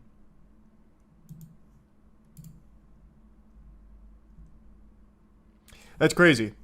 I clicked this link expecting it to have the photograph. What it did is it just linked me back to the same article I was reading to try and farm more ads off of me. You make me fucking sick, Irish Star. We'll see what comes from it. P. Diddy's lawyer hasn't spoke on it yet. He's still too busy fighting on the front lines about the baby oil stuff, so we'll have to wait to see what Mark says. I'm sure Mark will dismiss it as just people like trying to pounce on Diddy for money. That's the angle I think he's going to try and claim. That's just my guess, based on everything I've seen from Mark, but we'll see. I know Costco responded saying they don't even sell baby oil or whatever. I saw. I don't think anyone's surprised. Mark was just fishing for any kind of logical reason. Like, he was doing his best. He is obligated to defend everything Diddy does and has ever done. Like, even with that video of him beating the shit out of Cassie, Mark defends it as like, well, you need to kind of understand the context. She threw her phone at him. So, I mean, you know, like, you know, like, it's not good. It's not good to beat women, but, I mean, we need to remember, she threw her phone. So, like, it's Mark's job. Of course he's going to defend it. God, that LeBron meme has been around for so long, and for the first time it's actually somewhat applicable with Diddy. How will it affect his legacy? If LeBron is somehow included in these claims, and it's, like, verified, it will actually fucking tarnish his legacy. Actually, maybe not. Maybe not. I say that, but then I remember that basketball still celebrates Karl Malone, and he impregnated a 13-year-old. The guy is a rapist, and then they still celebrate him. So maybe it wouldn't, actually. Chat, did Baba Vanga predict this? Oh, we need to check. Yeah, I didn't look at Baba Vanga's predictions to see if they lined up with this. She very well could have. I really do, again, I'll say it again. I really do think Diddy's not going to get Epsteined. I think we'll eventually know the depths of the depravity, and I think we'll know a lot of the celebrities and associates that were engaged. That's my prediction. I don't know who all is going to be implicated beyond, like, the obvious, like Kevin Hart and all that, but I do really think for sure he's not going to get Epsteined. We can only clear one person for certain, 50 Cent. That's the only guy that's innocent. He's been shitting on Diddy for years. Can you imagine, though, if he is actually named in this? That would be... Actually, that name would shock me. That would be one of the few names that would actually shock me. Did YouTube streaming fail? I'm using past tense because according to a lot of people, it's already buried 6 feet under. There's been a lot of YouTube exclusive streamers over the last month or so that have announced that they're moving back to Twitch or that they're going to be multi-streaming now that their YouTube contracts are up. So the perception is that every YouTube streamer is basically just in purgatory, scratching at their neck, waiting to get back to Twitch. And it kind of has the same reputation Mixer did a long time ago, God rest its soul, where people that were previously on Twitch took a bag from YouTube, had a little paid vacation for a year or two, and then go back to Twitch eventually. And as a former full-time streamer on both platforms, I feel like I'm John Constantine, walking the line between worlds here. And I feel like I just have oodles of insight on this subject. Now, since I've entered my senile years, I have elected to go part-time, so you can hang that jersey in the rafters, or if you're a tier 3 sub on Twitch, you can go ahead and downgrade that puppy or just stop it altogether, because at this point it's kind of like the GameStop trade-in of value. You're not getting a whole lot of bang for your buck with how little I've been streaming recently. I did stream all weekend for the Apex Major in Germany. We were watch partying our squad, absolutely fucking clapping cheeks out there. Just posted a video on that as well if you'd rather just watch like the condensed version. So it's a topic I really want to explore. And it turns out Ludwig already beat me to it, that rascal. So I kind of want to just go through his video and drop some more tiddlywinks of information about all of it. Have you been noticing this trend where people who are signed to YouTube live streaming contracts, the day their contract ends, switch right back to Twitch or start multi-streaming? Yeah, that's a phenomenon that's more common than the cold. You would be hard-pressed to find any Twitch streamers that switched to YouTube streaming and haven't already switched back over the last year or so to Twitch, or at the very least started multi-streaming on Twitch and YouTube. There are less of them than there is hair on my chest, and look at what we're working with here.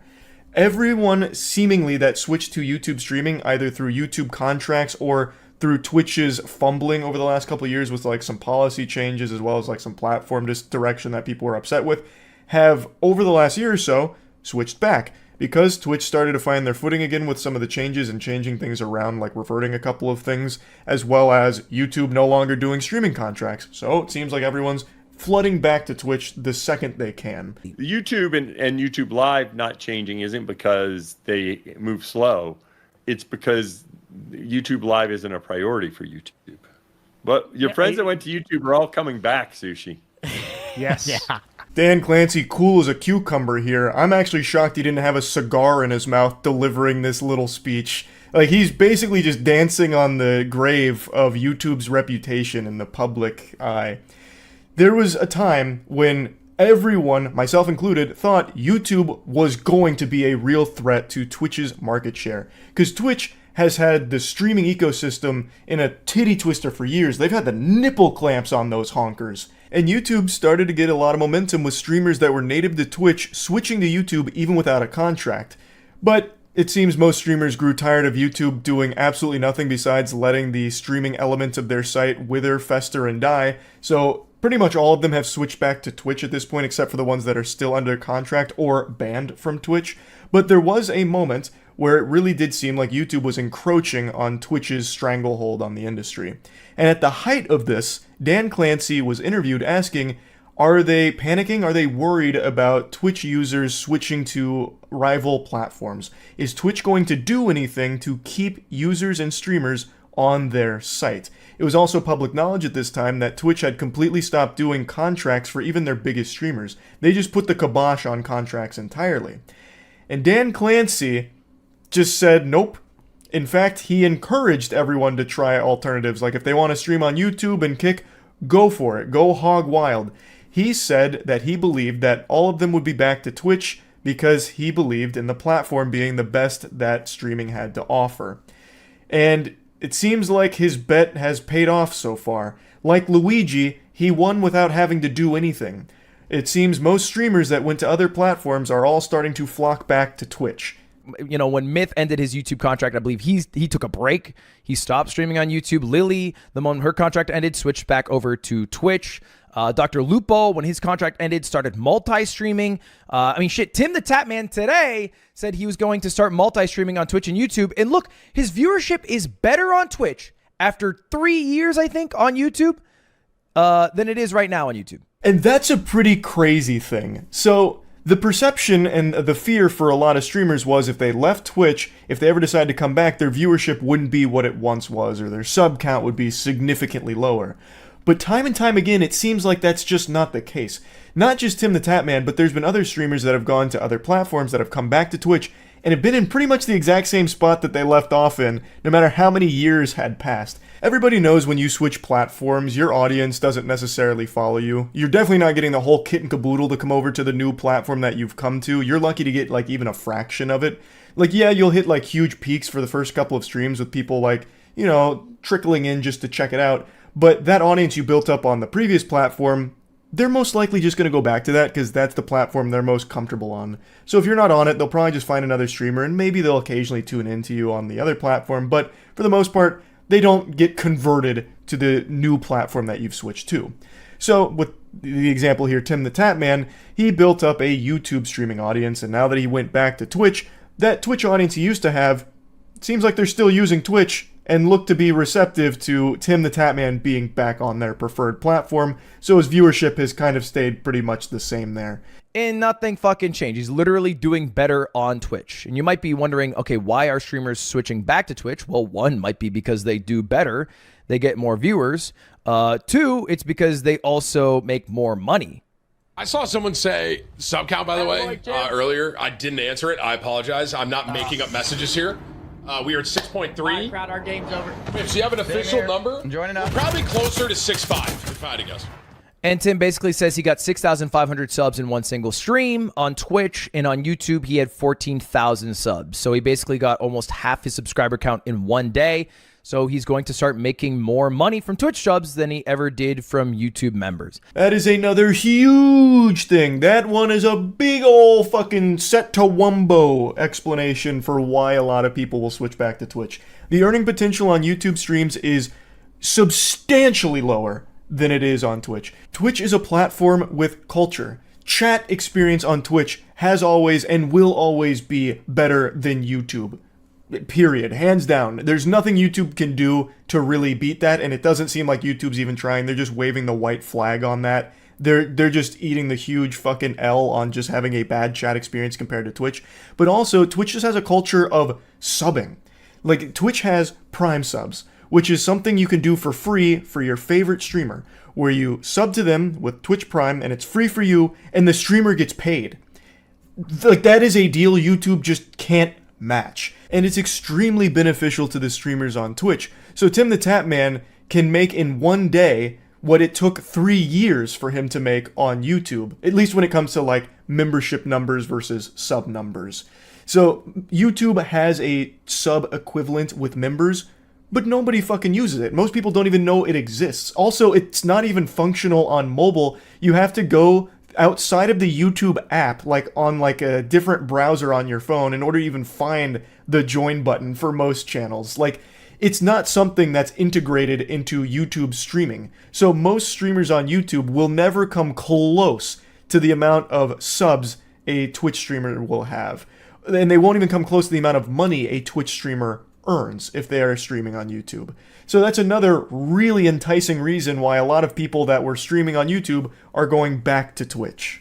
Also, another obvious one is discoverability. The main critique of YouTube streaming since its inception has been how hard it is to navigate and how difficult it is to even find streams in the fucking first place. And they have done little to improve that. Any channels that have found success streaming on YouTube are channels that already had an audience before they started streaming, or had an audience from elsewhere that came in for those YouTube streams. Anyone that's just starting with streaming on YouTube, it's not going to bring in any viewers because discoverability is non-existent.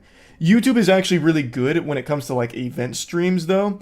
So this is something Ludwig also talks about. If a big moment happens in an event, like grand finals is going on in some kind of big tournament, and a lot of people start flooding in, well, YouTube recognizes that and then actually starts recommending that stream outside of the normal little bubble, like the quarantine unit that it keeps streams in. So then you actually will get some eyes on it. But if you're like just daily streaming normal shit or just starting out streaming, you're not going to have that stream go to anyone outside of whatever audience you've already built up going into it. You have better odds of writing your YouTube handle on a paper airplane and throwing it out of your window and hoping a neighbor sees it and checks it out than you do just streaming on YouTube and relying on them to push it. It doesn't happen. Whereas on Twitch, even though there are so many streamers to compete with in every category, your odds of being seen are higher. Your potential to have some viewers trickle in is just higher on Twitch. If you look at the most watched major streaming platforms by hours watched of live broadcasts, Q2 of this year, YouTube gaps Twitch. It's not close. 3 times bigger, 15 billion. However, that doesn't exactly tell the full story. Because if you look at this, you also have to include, you know, some people like YouTube's biggest live streamer by hours watched, which is not iShowSpeed. It is Lo-Fi Girl.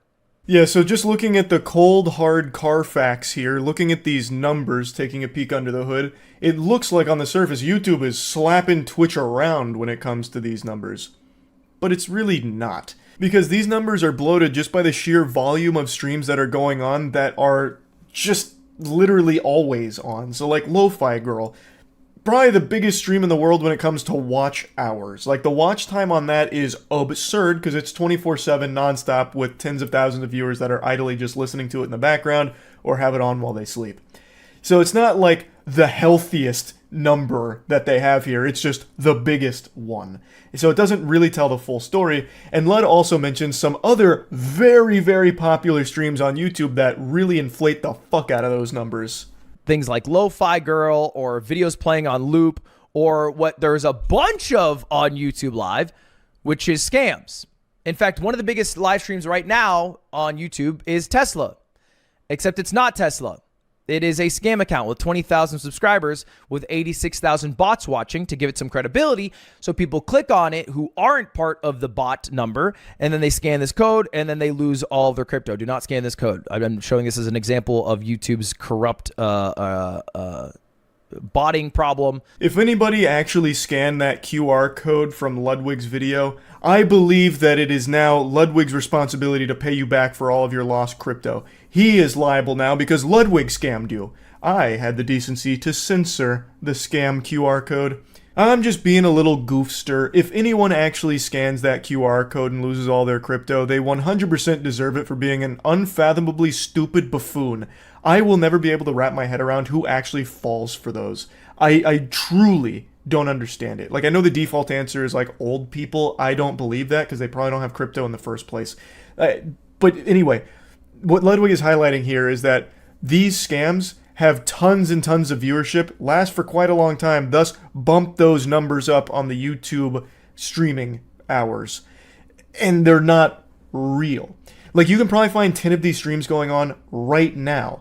Like, that also tells me the scam must be pretty successful. There must be some people falling for it. I don't know how, you absolute imbeciles, but there's tons of them happening all the time, inflating those numbers, and YouTube doesn't do anything about it. It doesn't seem. Like actual streamers, actual people who are streaming video games.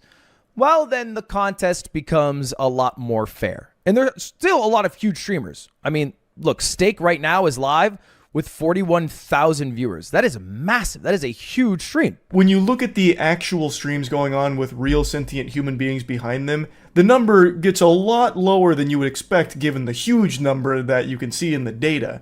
Especially when you look at gaming in particular, the number there is lower than Twitch. Twitch is beating them like my meat in that department. So if I were to rephrase the question, is YouTube live streaming a failure? In America? In English-speaking countries? Kind of. Yeah, maybe a little bit. They're not doing as well as people thought they would.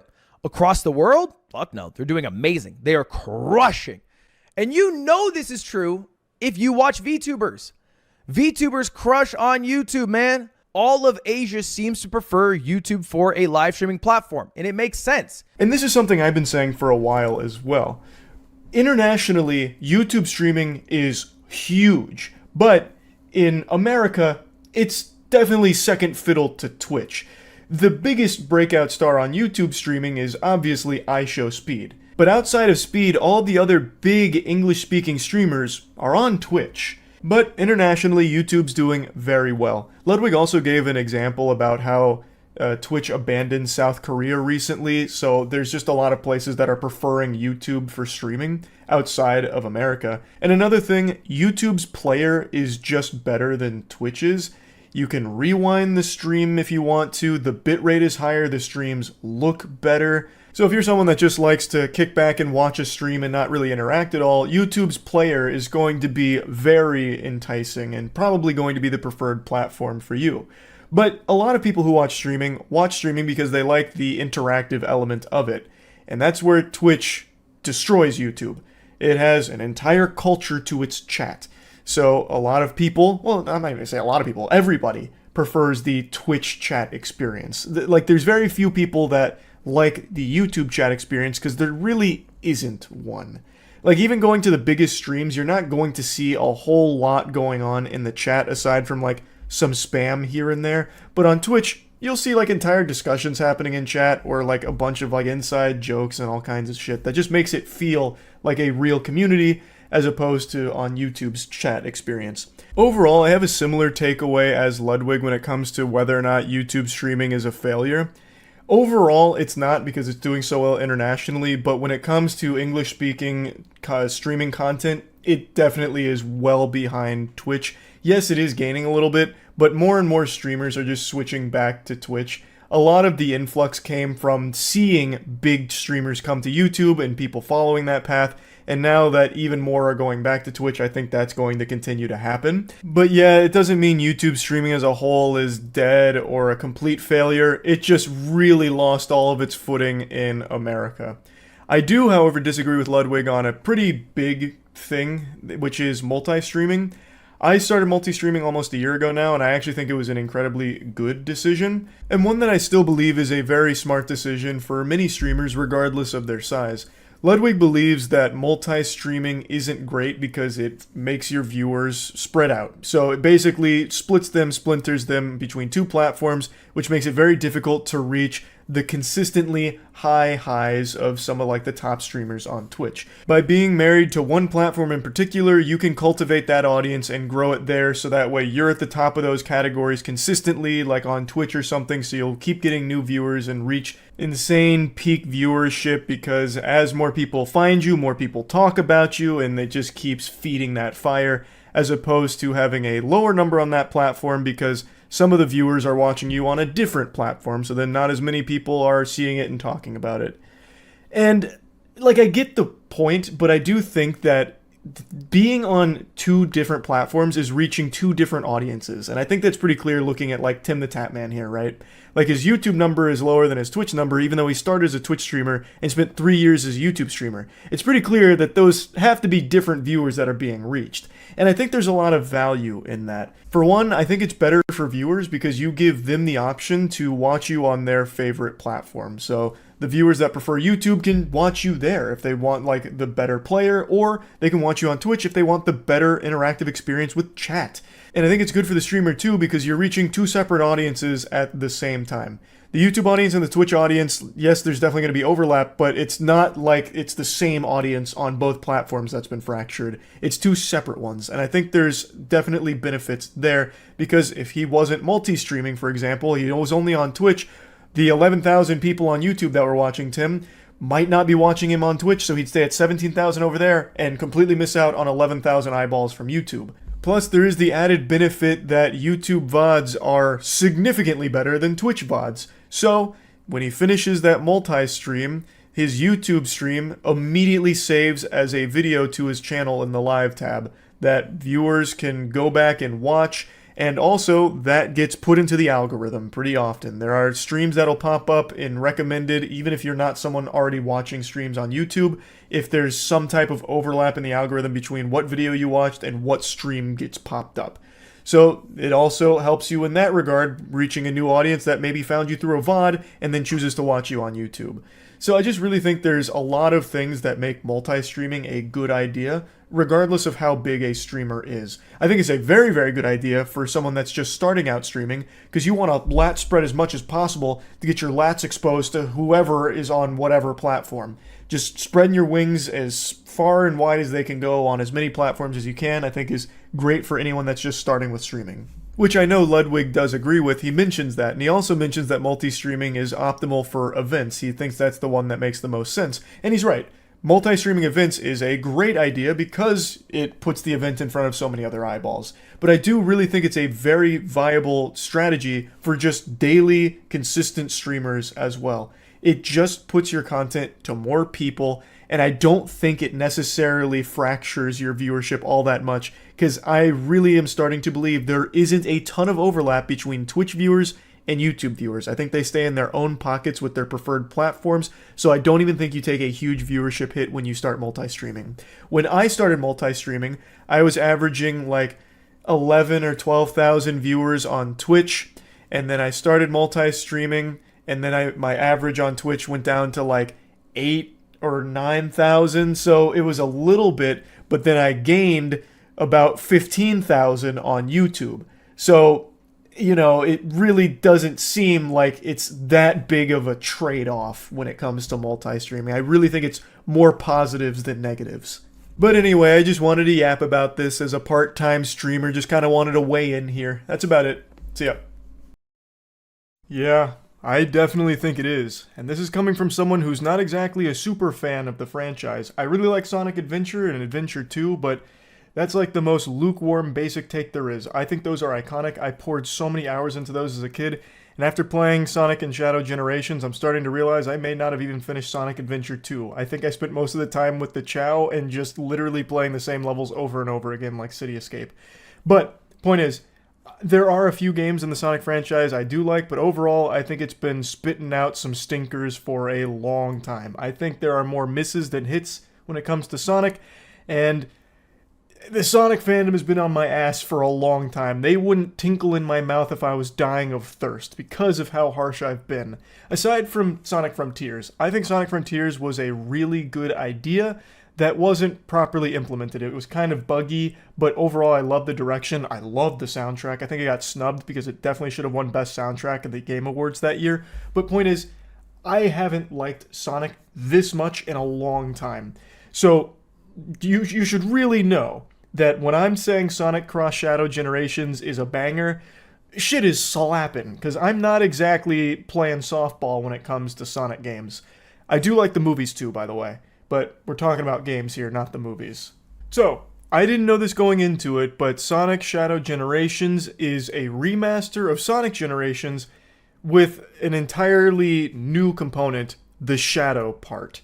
So the new content is everything Shadow related, and the rest is a remaster of Sonic Generations with some like subtle changes and some rewrites, but not anything like drastic. I didn't play Sonic Generations, so even that was fresh for me, and that was a lot of fun. So I guess I missed a really good Sonic game over the last few years because Generations went hard. But I want to focus on Shadow Generations since that is the meat here. But I wanted to make that clear because I think maybe there was some other people in the same boat as me that thought this entire game was brand new. Not the case. The Shadow side is what's new, and the Sonic Generation side is just a boosted, better version. So first and foremost, it's not a $70 game. Big fucking cheers for that. I love that.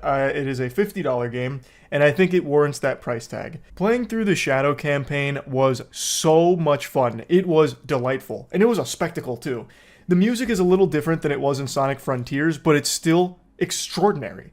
Sonic music has always been really good though. Like even when I didn't like some of the games, I still liked the soundtrack, and it's no exception here. I don't like the soundtrack as much as Frontiers, but I still think it's extremely good. I was wiggling my finger to quite a few tracks here. So expect great music, boner jams out the wazoo. And this campaign has such hype. Every cutscene is so good. Every boss fight is grand and exciting. And when you kill a boss, it's like 4 phases worth of just like badass moments with Shadow doing like Wing Chun on them, ending with like a goddamn bicycle kick. Then he like shoots dark spears at him while riding a dark stingray. Like you get these powers throughout the campaign where you're doing the acts, you're doing the stages, you're doing the challenge worlds, and as you progress, you get boss keys, and you also get new abilities, like the Dark Spears that I mentioned, or the Dark Mantis, or the Dark Squid, or the Dark Wings. Everything's fucking dark, because, I mean, it's Shadow the Hedgehog. Unfortunately, though, I'll go ahead and rip the Band-Aid off, hit you with the cold water. He does not say damn, and he doesn't bring out any guns. So, fans of the OG Shadow the Hedgehog game may be a little disappointed there, but I have heard that they're making a DLC where Keanu Reeves will be voicing in it, maybe. So maybe then he'll even drop a fuck, and he'll pull out like a severed head or something and just go ballistic. So there's still hope there potentially. But anyway, you're going through, you're getting these powers, and you're fighting these bosses, and you get like this crescendo of great music kicking in as you're like doing a meteor kick straight through the heart of a giant monster. What's not to love about that? Yeah, some of the dialogue is cheesy, of course it's going to be, and yeah, the narrative may not be all that special, but it didn't really need to be. It's not a focal point here, but they do put a good bit of time into story building, like Maria's here and Gerald is here, and they get a little screen time, and it's just enough to make you understand why Shadow's fighting and what he's fighting for. And that's good. It's not like the best part of the game or anything. The best part is definitely just going through all of the stages and the challenges and the bosses. I will say the game is way too generous with its A's and S's. There were times where I was sucking the fattest fucking butthole and like actually throwing and getting tilted and still getting an S when I finished the level. I think they could have tweaked that a little bit to not just hand out participation trophies like that, because I was not earning some of those S's, I'll tell you what. But I mean, it doesn't matter. That's not like a big complaint or anything. Just thought I'd mention it. But yeah, all of the stages, the levels are really good. There's also a hub world where everything takes place. It's not like an open world or anything per se. It's just like a tiny little sandbox where you can go around and do like side quests kind of and collect collectibles. You can get some cool little collectibles that are references to previous Sonic games and a lot of silly, fun things that you can go around and get should you choose to. It's not super big or anything, it's not like a giant world to explore, but there is a lot in it that makes it feel like you can always have something to be doing, which is nice. So yeah, I just don't really have many complaints about this game. I really enjoyed the Shadow campaign, and then going through Sonic Generations is also super good because I never experienced it. If you already have, I imagine this is still a better way of playing it because everything's been improved as I understand it. So, yippee. For me, it's all fresh and it's all fun. If I did have to like nitpick one quick thing, it'd be Dark Squid form. That fucking thing I could not wrap my head around. Anytime I was like in a groove, like a flow state going through one of the levels, and I'd come up to like a moment where I needed to go Dark Squid, man, just kiss that S goodbye. Well, not really. I'd still get an S because of how fucking free that is. But, man, kiss that flow state goodbye. Because when you go into Dark Squid form, everything kind of changes. Because you'll go Dark Squid on like I don't know, like the side of a wall, and you'll jump, and it doesn't really go where you think it's going to go. So every time I do that, I jump and then just like fucking plummet right down to hell. And if I boost, God forbid, if I boosted in Dark Squid form, I was lost. I was just guessing after that. It did feel like it had a mind of its own sometimes, but I think that might just be a skill issue thing. Anyway, though, I think Sonic Shadow Generations is 100% worth buying, especially if you're a Sonic fan. I think this is a guarantee buy if you're someone who likes Sonic games. But even coming from someone who doesn't usually like most modern Sonic games, I had a great time with this fucking thing. I really loved it. I'm hoping Sonic can continue this momentum here and like build on it. I think this is probably the best Sonic has felt in a really long time. Like, as I mentioned, Sonic Frontiers had good ideas, poorly implemented and very buggy. This has good ideas, perfectly executed. Like, it feels so tight. The level design is so good. It's just refreshing. I would love to see more Sonic games like this. And of course, the Sonic movies have been killing it in the box office, and I know they have the third one right around the corner. So, I mean, Sonic stock's through the roof right now. Hopefully, the gameplay in Shadow Generations is the new standard for Sonic games going forward, and they continue to use that and build on it, as opposed to keep just shotgun diarrhea shitting things at the wall and hoping some of it sticks and some of it's good. Because right now, we know what's good, and it's the gameplay here in Shadow Generations. Just stick with that and build on it for your next games, and Sonic is going to be sitting pretty. That's really about it. So yeah. I like Nintendo games. I don't like Nintendo as a company. I've said this for 6 years now. Nintendo constantly makes decisions that are actively just hurting the biggest fans of their property. It seems like they're just hell-bent on ruining people's passion for their properties. They're just on this warpath against fun itself. It's like when SpongeBob had to teach Plankton what fun is, that's what the community constantly does for Nintendo, only for them to just shout, bah humbug, and then send you a cease and desist, or just outright slap you down. Or if you're a YouTuber, issue you a strike. Oftentimes, Nintendo is just evil for the sake of it.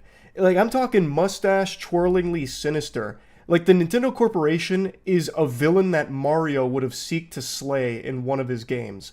Like, I remember a case like 4 years ago where Nintendo banned a handful of streamers for playing Hyrule Warriors Age of Calamity early.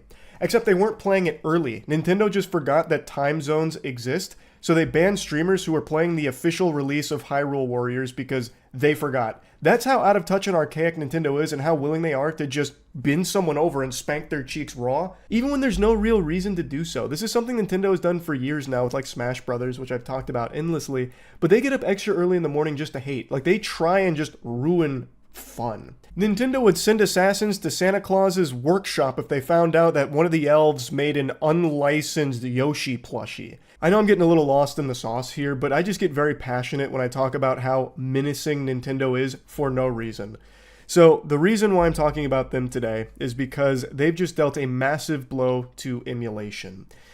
Nintendo deserves more shit than a porta potty for this, and I really hope they get huge backlash for it, because I think this is just completely unacceptable. It started 2 days ago with a channel called Retro Game Corps announcing that they had received strikes for content that had a Nintendo game running on an emulator. The channel owner explains that they are considering a counterclaim under fair use as it was educational and transformative and had no effect on the market. It was a demonstration of a console no longer for sale.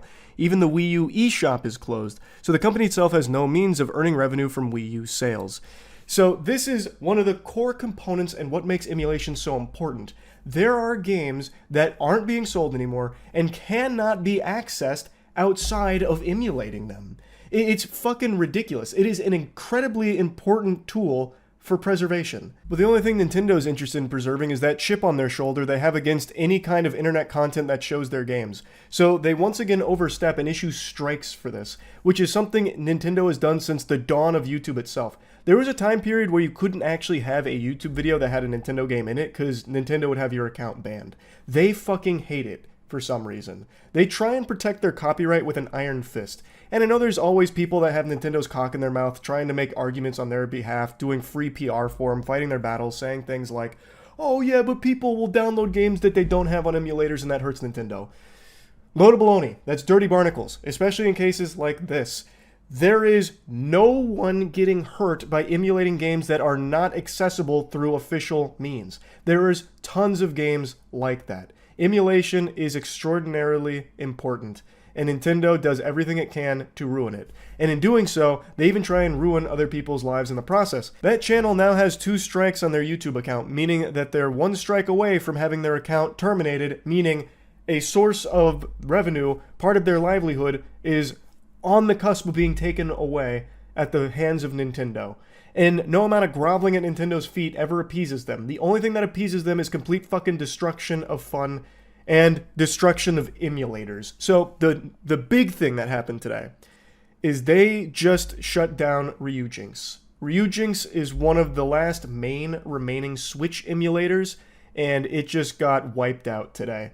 Like the dinosaurs with the fucking meteor, Nintendo came in and they put the kibosh on it. According to an official statement on Ryujinx's Discord server, developer GDK Chan was contacted by Nintendo, offered an agreement to stop working on the project, and the agreement wasn't confirmed, but the organization has been entirely removed.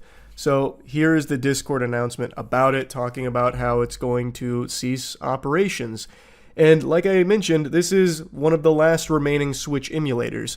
This isn't the first time Nintendo's done this. They took down Yuzu not that long ago, which was the big boy on the block. That was the sheriff in town. Yuzu was the go-to Switch emulator until Nintendo put it in the crosshairs and they took it out behind the barn. Nintendo's motto is, "You'll have fun with our games the way we want you to. Any other way that you enjoy our products is not acceptable, it's not permissible, it's illegal, you're going to jail, buster."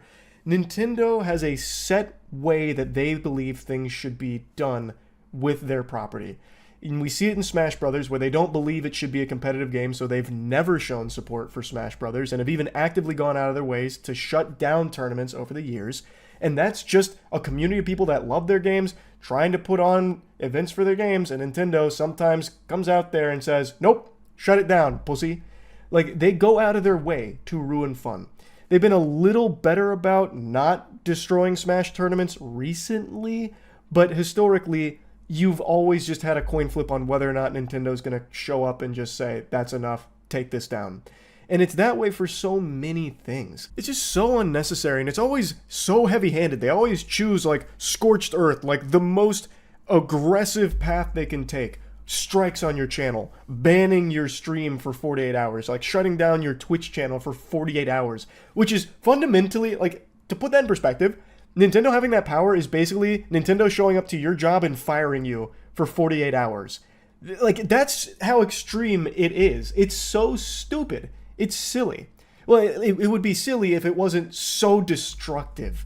And it's not like they're doing anything good. Like, they're not releasing an emulator of their own. Like, they take down these emulators, and then what?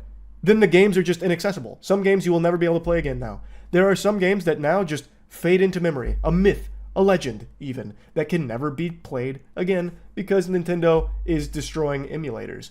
It's like, if they had a competing product, I'd understand. That'd be understandable. It'd make a little more sense, like, oh, okay, Nintendo views this as competition. They're kind of stepping on their toes. Like, they have an official emulator, and now there's a bunch of unofficial ones out there. So I guess I'd understand why they'd be reaching their tendrils out there to try and stop that. But they don't. They don't have an emulator. They don't have ways of playing games from the old Wii U shop or anything. They don't have ways of playing some of these games. The only option are these emulators, which now are no longer an option because Nintendo is burying them. They are such a litigious company, yet so lethargic when it comes to, like, delivering things that make sense. Their Nintendo Online service is still a fucking joke. That is still a dial-up service that you're paying for, basically. Every Nintendo Online game I've ever played, especially Smash Bros. Ultimate Online, is fucking sickening. Like, their games, like, they're fun. They're very fun games, but their hardware is outdated. Their hardware is archaic. A fucking calculator on your iPhone is probably more powerful than the entire Switch console. Like, Nintendo is so behind on the times, but they have such good first-party games from, like, some very creative people internally that make bangers, but it's all wrapped up in this company that is out of touch and downright greedy and evil. There is no reason Nintendo should be shutting down emulators. They are doing your work for you. They are creating more fans of Nintendo property than Nintendo is. What Nintendo should do is release an emulator of their own. What they should do is offer better services as opposed to shut down the better services. Like, they're shutting these emulators down without having anything of their own that is an improvement. They don't have anything. It's just dumb. I hate it. I actually hate it. So yeah, I wanted to rant about this a little bit. It's a classic, you know, probably like 2 or 3 times a year, Nintendo rant where I just have to spit on that company. It sucks. I really am so upset with them because they make such good games. It would just be such a slam dunk, an easy layup for Nintendo to just finally turn a new leaf and start getting into the 21st century. Like, finally doing things that aren't just needlessly evil, that aren't just cease and desisting everyone and everything and shutting projects down, taking down fan projects. Like, it's just so unnecessary. So, yeah, RIP to Ryujinx. Hopefully that YouTuber doesn't lose his account to Nintendo. And big fuck you to Nintendo. That's about it. See ya. With every trailer that dropped for Silent Hill 2 Remake, I lost more and more confidence in this game having any chance at being good.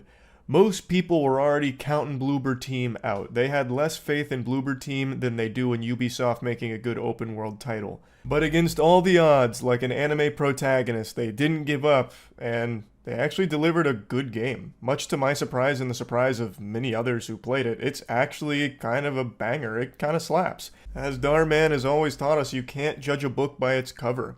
I do think the game is worth buying if you're a fan of games in this genre. I don't think this is going to be for everyone. It's not going to be everyone's cup of tea, and I think the main reason for that is the combat's okay, but it's not great. Like, it's serviceable, but it's not like that was my favorite part of playing this, and it's not the focal point of Silent Hill 2. If you've played the original, you'll know that the combat in that game was basically non-existent. You could just run by every enemy, just fucking plug your ears, close your eyes, and just sprint past them. There wasn't much of a threat to the enemies. It has been significantly improved in the remake. Now the enemies are actually threatening. They take a lot of hits. You can't run by them as easily, and there's a lot more of them. But I just don't think the combat is all that satisfying. It works, for sure, but if you're someone who prefers action-oriented games, or if you're used to something like Resident Evil 2 Remake or Resident Evil 4 Remake, where the combat and the gameplay was a lot tighter and felt a lot more fun, you might be disappointed here. But the beauty of Silent Hill 2 is in its world and its story. It's so good. It was never going to be a hog wild, titties out, fucking guns blazing, action-oriented game. It has always been about its story. That is the bread and butter of Silent Hill. It's a great narrative, great characters, and a super eerie world that it presents you with. So if you're someone that can get immersed in a game, I definitely think this is a must play. It's been many, many moons since I played the original Silent Hill 2, and for its time, that game broke new ground for the genre. That story was something that had people talking about it for years, and even to this day, people still talk about how good that story was and how not many things even match the vibe that Silent Hill 2 got across. And I've seen some people criticize this game during streams saying that it doesn't capture that vibe. I disagree. I actually think the remake does a really good job of getting super close to that really uncanny, eerie feeling that the original presented, while still maintaining, good voice acting performances. If you go back and listen to the voice acting in the original Silent Hill 2, there are moments that sound like House of the Dead. Friends, you've come. My God. Maria, why would you do this? But during the time, that actually contributed to that really weird, creepy feel of Silent Hill. This game has moments like that, but it does feel more emotional, in my opinion. Again, it's been many years since I actually played Silent Hill 2, but I just do feel like Silent Hill 2 Remake did a really good job of capturing that similar vibe and that similar magic. The game looks amazing, the visuals, the presentation are top-notch, and the music, boner jams out the wazoo, but the sound design, the actual audio in this game, is extremely impressive. I play everything with one earbud. You all know that. So I'm not even getting the full experience, but even I, fucking nerfed here for sound, still had moments where I'd hear things in the game that were, unsettling, and I wasn't sure if it was, in real life, or if I had just heard one of those fucking giant feet monsters tucking itself away in a corner or something. It was really cool how well this game used audio in its delivery of this atmosphere. I do want to talk about the gameplay one more time, though. I really appreciate that they made the enemies more of an actual obstacle in this game as opposed to fucking Weenie Hut Jr. in the original. I just wish the gameplay, fighting them, was a bit more elevated, because it became such a tedious chore towards, the second half of the game, just fighting the same 4 enemies over and over and over again. There's only 4 enemy types in this game, excluding bosses, and you always just fight them the same way. You can either shoot them twice in the kneecap and then hit them with the pipe, or you can just hit them with the pipe 3 times, dodge their follow-up, pipe them 3 more times, maybe give them a couple back shots, and you're done. That's how you just keep rinsing, repeating enemies, and it just doesn't change. It was enjoyable in the beginning because it felt fresh, because in the original, you didn't really have to do that. But it just never evolves, just constantly banging your head against the wall, fighting the same enemies over and over again, like they're casting a shadow clone jutsu, so you end up fighting 3 nurses in a hallway, and you just keep dodging left and right, and then sometimes you have to dodge some puke. It's, I don't know. The combat, I just wish had a little bit more put into it. I know it's not the focus of the game or anything, but since they put so many more enemies in there and beefed them up, I wish they had beefed up the combat as well. Now, of course, with everything in this game, the presentation is extraordinary, so the 4 enemies that you encounter so often are really cool looking. They are beautiful creature designs. The monsters still look great. I think they look better here than they did in the original. I do think they crushed it there. I do also think that the boss fights are much better here. I remember the boss fights not being very enjoyable in the original. Here, they're hype. Getting chased by Pyramid Head who's trying to take your lunch money, then actually having a good boss encounter attached with it, that felt great. It's just the actual just fighting of normal enemies just really lost its luster. I wish there was just more to it. You get two new weapons throughout the course of the game, so you have a couple weapon options, but it doesn't really change the way you approach anything. Just helps with damage a little bit. So it's very serviceable. It's not bad. I want to make that clear. I don't think the gameplay is bad by any means. I just would have liked more, since they did have an emphasis on so many enemies. But that's really the main complaint I have, other than, of course, something I talked about on stream quite a bit. Some of these puzzles just super suck ass. I'm talking turbo cheeks. There are some good puzzles and creative ones, but a lot of them feel really lazy where what you're doing is you're running around a building. I think the hospital was by far the worst offender of this, where you'd go from, 20 different rooms, 14 of which had nothing in there, and then the other 6 are all like keypads. And in order to get the combination of the keypad, you got to go to a different floor and go through another set of like 10 rooms, 6 of which have nothing, and then the other 4 have like a code that you'd go use on a keypad. You open that door, it would give you a code to open the other keypad. So it's basically just playing fetch. Like you were doing fetch quests in World of Warcraft, where you had to go collect the keypad number over here, go over there and use it, and it was just so many of those that, those aren't very fun. And apparently, according to chat, that's how it was in the original as well. I don't remember that. It's been many years, like I mentioned, but still, like, maybe we just have the amount of go collect code puzzles and instead focus more on, like, the really fun ones, like moving the head cube and shit. I don't know. I wasn't too big of a fan of that. But aside from those 2 complaints that I mentioned here, there's just not much I disliked about this game. I thought it did a great job. I thought its presentation was spectacular. I had a lot of fun reliving the story because I forgot so much of it. It really is such a good story. And the ending, still a fucking masterpiece. So overall, I think Silent Hill is worth buying. It's also a chunkier game than the original. It took me about 12 and a half hours to get just one ending, and there's quite a few, including 2 new endings to the remake. I did go back and watch all of the other endings, except for like 2 of them that I know stayed the same or close to it. So I did get to see what they added there, and I think they've done a really good job, honestly. I thought this game was going to be trash, and it was far from it. So, yeah, Silent Hill 2 Remake put a smile on my face. That's about it. See ya. I'm playing through on Veteran. Whichever one's right under Angel of Death Nightmare Turbo mode, you'll piss your pants and never sleep again. And it's been pretty challenging, but not, like, too bad. See, like, I can just pop Fury and still be okay in here, whereas I know on the higher difficulty that's not going to be the case.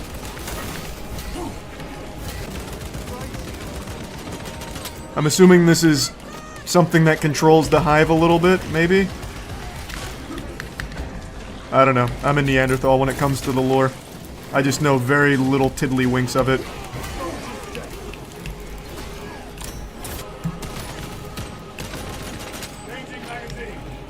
I really do appreciate how useful the AI is, though. Like, Gadriel's in there just eating ass. He is taking names in there. Like, they can carry so hard.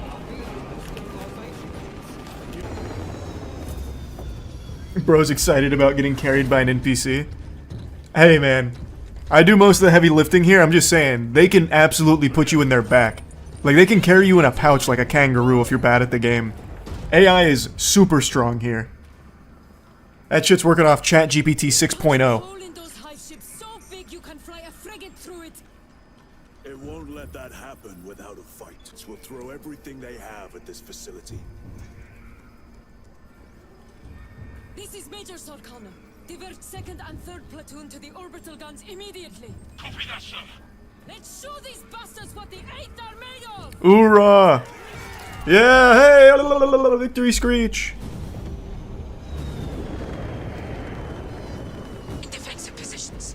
Oh man, that's so beautiful. It's like a Thomas Kincaid painting. Just with more testosterone. What do we got in here? I'll take the grenade launcher.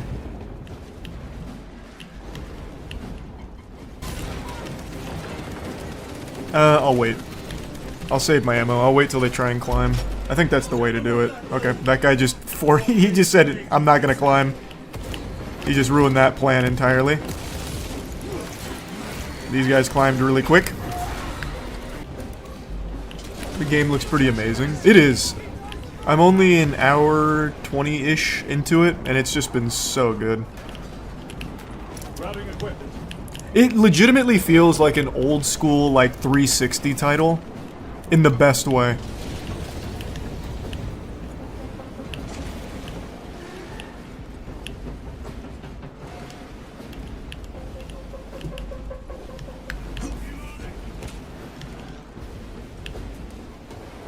Oh god, they hit our slime factory. Nickelodeon's gonna be pissed. Roll out, boys, for the 8th. I'll just wait. Huge tactics.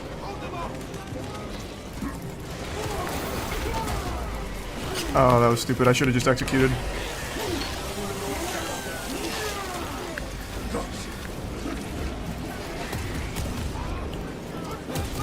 Just look at the way the AI bullies these guys. That's so nice. That's cute.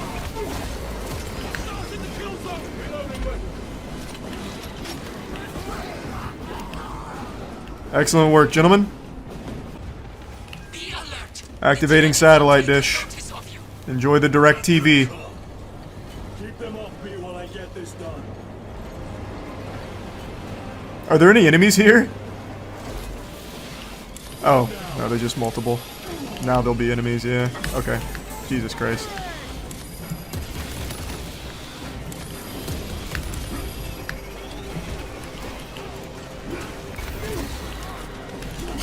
Okay, come on now, come on now. Got it that time too? Bang. Pussy. That's how the Primaris Marines get it done.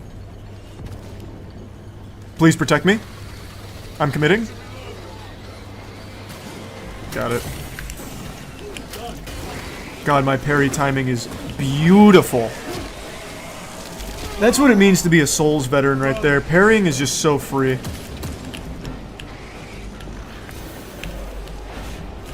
Even from across the map, I see it. I have eyes in the back of my fucking skull.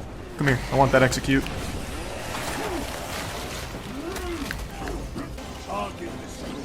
Last one. Protect me, boys. 5G's installed. God damn it. Oh boy. I'm just gonna let him tickle me. I'm going in. I'm committing. I'm committing. Gadriel, help! I actually got that fury off in time. I'm the fucking chosen one.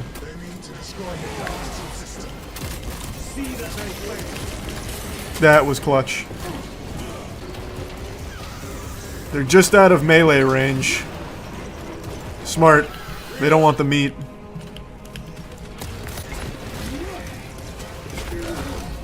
Stun lock him. Shove him in the lockers.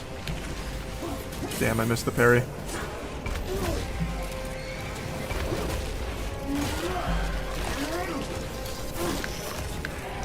Never missed twice, though. Never have, never will. Mine. Got him. That seems to be the most efficient way. Gold split on the speed run. Tell your friends. Which one? There's no way there's any left. Oh, over here. Ready to deploy special tactics. Oh my god, help! I'm just Fury. I have to Fury, otherwise I'm gonna die.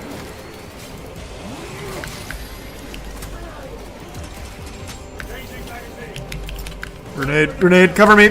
Gadriel, cover me! Oh boy, it's not looking good.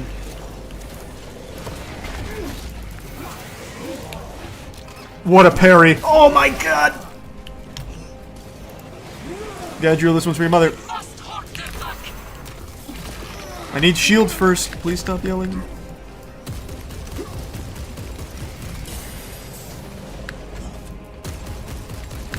The guy with range is... Yep, I knew that was going to be a problem. He was absolutely eating my lunch. Gadriel went over there and gave him the fucking vegetables, though. Thanks, Gadriel. I'm out of ammo. What am I being stun-locked by? Oh my god.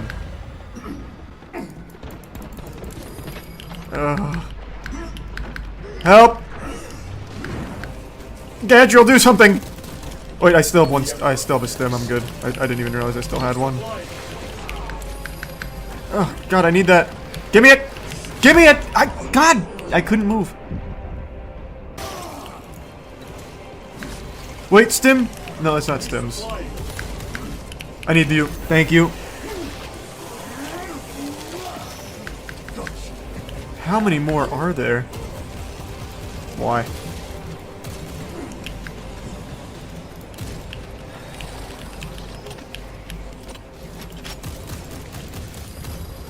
That's the first time I've seen one of the AI companions go down. I'm also about to go down. I don't have any stems. Yep. God damn it.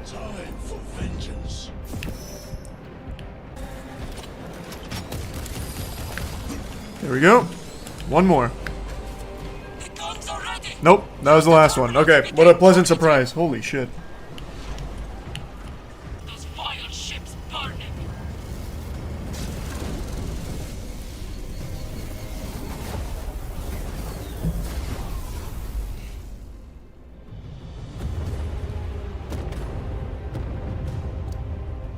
God bless America. Amen. For the Emperor. And that Emperor's name is Jesus Christ. Alien was dead. He was a good man. Something put a hole clean through his helmet. I should have been with you. I only wish he had lived to see that hive ship burn. He's watching down on us from heaven right now with a smile. 2 decades. He could not have been defeated by Hormigans. There are creatures more deadly than Hormigons down there. You should not have let our squad be divided. He is gone, Sergeant. Duty is all. I do not forget my brothers so quickly. Gadriel's gonna be a problem. He's like this game's Leandros. Well, not really. Leandros was just like a super nerd. Dude was a cuck for the Codex or whatever. This guy just seems like a guy who likes his friends. Tanks. 3 men. That's all I can spare. Brief them immediately. Yes, Captain. 3 men is more than enough. You only need like 1 Space Marine to conquer a whole fucking planet, it seems. They're like the Viltrumites. We are a failed you, Lieutenant. Let us burn the Xenos filth. He's got the spirit. I'll brief you on descent. Brother, Magos Gallio wishes to see you in the armory. Noted. Oh, he can keep waiting. Also, this guy looks like Sundowner from Metal Gear Rising. Is that guy in chat right? Do the Space Marines actually wear diapers, like canonically?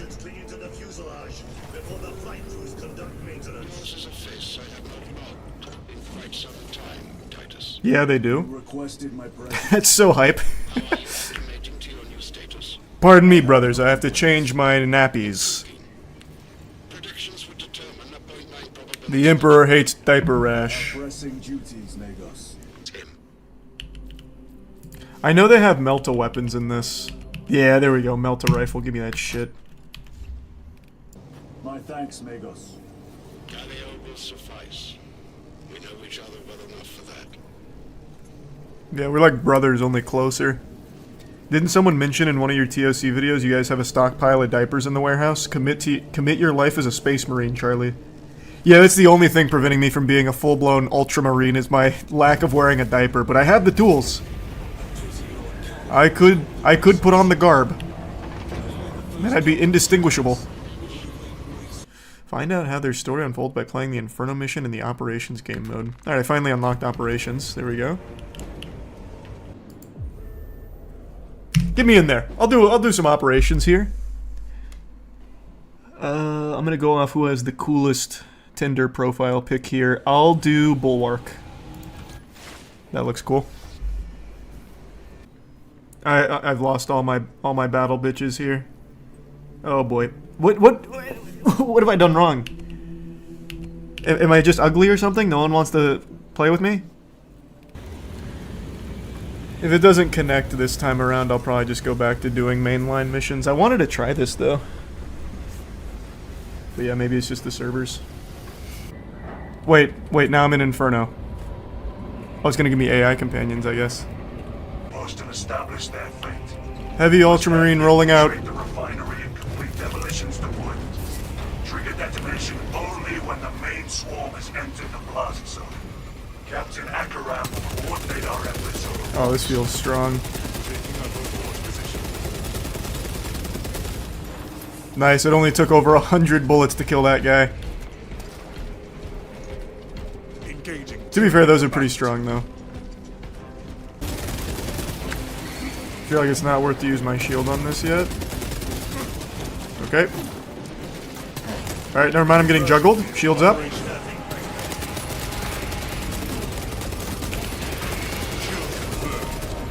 This guy's name is Sniper, yet he's only using his bolt pistol. Okay, I'm stuck. God damn it. Aid requested. Bulwark, you got me? Brother, I am here. Thanks. Commendation. I need to get out of this corner. Magazine depleted. I needed the execution. Got it. Needed it.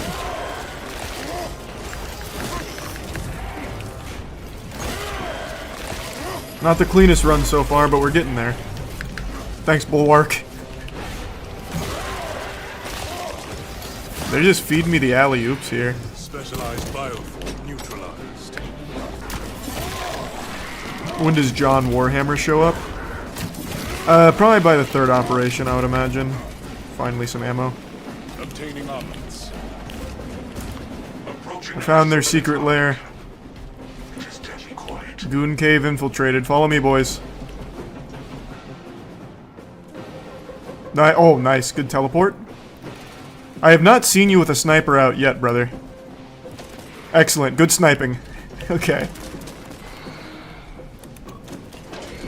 That guy just lied on his resume saying he's a sniper. Captain. Xenos countermeasure successful. Just out of range. Okay. A perfect parry, though. As you would expect. Yeah, I play Souls games. How could you tell? Wasted frag? Yeah, I do that now. Okay, please, I'm trying to dodge. Iron Halo useless against that. I should have... Okay, didn't get the parry. That guy absolutely bullied me. Thanks, Sniper.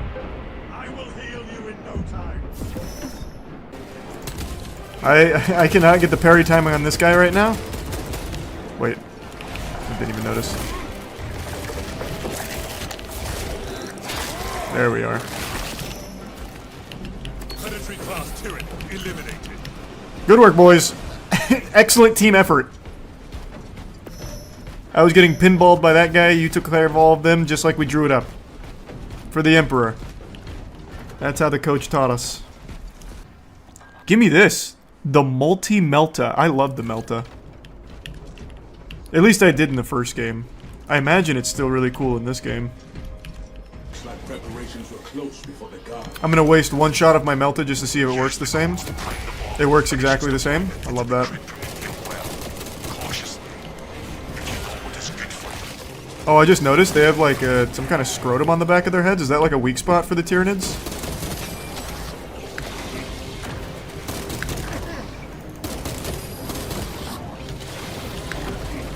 Is he executable right now? Nope. He's glowing red like he is. Or like he's supposed to be. Multi-melta! Okay, I don't think that's hitting. I think he has a shield. I'm not sure. Intercepting projectiles. Okay. I thought it would intercept that. It did not. I'm just gonna keep getting my shield back like this. Kind of cheesing him here, but feels worth. They're buffed by the psychic floating assholes. Oh god, wait, I didn't get that off. No, no, stop, stop, stop! Oh, Christ.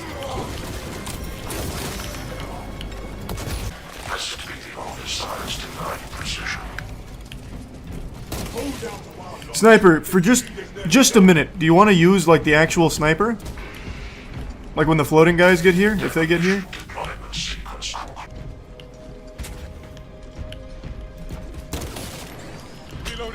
What a beautiful headshot. That poor guy was all alone. Okay. Luckily that one's eyes are closed because I missed 3 shots. Didn't alert him. The Master of Stealth strikes again.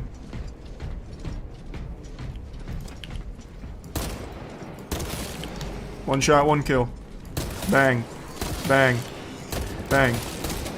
God, it's like I'm using Deadeye from Red Dead Redemption right there. So clean.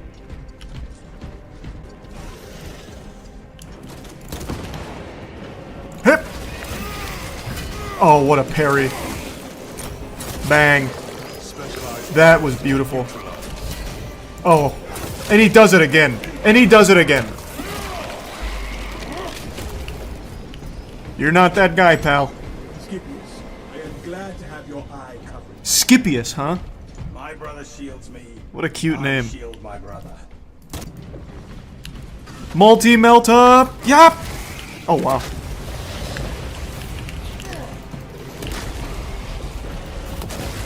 There we go. Oh, that's probably it. No, I'm stuck! I need the execute! There we go.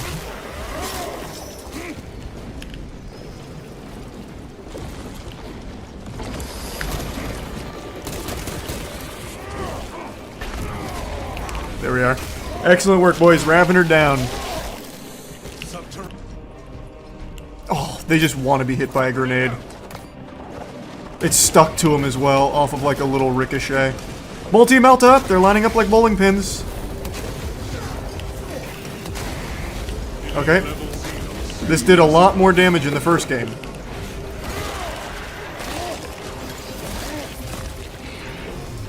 Still good though. Oh, that one just died straight up. Where are my friends? Why am I being flanked? What do you guys do? What are you guys doing up there? Oh, what a shot. Oh my god, what a shot. That one's for the montage to show the Emperor. Alright, boys. This is where we make our stand for the Emperor. Advance on target. Can they do that? I need to stop giving them commands. I'm just sending them to their death. Where did you even come from, little guy? Oh. Melt-a-bomb! Wait, what? Where'd it go? Oh, wait, is it like an airstrike?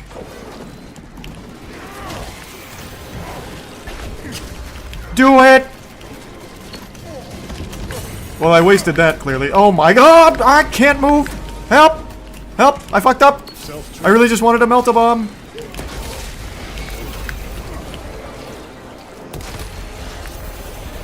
I need that.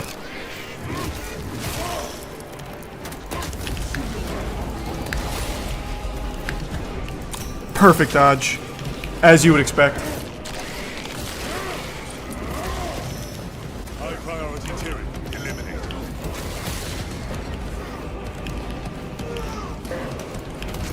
Wait, have you not killed him yet, brother? There we go. Now we're good.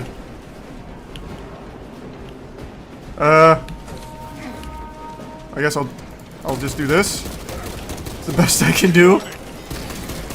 My multi-melta won't reach that far. There we go, I scared him. Are they going like around? Oh, yep.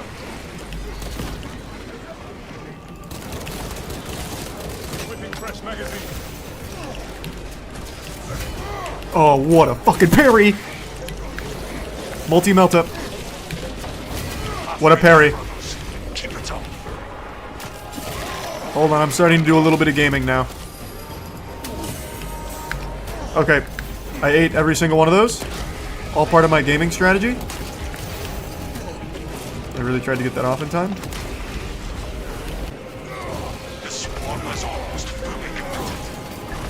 I'm just gonna keep doing this. I won't let them come up. I need to hit that. There we go. Big. Oh my god, I'm popping off. Right now, the stomp is doing great work for me. What the fuck is this? Is that the sacred flag of the Emperor? It makes me want to fight harder! Ah! Bang. Clean. Where do I detonate? Oh, right there. I was right next to it. Deploying payload.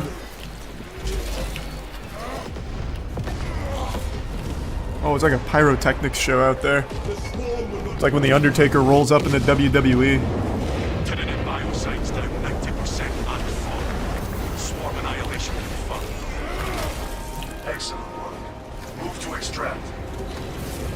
I don't even want to extract. I just want to kill all of them here. Get me the fuck out. I don't want to fight it. I don't want to fight. I changed my mind. I don't want to fight it. Wait, never mind. I killed it.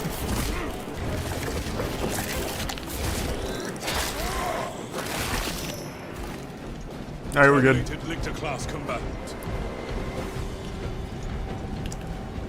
That's how we do it. Extraction. Clean. Yeah, it was just the first operation, and I feel like I dealt a substantial blow to the Tyranid threat. And I feel like the Emperor's got a nice little wet spot in his wee little trousers. He said, "Thanks, Brother Charles." First thing you need to do is buy $10,000 of plastic miniatures. Yeah, I heard Warhammer's a very expensive hobby. That's what everyone says about it. Warhammer is what Konami wishes they could charge for products. Oh my. I want a scout recon of this. We'll be overrun in minutes. By the Omnissiah, cease interruptions. Major. Akran finally sends me what I asked. Why don't you just use your actual hand? What's the point of like the Doc Ock gripper there? He could have just reached over and pressed all this. Relocate to my facility. I will instruct over Vox. Make ready to leave. This will not take long. Major, I have a second unit working on a theoretical that should buy you some time. My lord, I've lost 3 squads trying to reach that lab. We think something's out there. Noted. Well, it won't be out there for long. I'm about to send that straight to hell. Thus is the motto of the Ultramarines. If it lives, we have to fix that. I kind of liked using the heavy gun just to knock them down and cheese shields out of it. I might switch to that when I can, when I get that. How close are you to the Prometheus facility? Reaching the facility now. I don't know when I get it though. What was that? Oh, it's a Lictor, I think, right? The invisible guys. Wait, what? Did I miss some bodies? Two of our brothers have fallen in. Let me pay respect to them. Where are they? Send an apothecary. Oh, here's some of them. A couple pieces.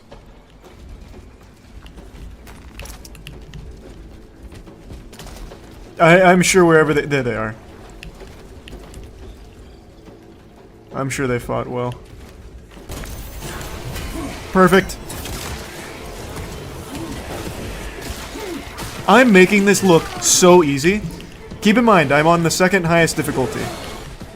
Maybe there's a huge gap between this and the highest, though, so maybe it's not impressive. But it's impressive to me, damn it. A perfect parry.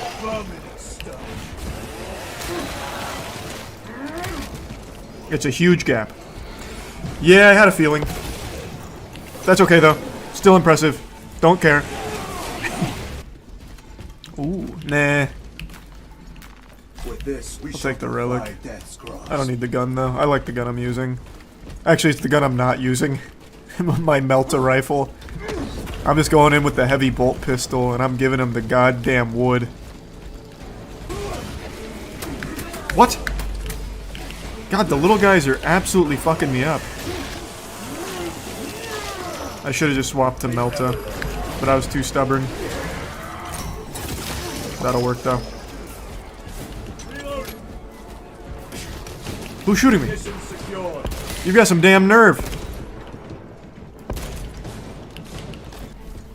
Yeah, I've been pounding goof juice.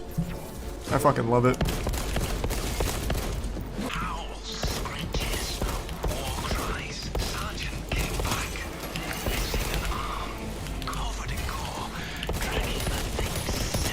Oh boy. Wait, that's so sweet. I think that was Gadriel that jumped down there and just lured them all off the bridge. What a good guy.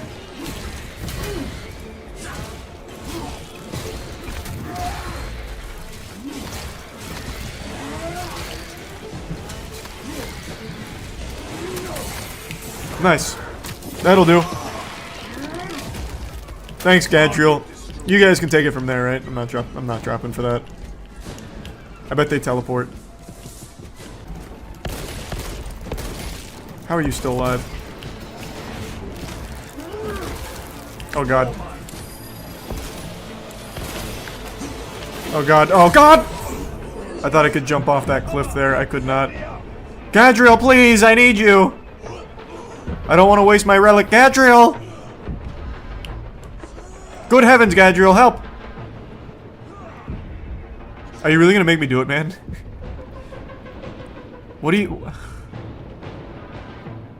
He's gonna make me waste this.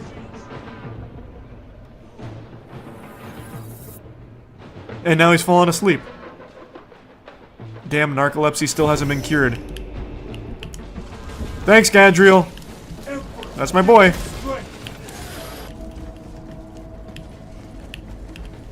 This one's for the Emperor. Don't know if you could hear that fart on stream, but I gave him a nice little toot. The ass trumpet sounds.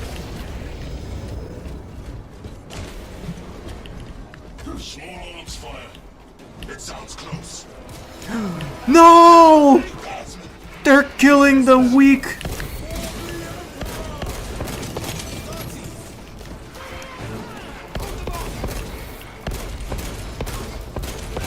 I don't feel like swapping. I'll eventually kill him with this. There we go. Why? Need the Melta. I have to Melta. That put me right back to full health. Great synergy. I missed every shot.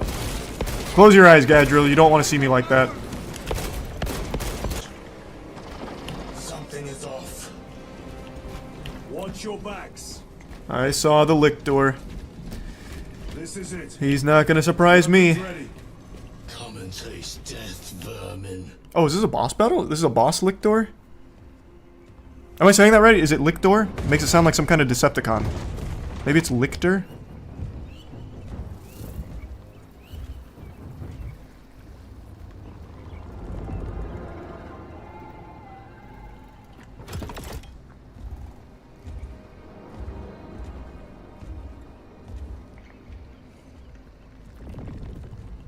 Uh-oh. Oh boy. Oh, nice. Good reflexes. Put your hands to your eyes like this to enhance vision. Good work.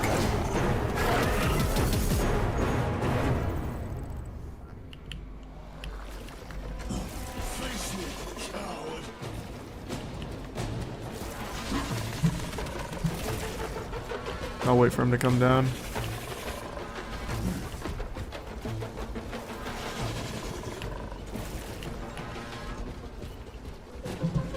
He's so afraid. He does not want any part of this smoke.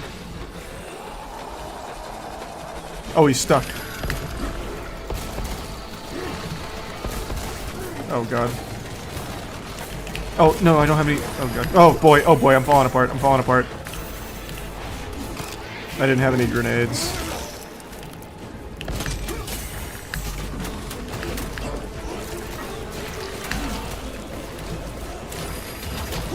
Oh, God. Alright. That couldn't have gone worse. Thank you, Gadriel.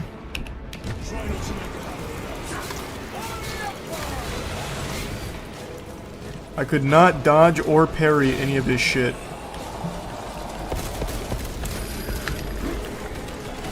Also, it seems I am not allowed to perfect dodge. Damn it! I thought I nailed that timing. I thought that one was clean.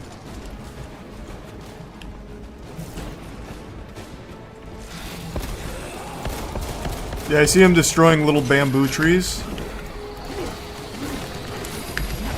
There we go, perfect.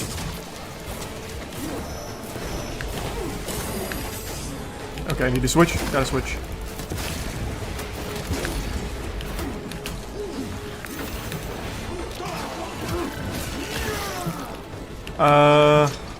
I might swap off this.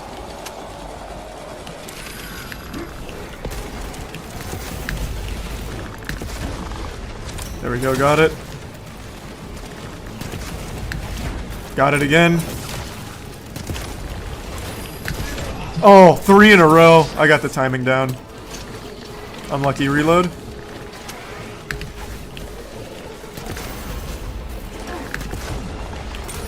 Oh! In midair, too? I'm styling on him. Oh, again. Oh, my God.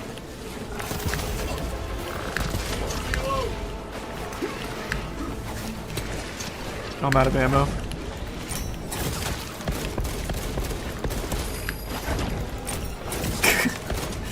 This guy is probably beyond tired of me doing this.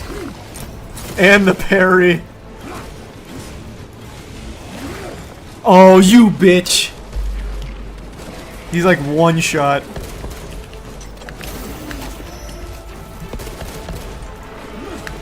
There we go.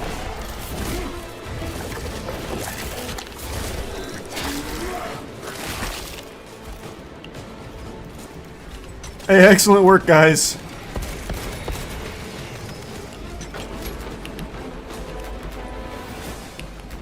Grabbing equipment.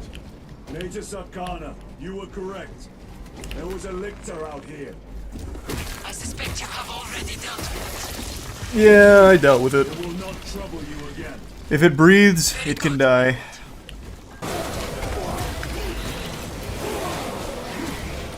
I might just go melee only. My dodging has just been perfect. I guess I can weave in some shots in between though.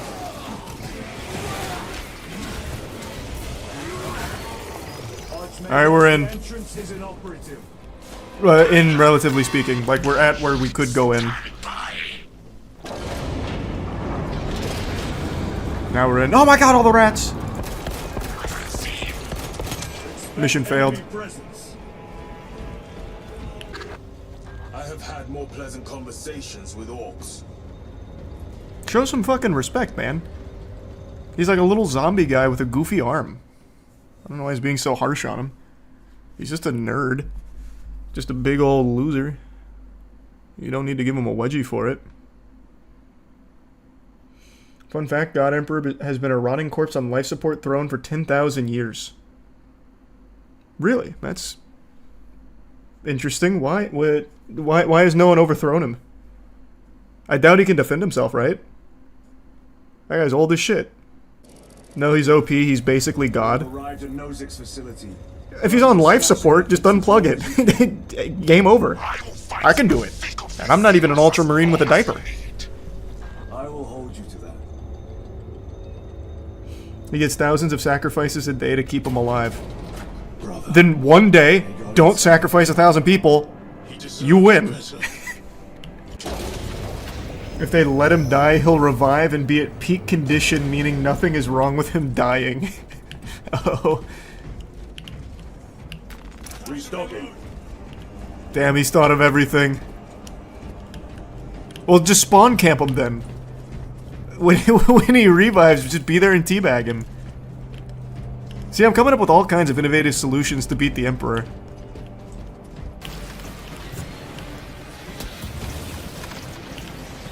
Oh, I see, they're fighting up there.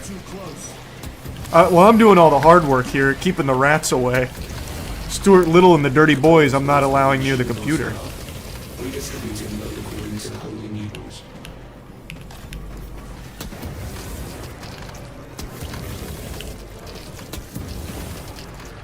It's nice of the rats not to go after them, though.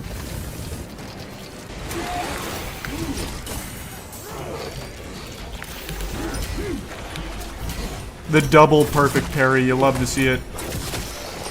Clean. Just so clean.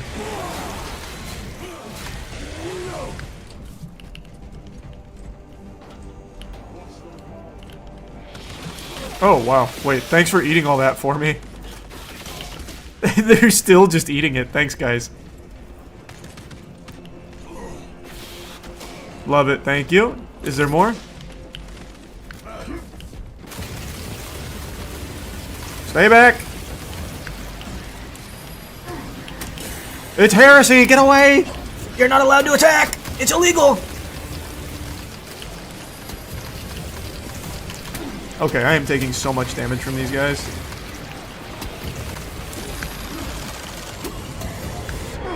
God damn it. Okay. I'm actually like super stunned. I can't see. I still can't fucking see. Oh god. Ah, ow, ow. Help! Okay, I'm stimming. Need that. Thank you for jumping. I actually really needed that. Thank you. Can somebody do something about the flying guy? Ow.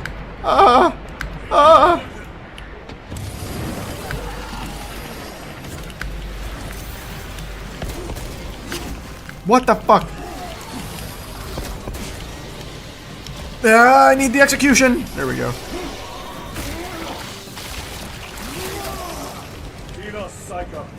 Christ. We're on our way. Is that a turret? Oh no, it's a sniper.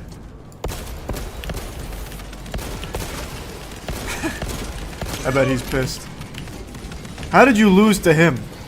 Pathetic. This will serve you well. Okay. Love that.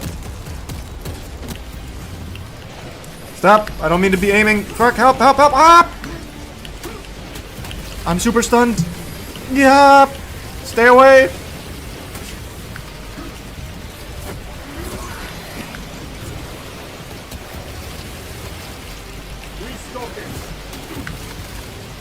I wish the flamethrower did like actual damage. I'm just going for it. Write songs about me.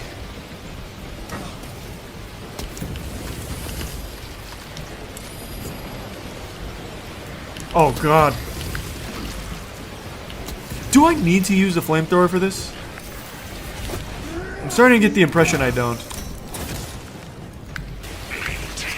Oh my god, the flank. I think my goose is cooked. Any health? Nope, no health.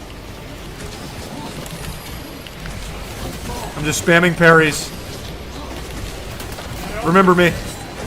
Wait, my fury's up, my fury's up!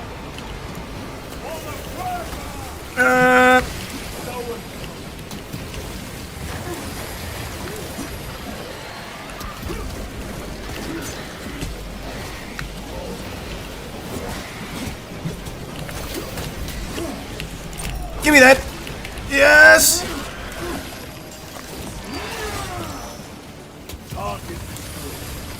Oh! This could be the clutchest shit the world's ever seen. Why?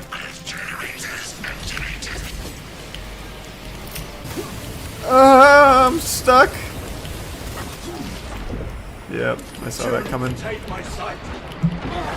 That's, yep. Damn it. I'm just not gonna use the flamethrower. It seems like I don't need to. Like, the rats don't really stay on me for too long. Plus, I can just dodge them anyway. Report. Transmission complete. Your assistance is no longer required. Well, fuck you too, buddy. Please escort Nozick to the thunder. It's the flapping of this repugnant fresh voice. Why is he so mean? What? Why is he being so rude? This elevator goes to the rooftop. He's talking so tough for a man with like a goddamn tentacle. And a cane. I'm out of here. Yes, sir. Just in time. Major Sarkana, what's your status? We've lost a lot of men, a lot of heavy rounds, but we're still in the fight. We're coming to you now. No! Will they hit? Lirio, do you read? What do you mean were they hit? It's falling out of the fucking sky on fire. Of course they were hit. Major, did you see what happened? No idea. We saw no impact. That is territory claimed by the swarm. That's alright though, no one's gonna miss him. Fast. The guardsmen. With respect, my lord, we're Cadians. We can take care of ourselves. Well, I took that as a sign of disrespect. You'll be executed by the Emperor come 2 days from now. God bless. It was manufactured by Boeing. Oh, so it just blew itself up. Nice. And I got my jump pack. Oh, what a day. What a day to be part of the Empire, right? Imperium. Gotta love it. Oh, while he was falling.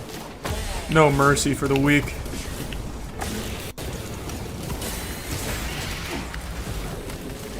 I really thought that'd do more damage to him.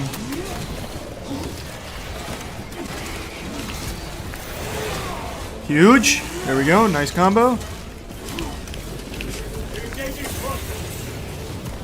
Oh, yes, yes, yes. Nope, still didn't kill him. Okay, I need to kill these guys. Holy shit, there's a lot up here too.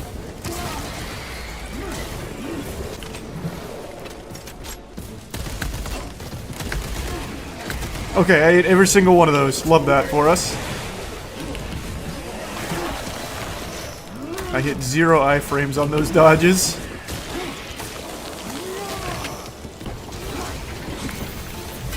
Perfect. That's nice. See, that's a lot better. Now I'm back in my groove.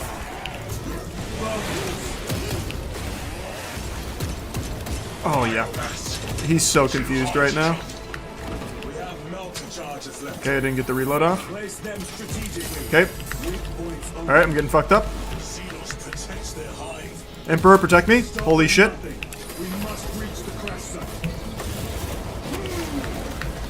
Holy, pop and stim.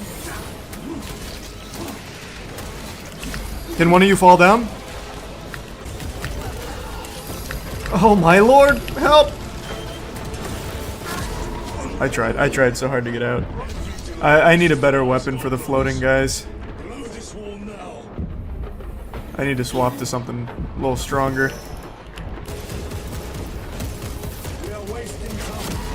That's such a shame.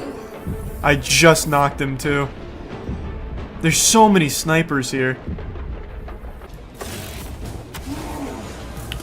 Ow, ow, ow! Jesus, man. Ow, ow, ow! Jesus Christ. Get off my cock! Holy shit! This is the ultramarine difference. From way downtown! Nope, that didn't make it. Okay, now I'm just eating everything. Stop. Ow, ow, ow. I tried to do something cool and I regret it. Don't even know where that came from. I have 1 HP.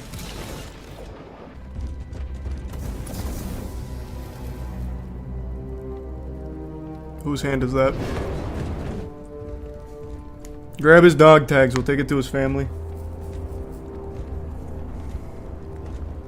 Oh boy.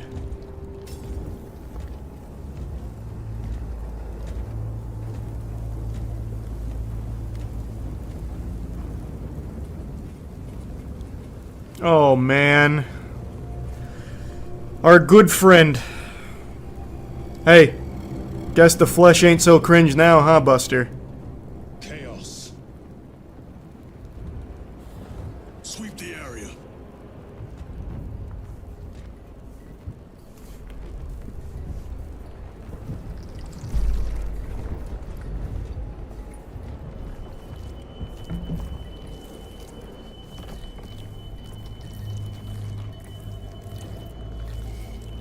I wonder if Nimroth comes back. I cave his skull in again.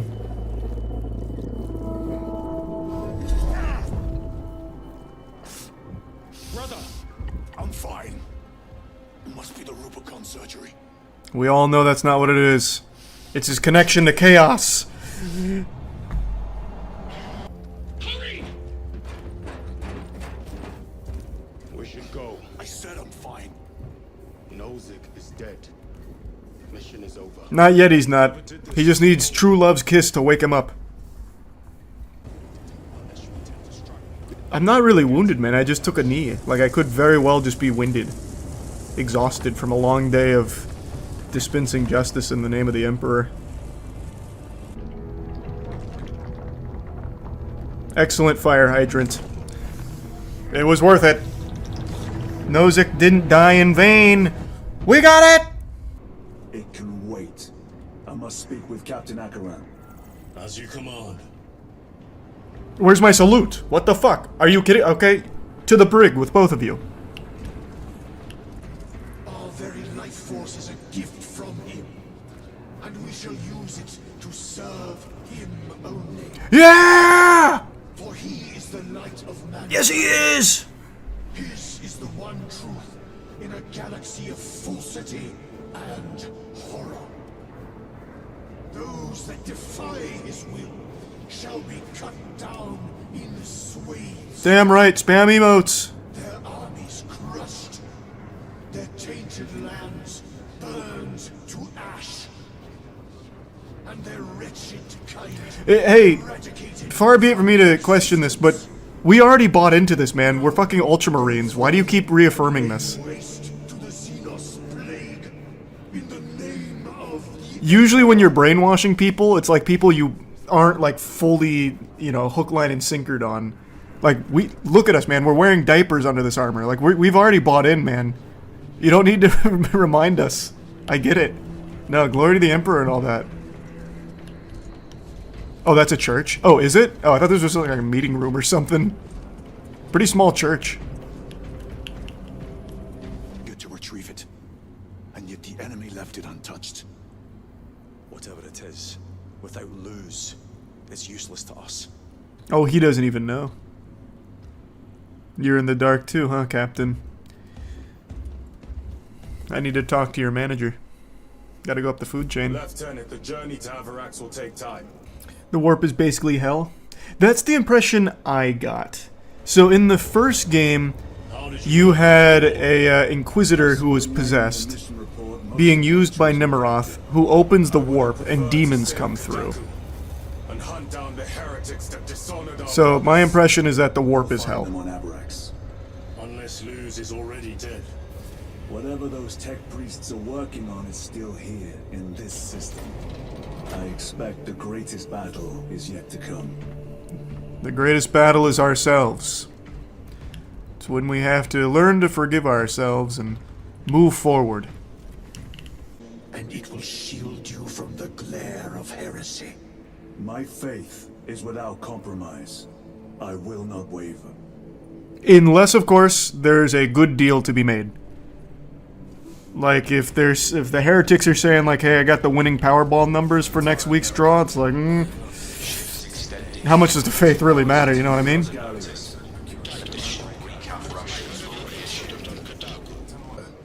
We cannot afford another episode like that. It won't happen again. May not have time for a thorough diagnostic, but they've given me their sanction to do so. Now settle in. This will take time. Wow, actually, I've just noticed there is a little guy wearing a cape behind that computer. He had like a little red hood and everything. I thought it was the computer talking to me. No, it's just a little guy. I didn't even see him hiding back there. The lab is within that. Avarax. There's the cargo elevator. This is a really, this is a very pretty place. One hell of a fight. Shame to miss it. Even amidst all the gargoyles and all that, this is still very, very nice looking. Wait, is that right? Hold on, I gotta pee real quick, but I just read a little warp explanation. Warp is basically hell, but with every emotion being feels, and the strongest ones basically manifest into demons and gods. The universe has been fucked, so mostly bad emotions. So it's an emotional hell. Wait, that's adorable. I was listening to Pierce the Veil, so I accidentally spawned 5 demons in the warp. Fuck. I've done it again. Damn. As my tears fall, a bell rings in hell. I actually love that. That's so cool. That's probably not exactly how it works, though. There's no way, right? No, you're joking, but that unironically could happen. If you feel too hard, you make a god too. What? Wait, what? That's so good! Damn, I was feeling extremely hard today. I must have gave birth to the fucking Omni-Messiah down there. The warp is just a manifestation of everything good, bad, and everything in between. And the space elves summoned the sex god into manifestation. Oh yeah, wait, that's interesting. If that's the case, how do you even have sex in this universe? Unless it's like the most emotionally detached sexual coitus ever. Because I feel like every time you'd fuck, you'd spawn something down there. We're talking like a huge amount, like thousands of years of sex to spawn a god. That's so interesting. Like I said, one day I'm really going to take like the full fucking plunge into the universe. I'm going to fill up my water real quick and take a pee though. I'll be right back. Alright. I'm going to tell you right now, I was pressure washing in that toilet right now. That toilet was not happy. I definitely just gave birth to a urine lord down there in the warp. That was an emotional pee. That seemed good. Perfect parry. Another perfect parry. I missed that one. That's a real shame. Okay, okay. Holy shit. God, I hate the range, guys.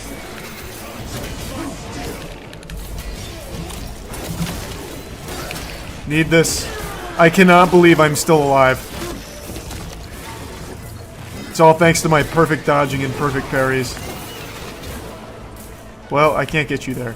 Don't you feel stupid? Oh, God! The joke was on me! He's an emissary of the warp! Another one dead. There we go. Oh, you fucking fool! Oh my god, what an imbecile. He didn't even notice he was walking right next to a explosive barrel. That's pathetic. I almost feel bad for him. Shock grenade! Okay, they all just went around.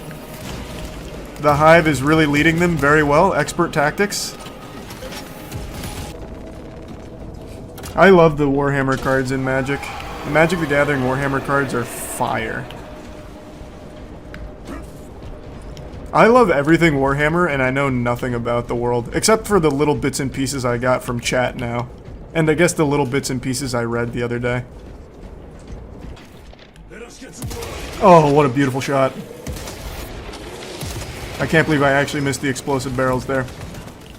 I think that was just a hit reg issue. I'm not the problem. God damn it. Alright, chain one protected. Oh boy. I don't know what you were thinking. You thought I wasn't going to parry that? Are you out of your goddamn mind? You fool!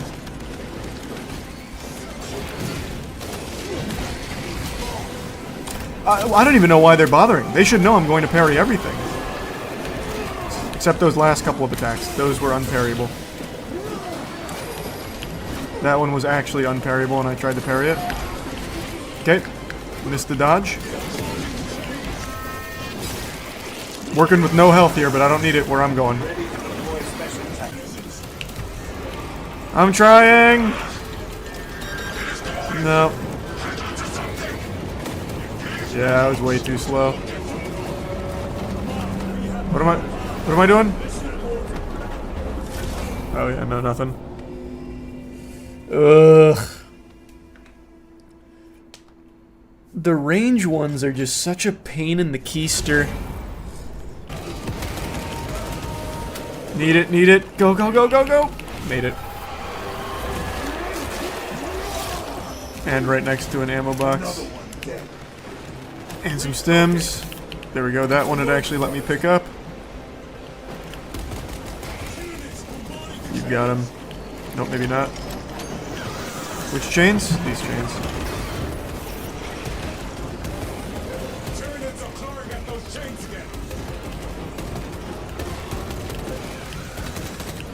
There we go. Good work. Much cleaner this time. This one's just a goddamn lie, though. I can't pick up this stem. Why don't they attack? They're plotting something.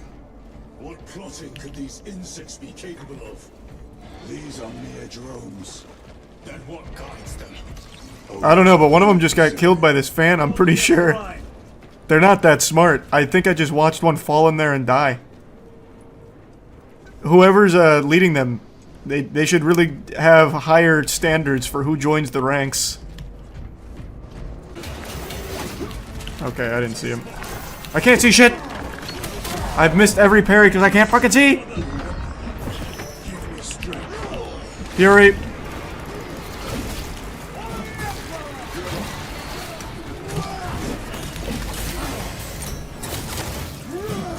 Oh, it's a lictor. I didn't even see it. I was wondering where I was taking all that like damage from. They were really fucking me up. This looks pretty. What are we worshipping here? Oh boy! I'll just start hitting it.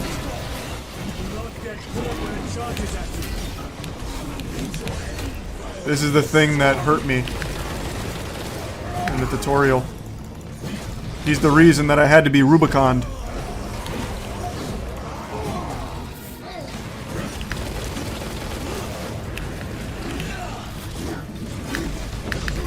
Alright, my timing on that dodge is terrible. I'm gonna be the first to admit.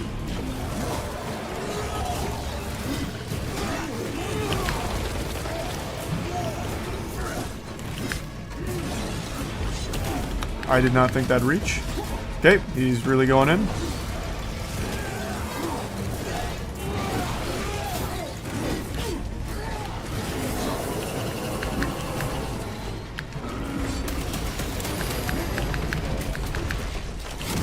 Whoa! Hold on, I'm just gonna self-revive.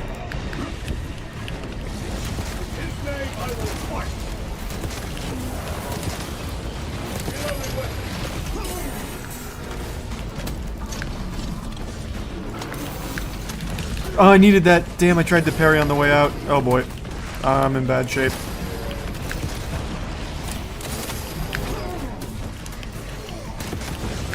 God damn it!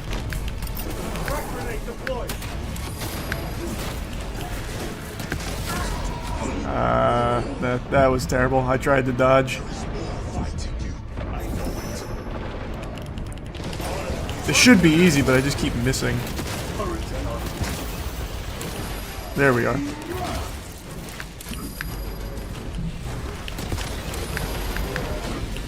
Much better. Okay, forgot about that turnaround. I'm trying to reload. Please let me reload.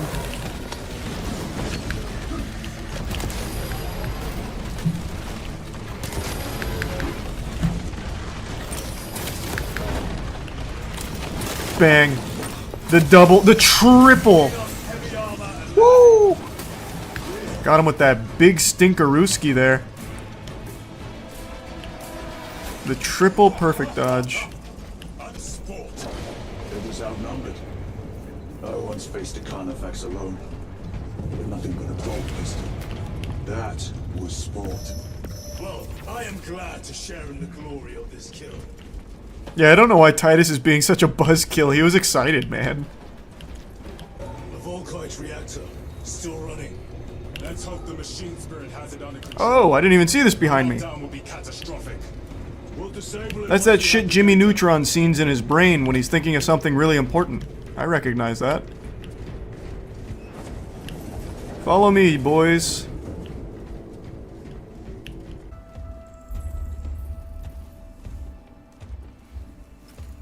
Pray to the machine spirit. Is that how we gain access? We say a prayer? Oh my god, that's so good.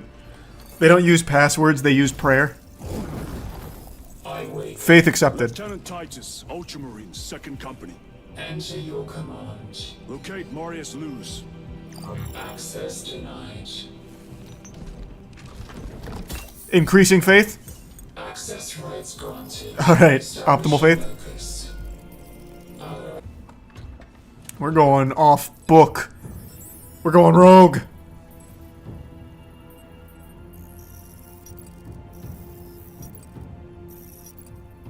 Drogon! Hey, Drogon. He's from the first game. He was the Inquisitor. Those are classified. That got, possessed. I'm trying to save my Melta blasts, but I don't know if I'm gonna have that luxury.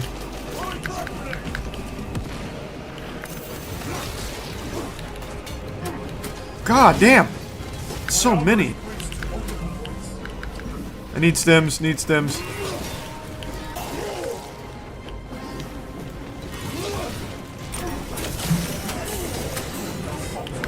Man, I lost all my shield immediately after getting that one back.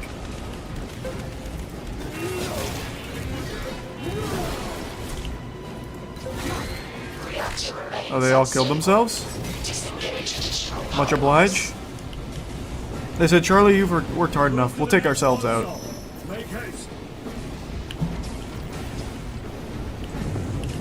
Activating second.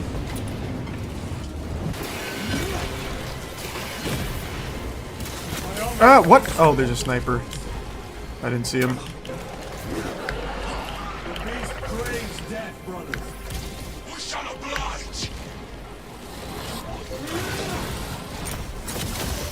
Got a shield back.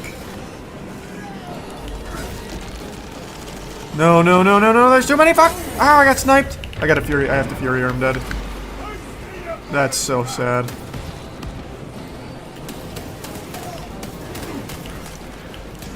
Just melted core. Oh, I see.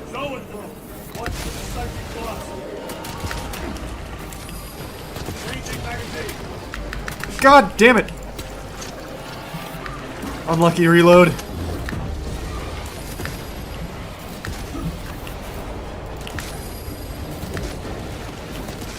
Am I not hitting you? There's no way my melted core hasn't dropped that yet. Does your shield block 100% of damage? There's so many. I'm out, I'm out. Yeah. Yeah.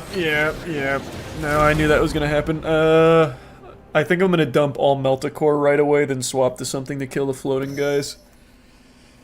Because those floating guys, man, they're rough.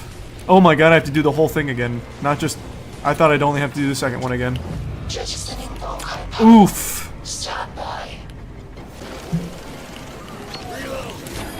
Why? No, no, no. Oh wow, I could not get out of that. Help!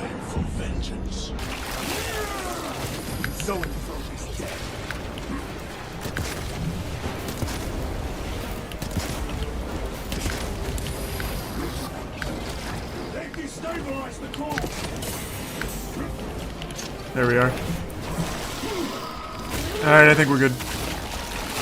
And I still have a stim. I'll pop it just in case, but I think that's it.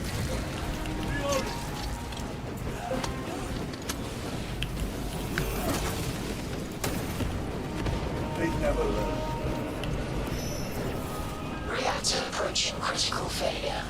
Meltdown imminent. Disengage remaining pylon to complete shutdown sequence. Where do I do that at? Oh, here we go.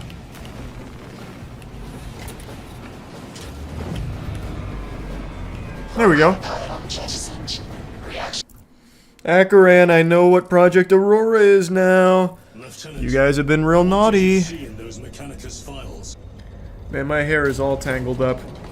It's the work of the goddamn Tyranids that came in and tangled my hair together. Why? The Adeptus Mechanicus must be stopped. What? If they trigger the weapon, the results could be catastrophic. Give me the bridge. And what makes you suddenly am them? After everything that happened. Brother, do not keep us in the dark. It is not your concern. You criticize the captain for withholding intelligence. Exactly. Gadriel is spitting facts. Stray words have cost me dearly. No, they haven't. What? Brothers, calm yourselves. Not really. Lest you face the chaplain's censure. What do you... I don't even know what he's referring to in the first game. If he's talking about Leandros, that guy is just literally a born loser. It doesn't matter what we said to him. That guy just super sucks. He was born to be a loser. Look. Has nothing to do with feeding intelligence. Is that the Halo shield sound effect I'm hearing right now? When you lose your shield? Man, that ship is really struggling. arrived. I mean, it wasn't that bad of a crash. It's actually very slow speed, all things considered. Really appreciate that. Thank you for the 10 gift subs, Dice. Thanks for generosity. Anyone going down to help them? Those are flawless welds. Are the companion AI as dumb as they say? Are people saying the companion AI are dumb? Because I've been saying the exact opposite. I'm actually really impressed with how much the AI does. I'm playing on Veteran. Maybe if you play on like baby mode or something, they don't do much, but on Veteran, they've been like extremely helpful.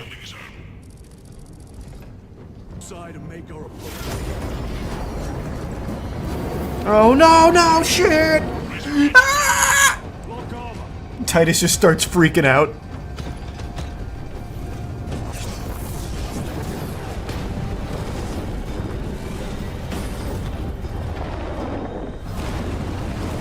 Smooth landing, though.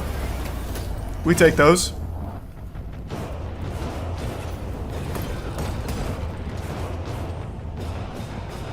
The boys are back in town. We're here. Minor damage. Tank team is inbound. Placed an overwatch inside that building. God, that's cool. That's so cool. Is that natural lighting? Yeah, like I said, I'm redoing this room, so for the first time in a long time, I've opened the window next to me. The window's open. I'm letting the Emperor's light shine upon me. In real life.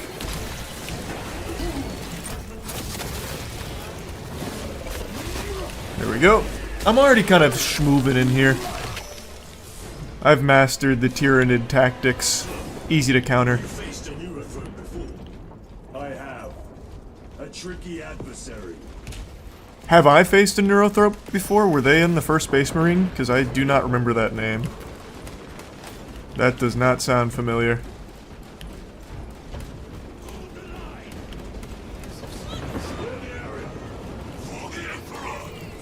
Who's that?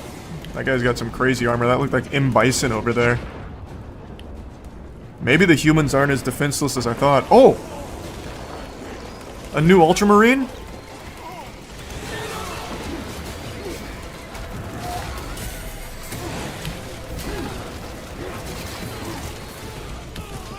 God, my parries are so clean right now. I am in a groove.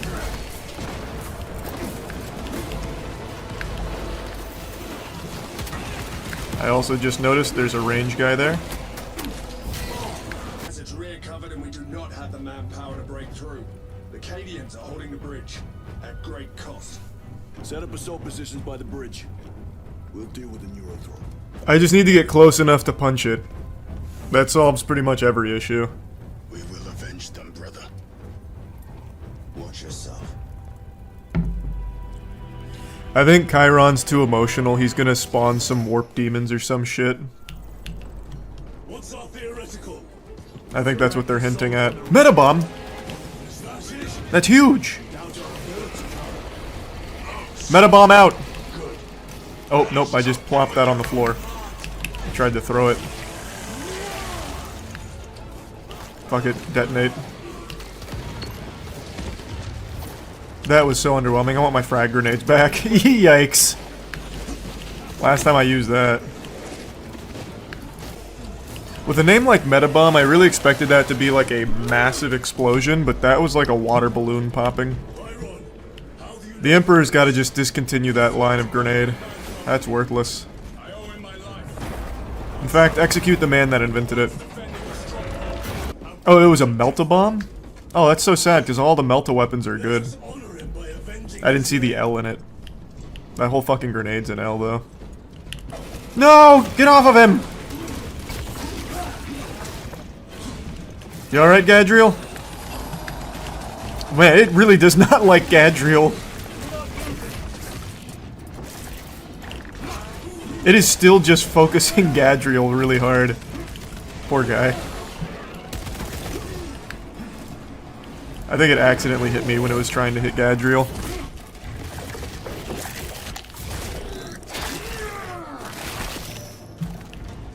Not so clever now. I would argue it was never clever. It just kept hard focusing Gadriel and getting its cheeks clapped. has been erratic. You force your way into classified files. You tell us nothing.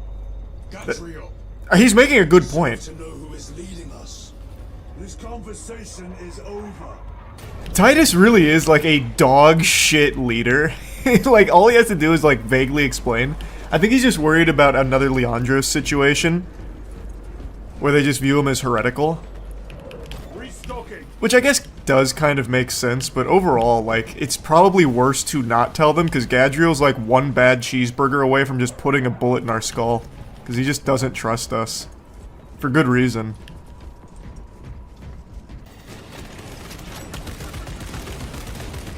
Don't worry, I'm popping him.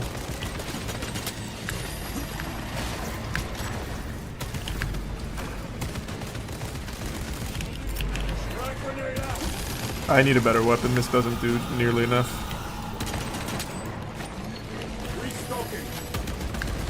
Holy shit. Can summon lightning.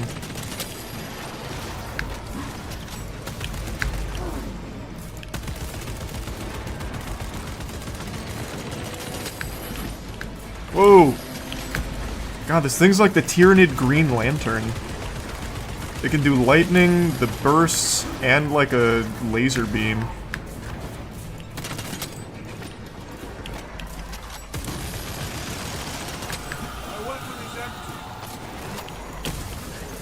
Did I miss?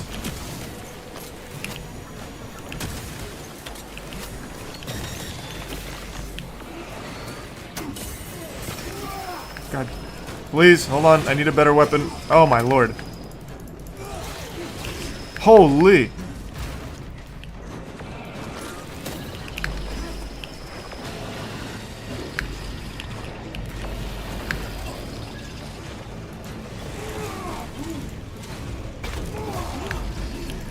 Thank you. That's my boy Gadriel.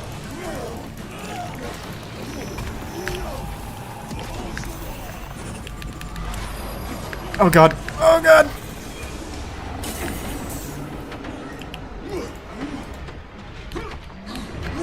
Okay, Gadriel, I'm gonna need you. I'm not looking good. Stimming? Nope. Didn't get the stim off in time.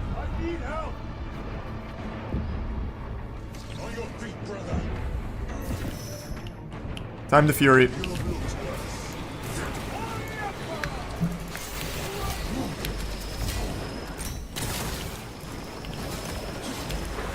Need that. Target destroyed. I got the power sword on my way. Okay. Didn't dodge that in time.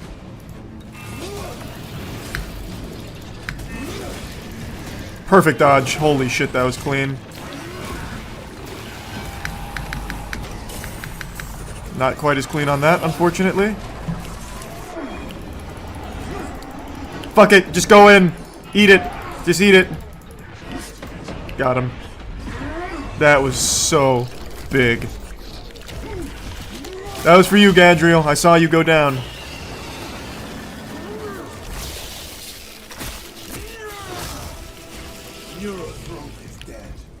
Victory is ours, brothers. Huge. Morales, this is Titus. Another big victory for the Emperor. By the Primarch, I had little faith I would hear from you again. Will you be joining the assault? Our path leads to the dome. Travel well, brothers. Hi, Iudix. Cool name. Hearts of Jove, we are heading for the bridge. Status He's freaking out. Are you okay, man? Damage is worse than I thought. Who is this? Tech priests are working on it now. Wait, this is a human being. updated. Brothers, let us proceed. Wait, this isn't AI. How did that happen? Can you just jump in and out? Because I'm still in offline mode right now. I thought this was a new Ultramarine. Okay. Let's roll out, Iudix. You've got big shoes to fill. Chiron was very helpful. God, this is beautiful. Just take it all in. The power of humanity. When guided by the benevolent Emperor. Alright. They're popping off. They are popping off right now. Holy. Iudix is already down. I miss Chiron.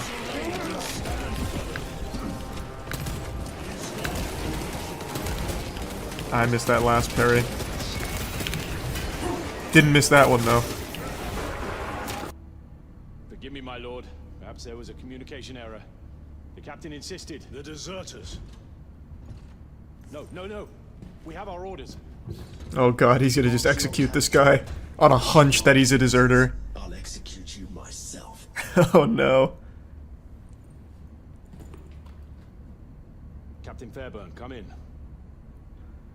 They must have deployed an EMP. He's not coming through. Captain Fairburn, come in. Oh, chaos! Chaos! Ambush. Shoot him! Damn! I knew it. Oh, wait. Varellus? That killed him?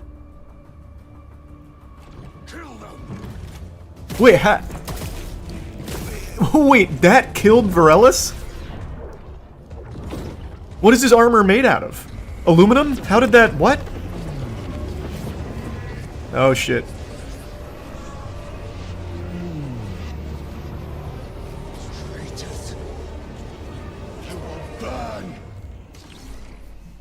God, the Chaos Marines are cool. They were by far the hardest enemies in the first game, though. I like how the humans just die in a single bullet. The tiny tyrannid insects take more shots to kill.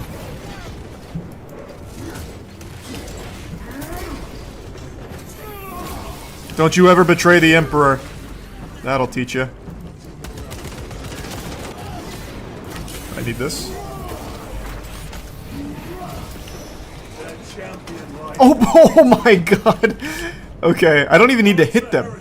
I just need to walk near them and they blow up. Why even bother taking the humans at that point? We were just attacked by the forces of chaos. You're certain? Yes, Akarin, I'm certain. They came in through a fucking warp. How can you be sure? What are we waiting for? I was waiting to be able to open the door. What do you mean, man? What's the rush? Varellus is already dead. We need time to mourn. Leave him alone! Oh.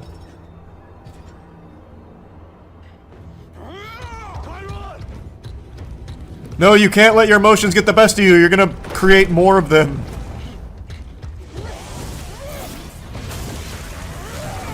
Wow. Where is this during the normal game, Chiron?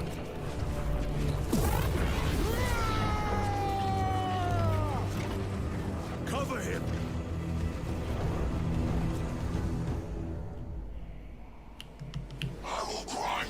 Oh, wait. Since Chiron's been replaced by Iudix, it's just him out there. That's actually really bad for us. I feel like Chiron would be immortal over there, but Iudix is... He's a man. He's a real boy. There we go. Looking good. Just play safe in there if you can, Iudix. I got you covered. Here's a grenade. Wow, that grenade was perfect. You are welcome, my friend. Oh god, oh god, oh god, wait. It might actually be me that goes down. I have to Fury.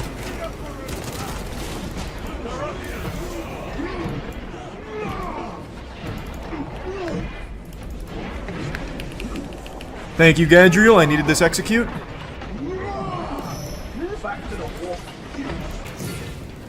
don't know what that is. Some kind of scepter. No, Iudix! I am coming.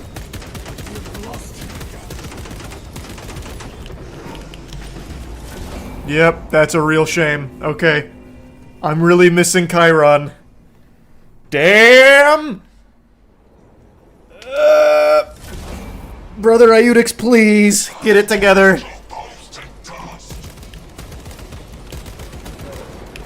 Okay, how about this? Maybe I'll just focus on protecting him.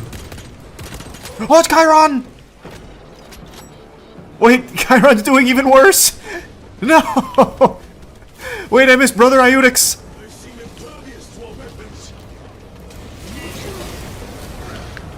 Shit. Don't you ever try that shit again. He really thought I wasn't gonna parry that. Ooh!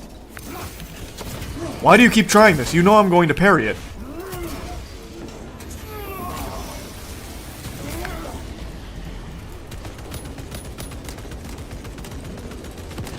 Chiron, pull your gun out and play safe, man.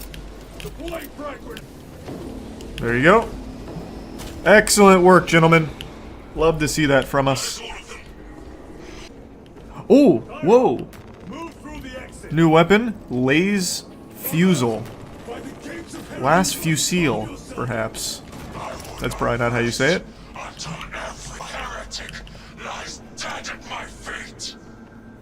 Man, this guy hates blasphemy.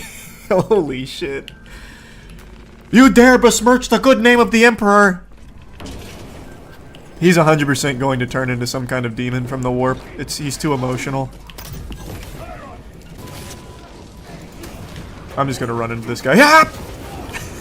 That's so cool. Here, hold on. I got you covered, Chiron. Collateral? Nice. Well, he ended up blasting them away. Takes 3 shots per Chaos Marine.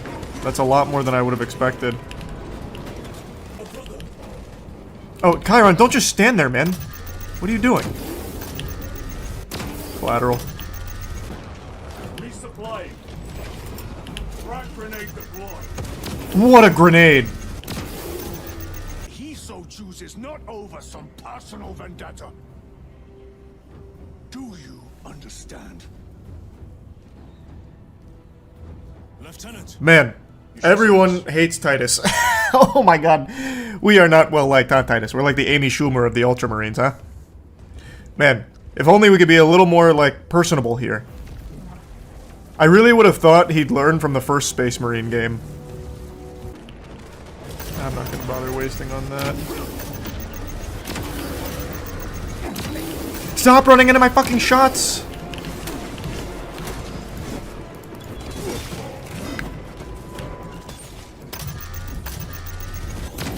There we go. Why are you... Oh, that wasn't even a little guy.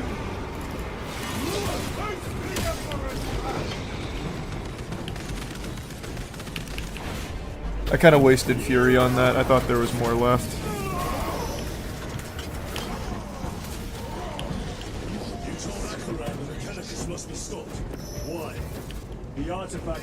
Ultramarines are one of the stronger chapters in lore, but they receive a lot of hate because they're so damn good at their job and win it all. Well, yeah. Alright, let's move in. An army of mosquitoes is here after us. Alright, I'll take the headshot if you're just gonna give it to me, I guess. Take this! Yeah! I love that I just have to run into the humans to kill all of them instantly. I'm at the altar. Rip the eye out. Optometrist reporting for duty for the Emperor. Thanks for the membership, Jamie. They are attempting to breach the doors. Take this! Take this! And some of this!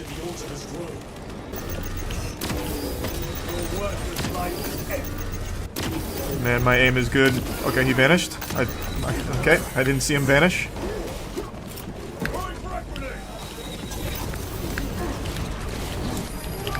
Oh, no, no, no! Thanks, Gadriel. Can always count on you. Get on the point. Oh, yeah. Needed that shield.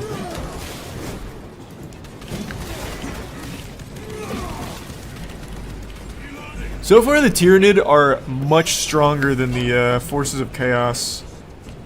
Like, even the Chaos Marines are a lot squishier than, like, the Tyranid range spitters. The ones that shoot, like, the acid from a distance. I'm on him, I'm on him. Oh, that was easy. Okay, alright. The laser rifle's great. It's really good for the Chaos Marines. terrible for everything else, but really good for the Ultramarines. Yeah, the Sonic 3 trailer looks good.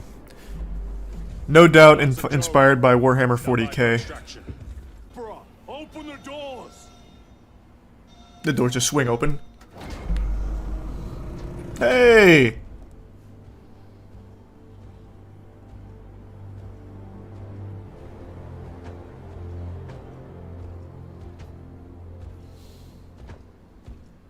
You got a lot of cool gizmos.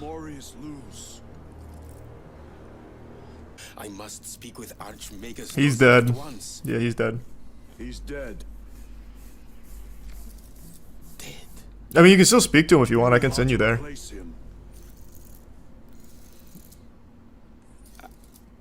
Lose. More like loser. Can you cheer up? Come on, weirdo. Why is he so glum? Man, this guy is really sad. We just saved your life. How about a smile? Lose, you're bringing down squad morale. It's dangerous. I have spent my life studying it. I assure you it's quite safe. In the right hands. Confirmed. Titus. A Captain Titus was killed on the Different guy. world of Gaia. Yeah, I heard of him. A century ago. He died holding the power source in his hand. Not me. Different guy. There's a lot of Tituses out here. Not even an Astartes could survive power of that magnitude. Hey, can you stop lore dumping in front of my friends?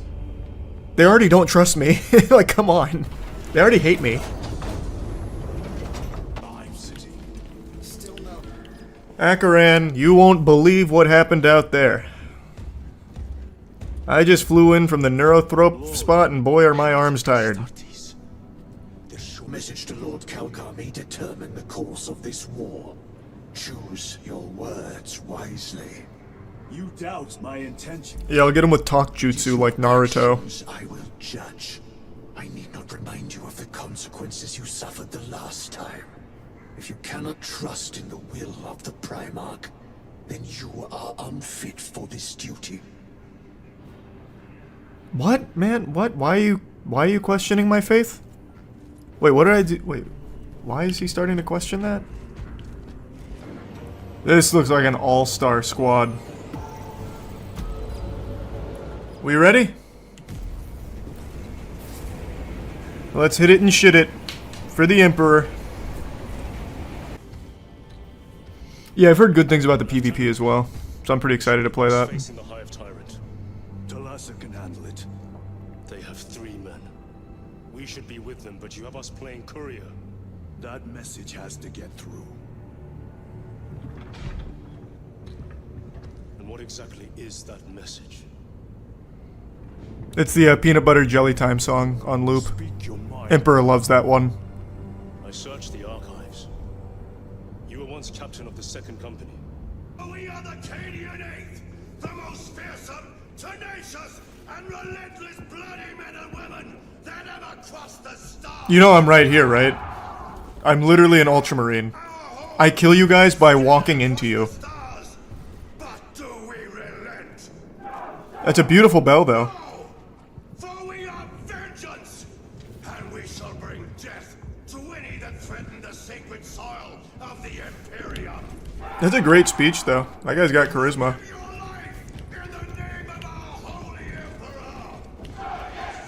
You guys have done a beautiful job with the architecture as well. Imagine I can just like splatter them. Oh, it's the mustache guy! He's back! And he's got a little cherub behind him. He's been chosen by the gods! Or the one god, rather, the Emperor. Oh, wait, oh, no, I could have both? Oh, I didn't know I could take both. Well, too late now. I don't need it anyway. Get out of there, so I cannot believe that guy's still alive.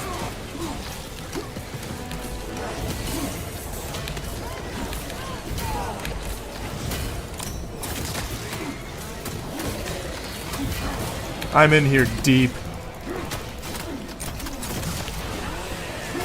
This one's for that soldier who just barely made it out alive.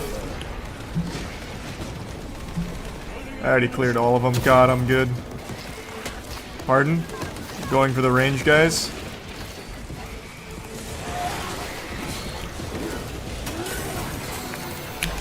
I can't believe I missed that parry.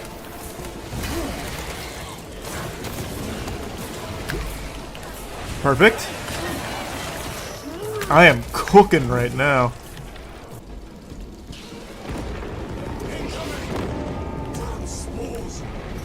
No, the giant fell! They just gave a beautiful speech over there, too.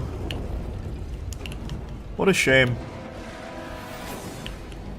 I don't even think it's worth killing them. I just need to go for these guys. Oh, nice! No, that's my boy!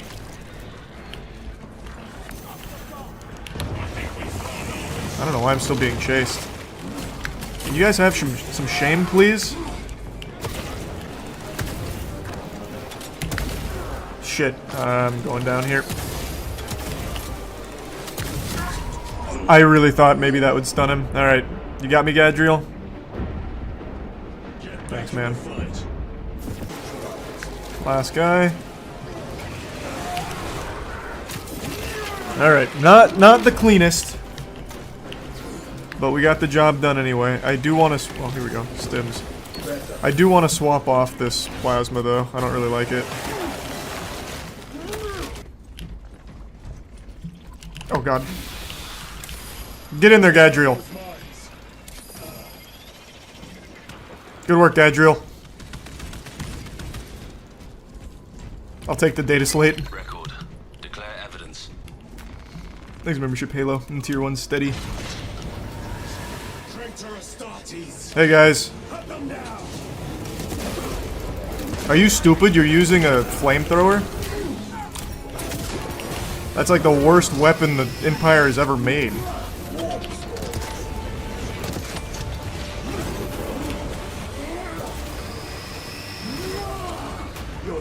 Easy enough. I hope the ritual was fun, though. Yeah, I'll just let them fight. I'm just gonna run through them. They can have their own little war. Actually, I have no choice. I have to kill them. I see. This was a bad idea. I fucked up.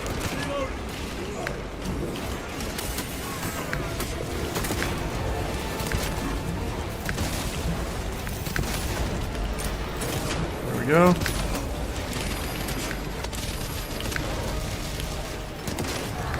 Okay, these two are like really strong. There we go.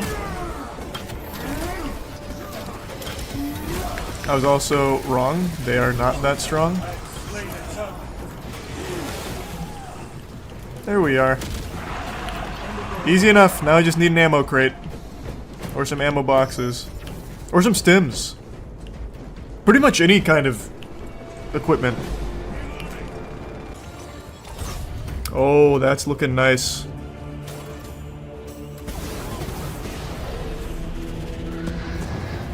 That did a lot less than I thought it would. That killed maybe 3 gargoyles. Our brothers are dying while we sneak around in the shadows. Sneak? If we fail to send this Brother, we went through the front door. What do you mean? and said it himself. There's deception at work. You think it's me? If you got something Another Leandros, god damn it. I'm so tired of having one of you dweebs in every single one of my squads. Just because I can raw dog the Chaos Warp doesn't mean that I'm a heretic.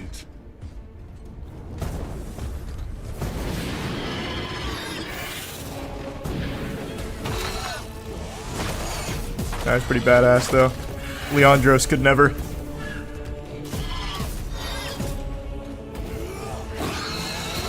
You know what, I can't even be mad that he doubts me anymore. If this guy can just solo everything, why am I even leading him?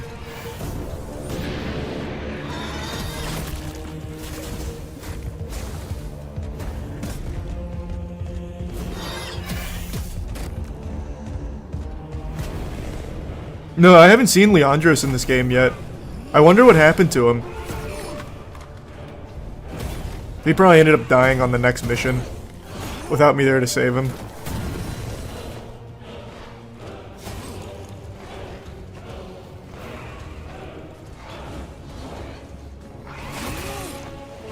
Now he is still cooking them.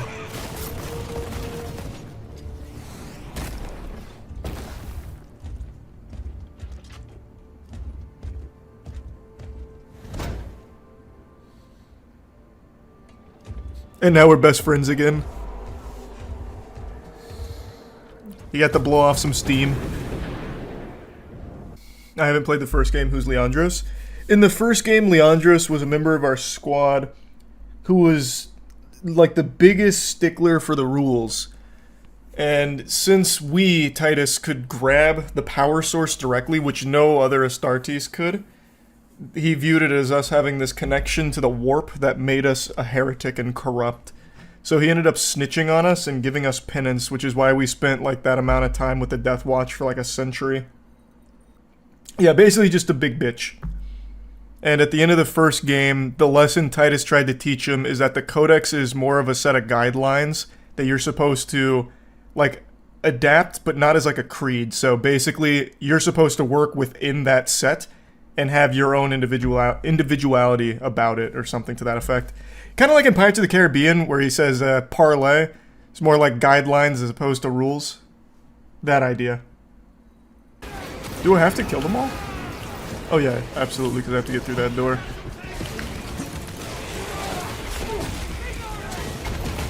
I still think the kick is the best. Like, if you just spam kick, that was pretty cute. Like, just going here, here. Like, I still think that's strongest. It looks like you're going supernova. How bright is it on stream? Oh wow, that is really bright, huh?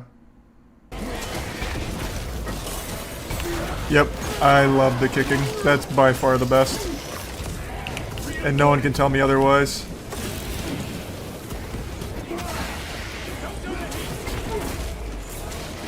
It's just so much faster than all of the others.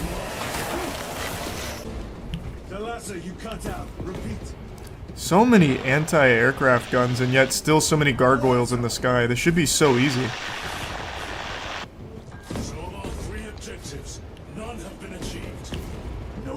It's been like fucking 5 minutes, Gadriel. Can you stop? Can you stop being such a Debbie Downer, man?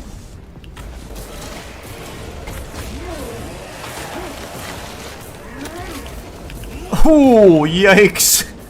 What a rough way to go. Shoved him in a fucking suitcase. And somehow that still hit. Let's proceed on foot. Oh, no, no, no, fuck! Ah, I just wasted my fury. I meant to use my jump pack. He just said that, too. Right as I was pressing Q. Damn it! Misclick. Multi-melta.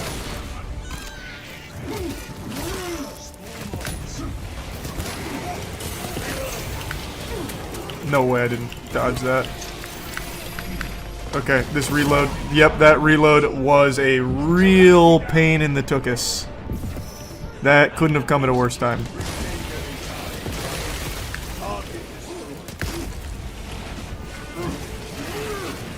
We're okay though, we're okay.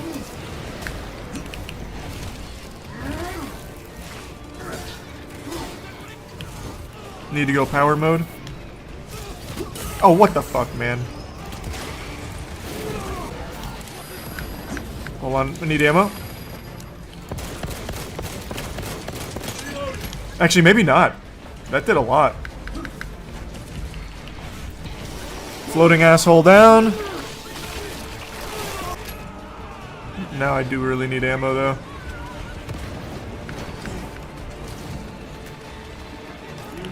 Another Carnifex? Good.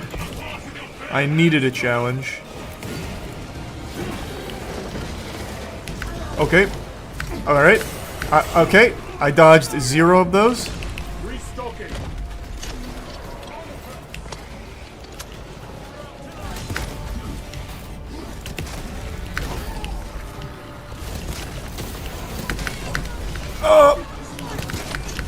Oh.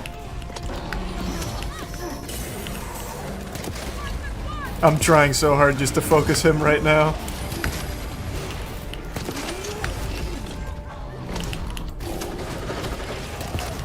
Damn, did that miss? No, how'd that hit? I'm Fury.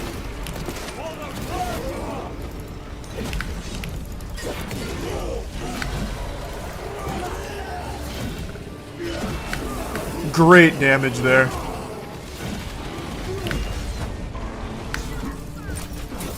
Damn it, damn it, damn it. I didn't get the punish off in time.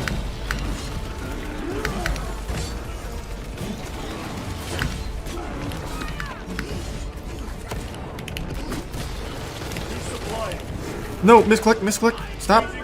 Reload, just reload. Why? Where'd you come from?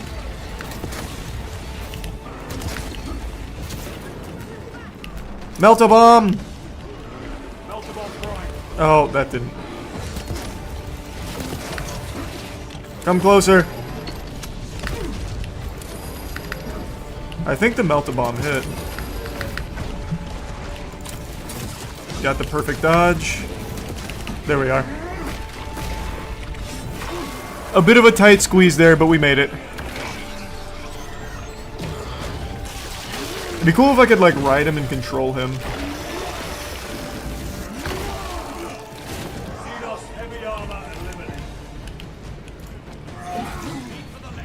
I think these are the last ones. Who are they fighting?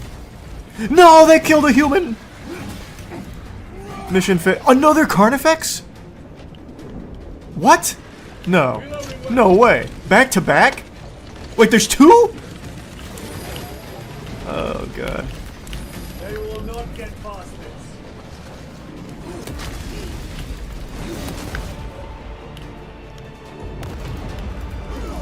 What is this? Oh, thank God. Yeah! All of them. I knew this mission would be successful. This one's over here twerking. Controlling these underlings via synaptic link. The turmoil you now see among the enemy can mean only one thing. The Hive Tyrant is dead. Viridian here. You can hear this, Damocles. We got the bastards. That's my boy Decimus. Excellent work, brother. Any contact with Talassa? Talassa to Damocles. The alien contaminates our world no longer. Lieutenant Titus to Love that. Area secure. Open the gates. And I got the multi-melta. It's a good day to be in the Imperium. And a bad day to be a Tyrannid.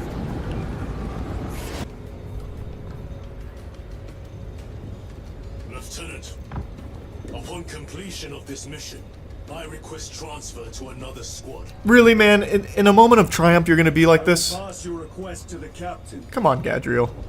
We've done so much together. Everything's turning up Imperium right now, so I think we're on a good streak. I think we made it in time.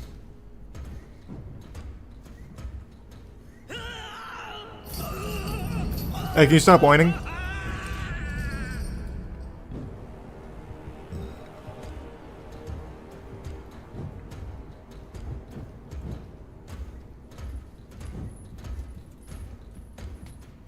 You shouldn't be here. I have a message from Marnius Calgar. I cannot help you. It's urgent. In addition to the shadow cast in the warp by the Tyranids, demonic forces are now poised to attack anyone who opens their minds to the warp. You would flee from your duty. I would have you know. Uh-oh. We questioned his loyalty. Give me your message. That's like the most serious thing you can accuse someone of in this universe.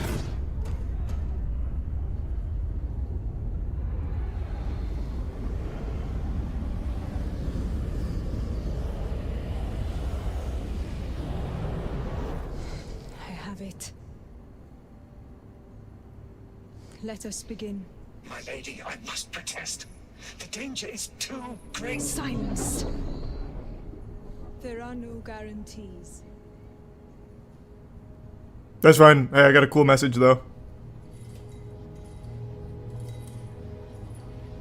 Trust me, it's gonna be worth the risk. You're gonna love this one.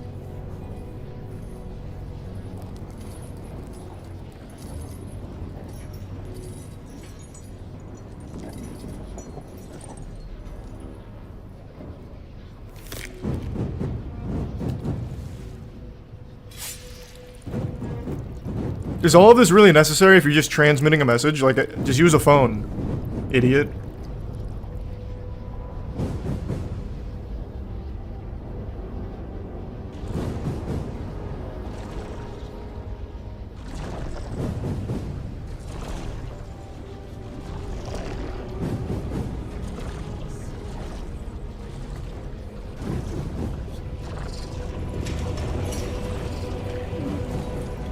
Is it working? Are they receiving?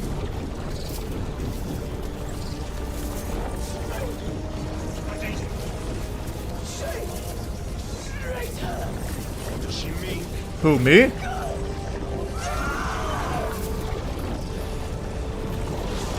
You can't mean me, right?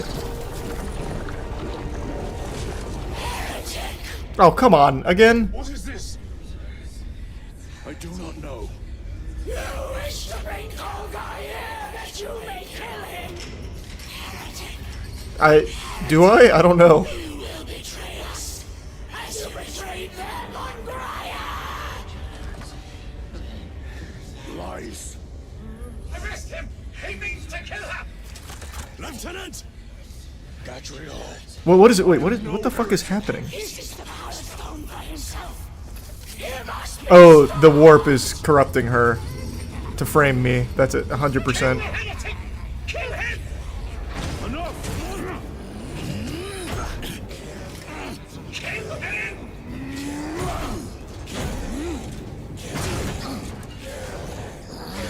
Gadriel, don't listen to them. Think about how close we've become.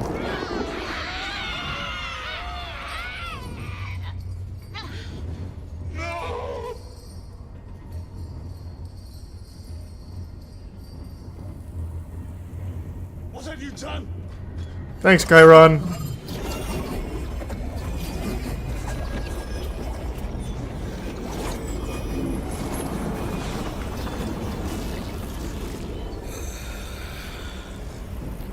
What the fuck? Oh, Imura!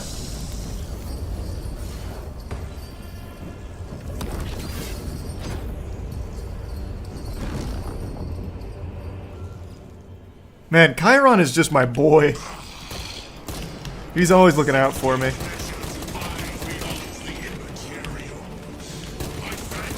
I only have multi-melta right now, so I think I'm just gonna stay back. Thanks, membership happiness in the tier 1 Vab.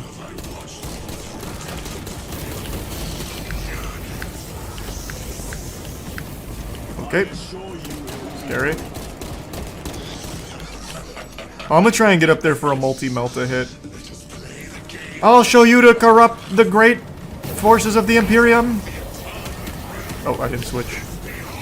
Wait, I don't have my multi-melta anymore. What the fuck? Did you steal it from me, Gadriel? Whoa.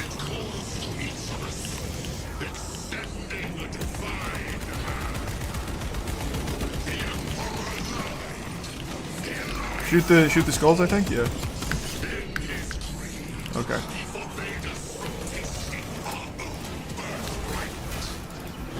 God damn it, there's so many. Jesus Christ!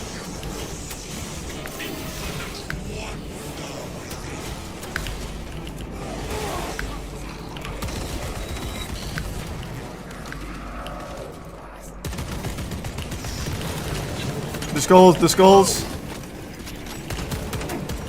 What is hitting me? Oh my god, more? Can you guys fucking stop? I'm just gonna Fury.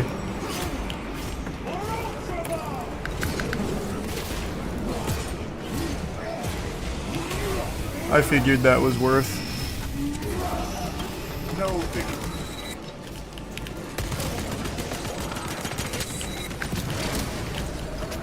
Stay on him. He's got like the Silver Surfer's board here, but he's choosing to just stand still, which is nice. I don't know what this is. Oh, he's rebuilding them. I see.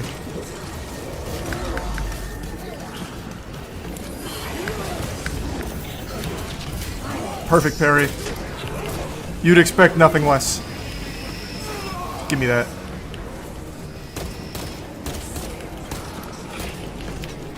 I'm out of ammo though for my primary.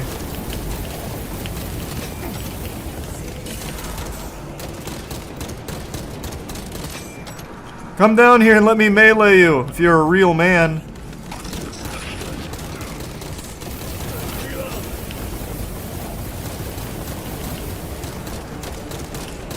I'm actually gonna run out of ammo before I kill this guy. Oh god.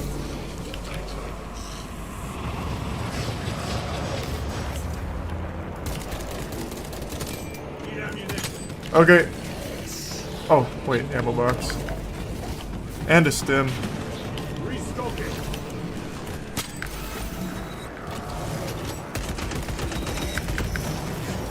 I'm not even gonna bother with the little guys.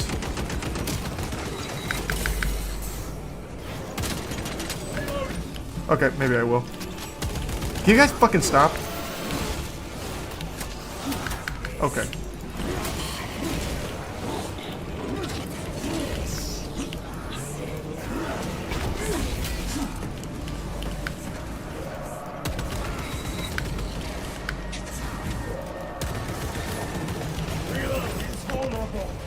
No, shit! I can't see! Oh, wow, there's a phase too. This is the melee phase, alright. Yeah, get him, Gadriel! The fisticuffs! Okay, didn't expect that. What a grenade, though. I'm gonna grab ammo.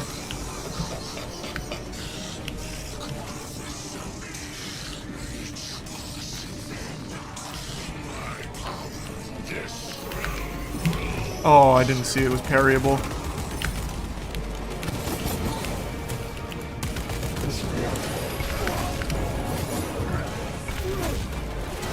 I'm telling you, that kick combo. Chaos doesn't know shit about that.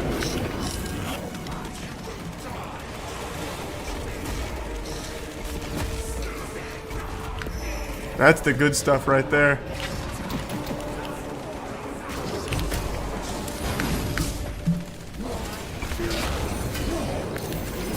Perfect.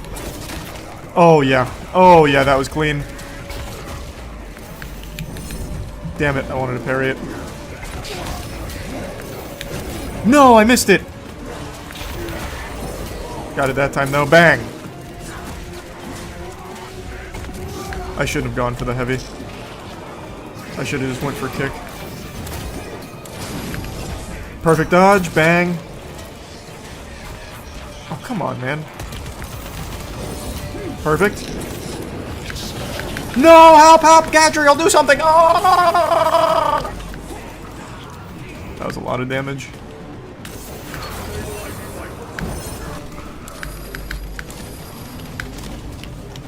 That was close.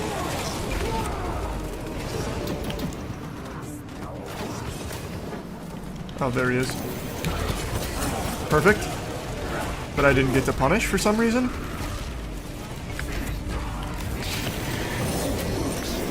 Got you that time? Nope. Alright, he's doing like long combo strings now.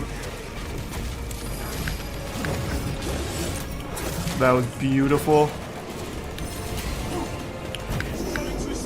My parries have been really good though. All things considered. I sent his ass running right back to the warp. I don't know.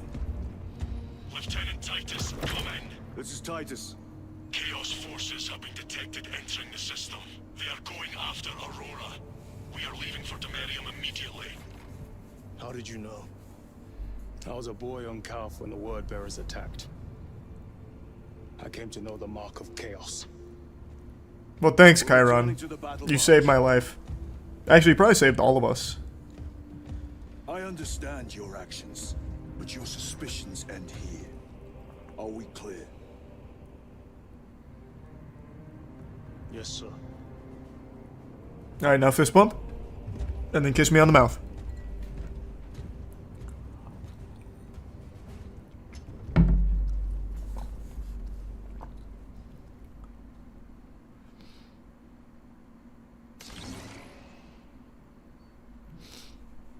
That sun is not doing Charlie's hair any favors. Why? What's happening? Does it look cell shaded? It's very bright, so maybe it does.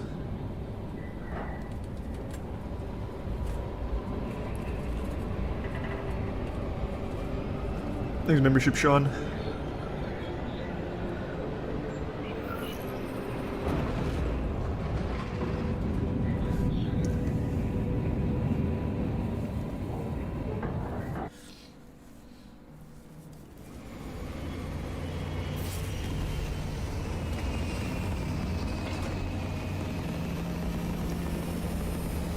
Looks straight out of a hair shampoo commercial, glossy. Nice, that's cool.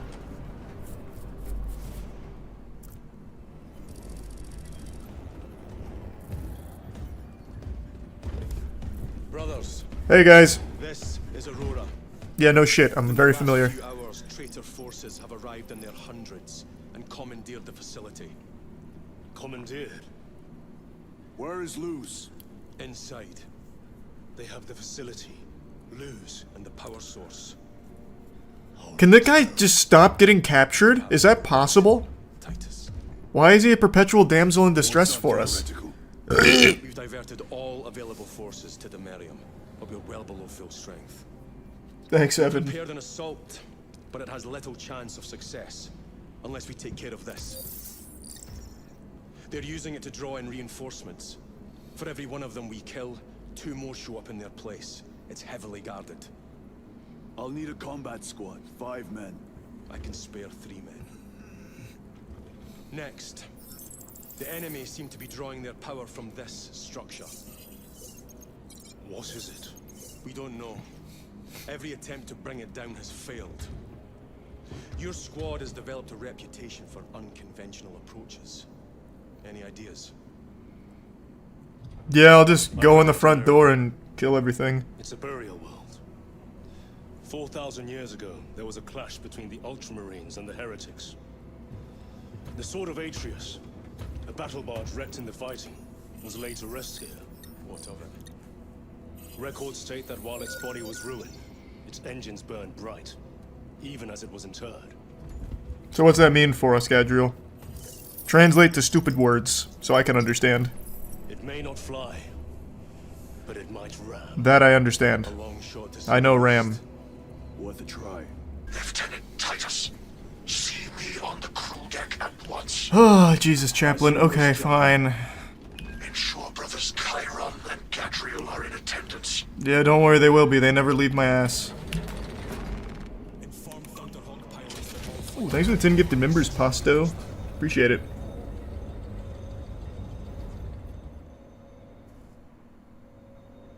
He played the original? Yeah, I actually posted a 5-hour video on the original like 3 days ago. You disapprove. You attempted to incapacitate your lieutenant.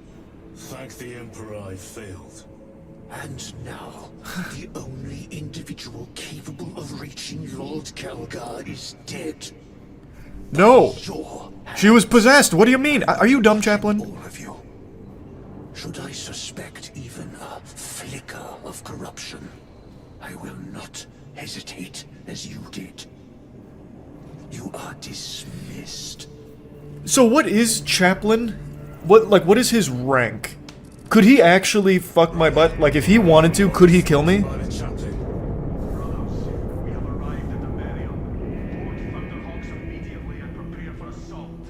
Time to go.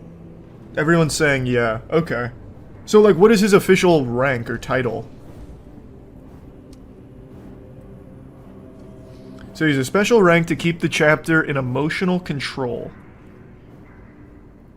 He's an apothecary. Okay. He's like an HR manager. Oh god, oh no. We gotta get out of here, boys. The only one above him is the chapter master. Ah, okay. Gotcha. He 1v1'd a whole ass Demon Prince in Dawn of War 12. Dawn of War 12? How many fucking Dawn of Wars are there? The enemy stirred the wrath of the Second Company. We will inflict upon the traitors such agony The likes of which they have not seen since the burning of Prospero. Yeah! Why is no one cheering? Come on, yeah! They will break, and they will fall. Sons of Gilliman, for the glory of Ultramar! For the glory of Ultramar! Man, we need some more enthusiasm on this fucking ship. That's what Chaplin should be teaching them, how to get hype. Let's do some team bonding keg stands. Brothers, our cap. I must apologize for my actions on Abracus. Not necessary. I fell prey to suspicion. Almost. Okay, don't flatter yourself, you didn't almost kill me. When I was a young guy. You never had me. You never had your car. Granny shifted, not double clutching like you should. Lucky you didn't blow the welds off the Emperor. And I paid the price. Your suspicions arose because I failed to answer your doubts. As I failed to answer his. Now we're finally actually connecting here. See, this is how you should have been leading from the beginning, Titus. As are we, brother. Oh shit, wait. I'm in. Auspex cannot keep up with all this debris. We must navigate by sight. Oh yeah, the game's been amazing so far.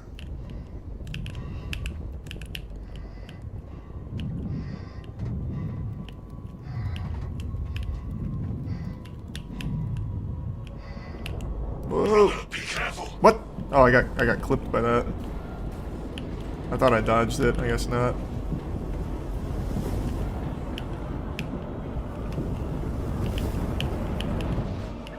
There's a lot of human soldiers, like flying by. If you can reach out and grab their dog tags, I'm sure the family would appreciate that. Holy shit!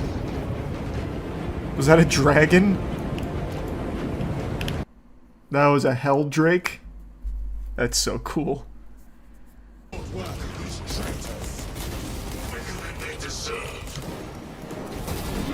Oh! I finally got the hammer! It's about time. Went the whole game without the hammer. Oh, that was a waste. These are just humans. I can just run into them and they die. Except for this guy, I guess. Oh! Okay. Man was hiding a bomb in his body. That was the warp's... Oh god. Strongest soldier.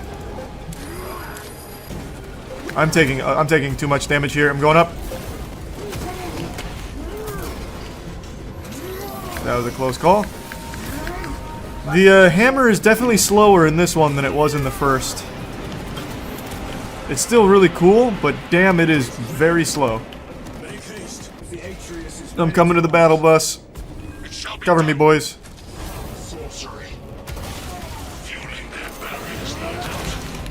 Needed that parry, thank you. Okay, that guy's going crazy on me. Oh my god.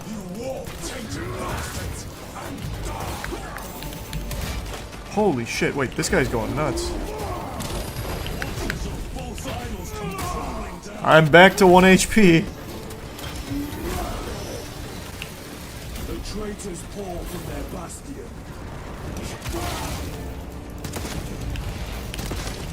I spit in your Primarch's wretched eye. Oh no. Oh, clutch. No, you went Gadriel, why? I needed that for shield. Sword of Atreus primed and locked in. It's alright, we're fine, we're fine, we're fine. Reaching signal data through telemetry systems. Numerous errors detected due to signal interference. Oh, I'm dead. Calculating trajectory. Yep. I didn't even get a chance to pick me up there. Why is that?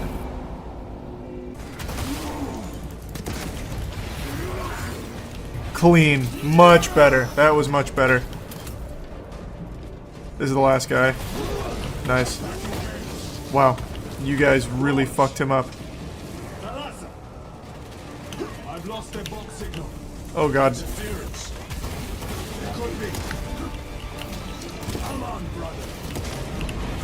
There we go. We're good. We're good. That was nice for them to spawn right there. And some stims, thank god. Easy. Thanks, Sword of Atreus. But we must move swiftly. While the enemy control Aurora, the odds are not in our favor. Thank you, Sword. Thanks for membership, baby. Have not played the PvP yet. I'm doing that after I finish campaign. Holy shit. Every single one of those shots is hitting right now. Ow, ow, ow! Every single one of them! Ow, ow! Help! Help! Help! He's aimbotting!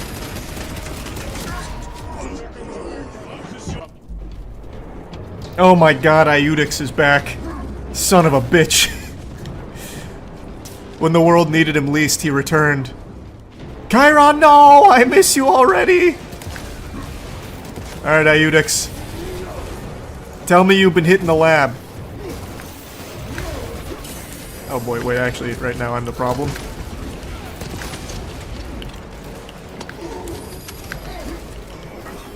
I am taking so much damage. Oh, dude, I see. That's where it's coming from. Let's get him, Iudix! There we go. Actually, pretty clean. That was efficient. Iudix has improved.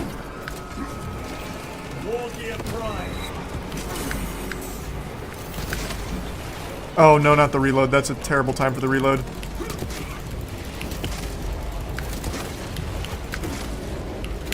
I need this. Ow! I'm getting stun locked! Alright, we're fine.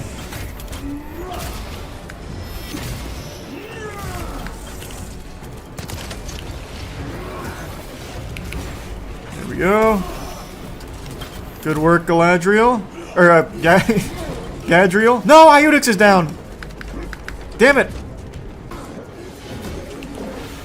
Yeah, I just think the power sword is better. It's faster and it still hits just as hard. So I'm definitely just gonna stick with that. Oh, and this reload came at a really bad time.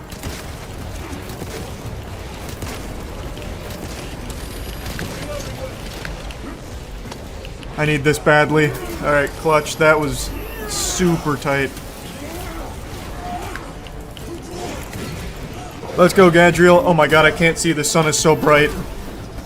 This reminds me why I never opened this window.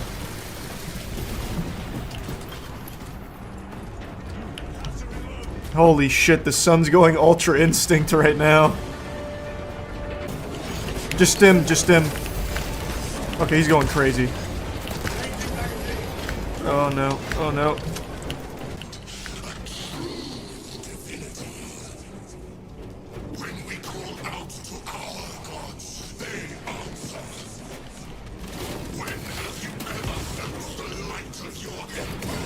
That's a good question. I don't know.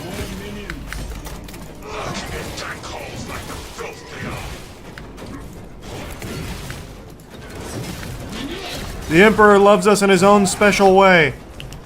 And that's good enough for me. All of this was just lying under our feet this whole time. And centuries longer still. Eons, brother. If the archives are to be believed, and on more worlds than we shall ever wish to discover. I pray everyone is unearthed and burned to cinders. Alright, I'm gonna try the plasma incinerator. Apparently plasma weapons are super good. We're gonna try it. I did not like this the last time I used it, but let's see if maybe I've grown up. I already have a plasma incinerator. I don't need it. Hey, guys.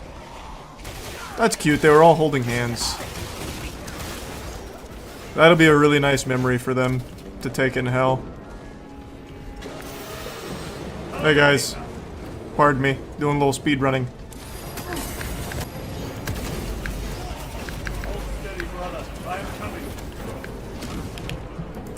Man, my kiting is so fucking good. Okay, there was a wall there.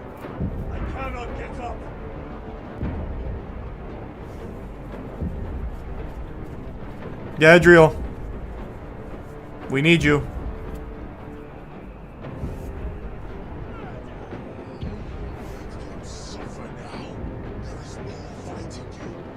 I should have kept the Melta gun. Wait, actually that worked out really well. I hit the crate behind him. Just push it. That was so clean.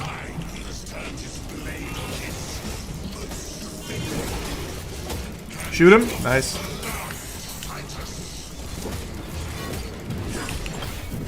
Wow, I went ballistic on that. Oh, nice. That just one-shot him. Oh wait, they're all one-shot. They're just frozen. Okay.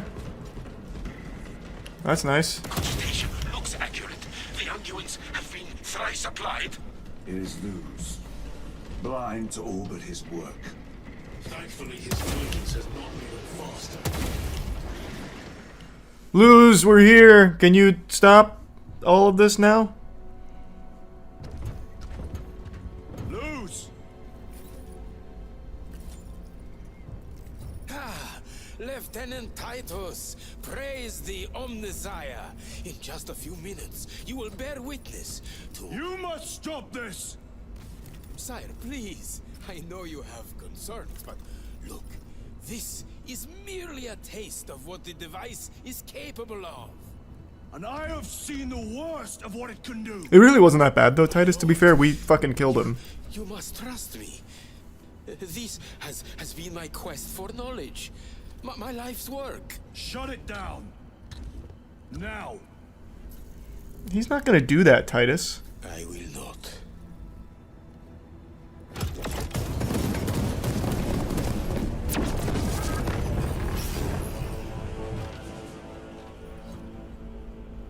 Forgive me, Lord. Time will reveal the purity of my intentions. I doubt it, to be honest with you, Luz. Tiny grains of sand, rattling as you thunder. For a moment it seemed you might do my work for me. But alas, I must finish this myself. With this true power. I like how the book is chained to it. I'm not that impressed so far. Your malignant energies are useless. Bring him down. Okay, Titus, you have to admit that's really impressive from Luz, though, right? Like, maybe he's onto something.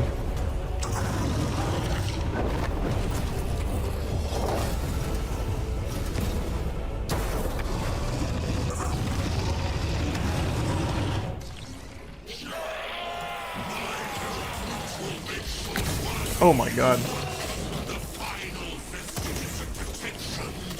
Okay, this is doing great damage.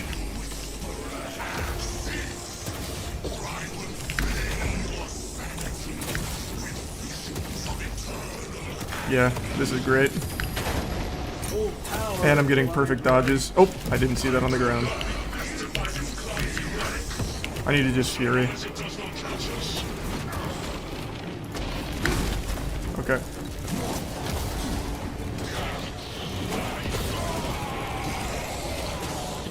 Man, I am fucking this guy up. Shit.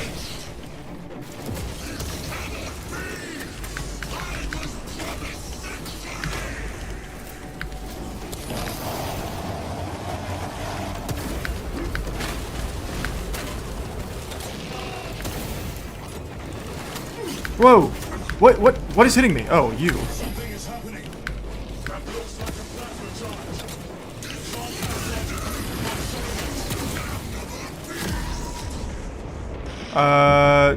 Was there like a damage over time thing there I didn't see? I think I was too focused on looking at him. Thanks, Gadriel. That's my bad. That's my bad.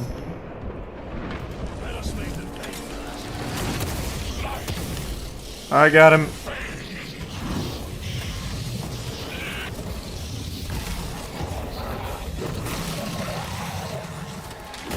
Good shit. Man, that Hellbrute was weak. For my brothers, abomination. Enough of these childish games. Then let us put a stop to them once and for all. Nice, yeah, keep shooting him, Iudix. Let him know. Mainly basketball, Theo.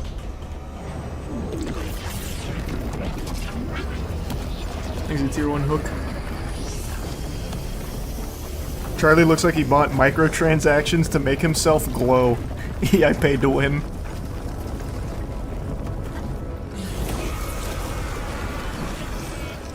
Wait, no way. Wait, we don't get to fight him again? With Aurora active, he and others like him cannot exist here. We will see. This is just the beginning. With these devices, we will seal the Great Rift and drive the heretics back into the warp. This does seem pretty strong, pretty good. The transference of alignment.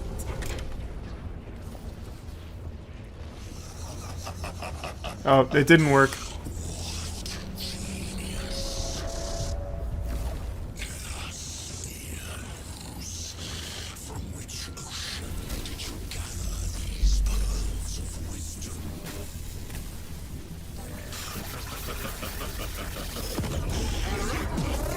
No!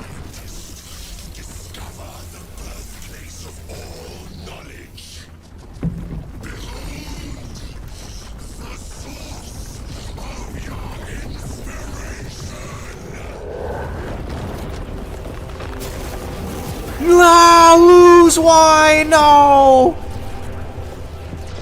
Ah.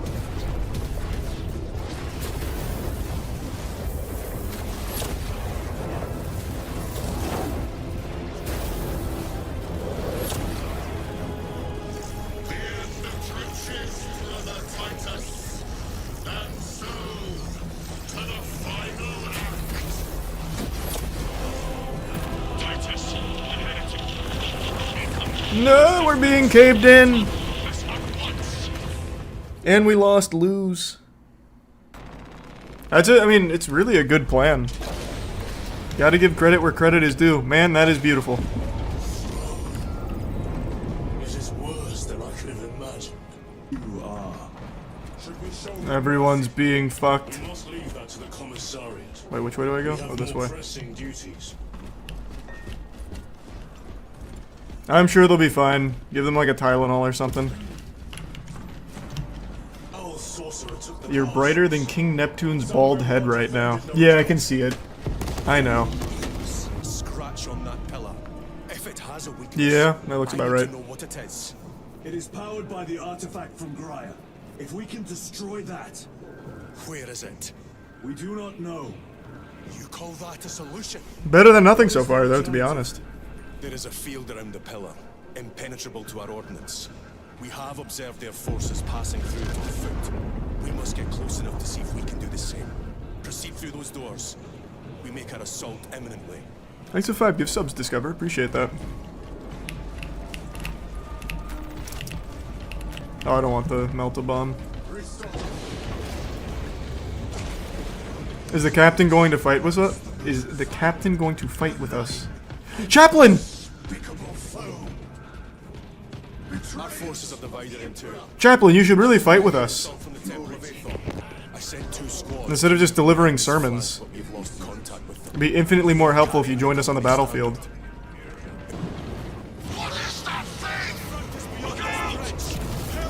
It's a Helldrake! Oh, what a dodge.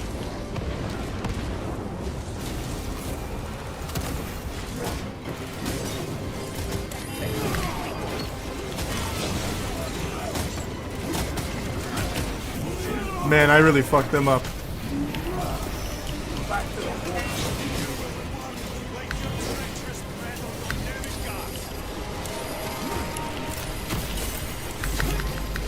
Okay, I hit myself with all of those grenades, pretty much.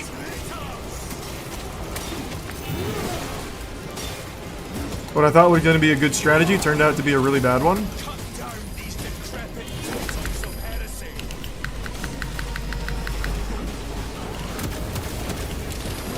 Stim, stim, stim. I thought I'd get some health back there.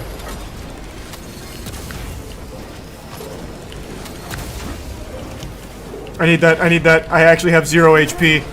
But an Ultramarine doesn't need HP. He just needs his fucking sword. And his love of the Emperor. I'm alive! I cannot believe I survived that shit. The Emperor chose me. Witness me. That accursed obelisk grants the enemy unlimited maneuverability. Have you considered exterminatus? This is a burial world, Titus. If we fail to defeat the enemy, then I will burn this place. Yeah, shoot it. That's my boy Iudix. Disgrace these honored dead. It's working! The Emperor does indeed protect. I'm living proof of that. How about some stims, huh? Oh, this looks like the final fight right here. I'm coming, brothers! Nope, no I'm not. Hold on, I went the wrong way. Oh, no, how do I get there? I want to help you guys!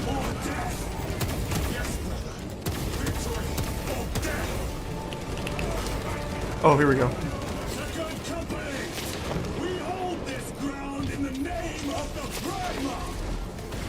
Yeah! There's so many Ultramarines here, holy shit. They don't stand a chance. Oh wait, I'm playing the game right now.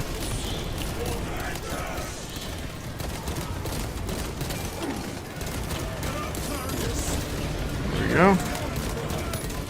I thought this was a cutscene.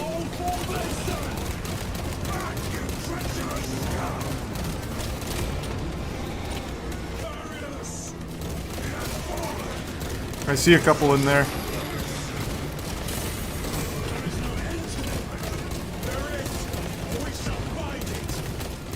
Oh my god, there's a lot. It's alright. We stood our ground.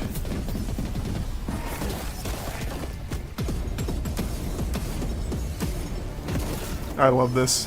That's so cool.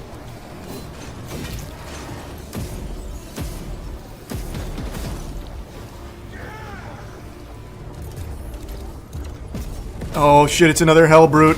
No! That wasn't Chiron, was it? I don't think so. They wouldn't just kill him like that. Luz is gonna come back and save us, I just feel it. Rise from the dead. Yeah!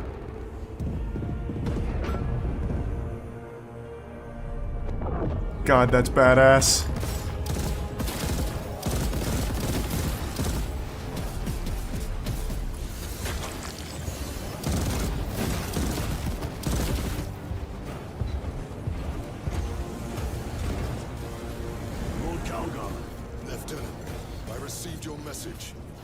Damn, Calgar is cool. You called me here for this? This pathetic riffraff is giving you trouble? To be the source of their power. It's protected by an energy field. Give me a solution. Master. Group hug in the shower tonight, boys. This is better work. Brothers! The heretics clamor for a taste of victory. But we will defy them this day, as we have defied them for 10 millennia. Yeah, they gotta be tired of losing, right? You would think. Sons of Ultramar. But eventually that shoe's gonna drop and they'll win. They're overdue for at least one dub. Let these wretches feel the wrath of ancient vengeance! Come on, you're just gonna leave them on red like that? Thank you. Why did we wait so long to cheer? Our vanguard forces are through the field. Hit them hard, Captain. Yes, Lord. All forces, fire at will. God, this looks so cool. Let's go, brothers. I hope you've changed your diaper recently. It's gonna get real shitty out here. We won't all make it back. But that's the beauty of it, because we die for the Emperor. Wow. What the fuck is that? Is that Horus? Captain, form a defensive line here.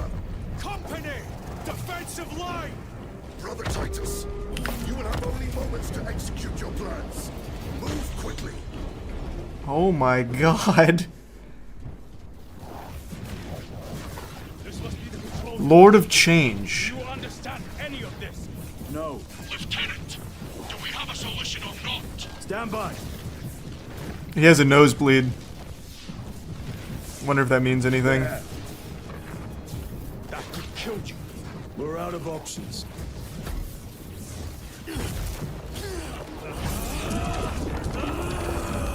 Man, Gadriel has really grown up.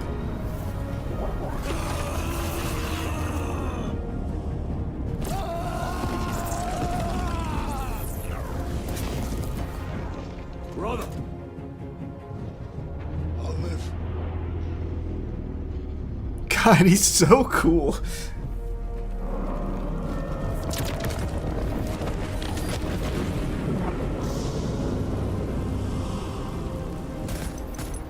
My lord. That worked. That was easy. How many more? 3. You have brothers in mind. Viridian and Talassa. We will handle the last one. I'll get them moving. Brief them over the Vox. Yes, Captain. Thanks, membership, Xeno. Basically a high-ranking Sync Warlock. I don't know what that means. That's cool, though. New orders from Akaran? We have, brother. Moving to point Alpha now. Talassa en route to point Beta. You will need to rotate the small replica of the obelisk. But be warned. It will Glad you're enjoying Goof Juice. Yeah, I'm fucking addicted to it. I love Goof Juice. Pain deepens devotion. I will gladly volunteer. go well, brothers. Brother Iudix, control yourself. Now's not the time for oral. We have heretics to vanquish. Holy shit, that's a lot.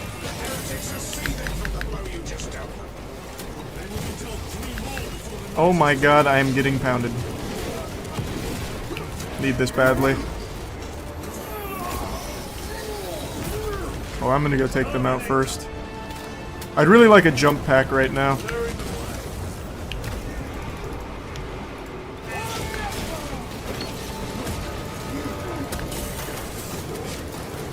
I am stun locked so hard. Holy shit. This was a terrible idea. I didn't expect to get stun locked like this. Holy.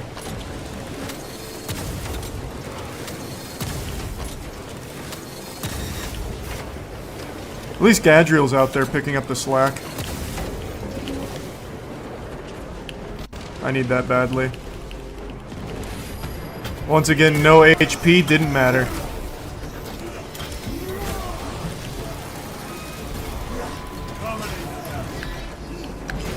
Oh my god, I can't believe I actually just got clipped by that. Okay, no HP, doesn't matter. Yeah, I plan on it. Like I said, I'm actually gonna really, like, once I beat this, I'm really gonna try and take the plunge into Warhammer, I think. It's time. Holy lord, they came out hot. This guy is still comboing.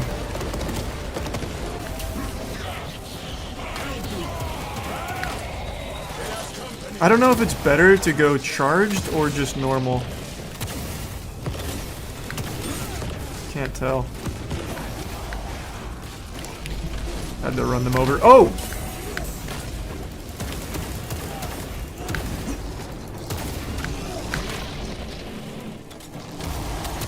I think charged is better.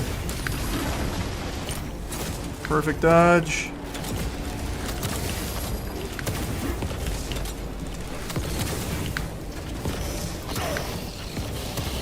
Yep, I've got him now. I'm in a good rhythm.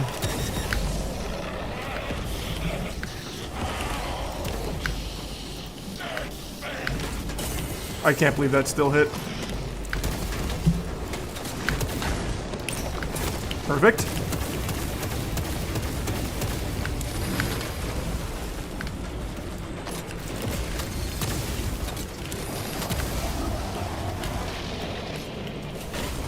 No!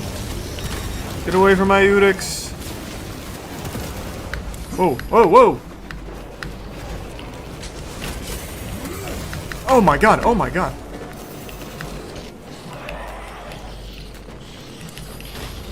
Give me the Melta. Damn it. I'm looking for the Melta.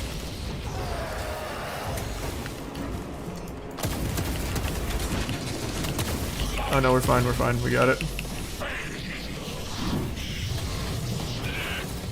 I got a little scared there for a second. Iudix was losing so much health. I can't see. I'm inside of him right now. I'm doing a full-blown endoscopy on this guy. He did it! That's another one down!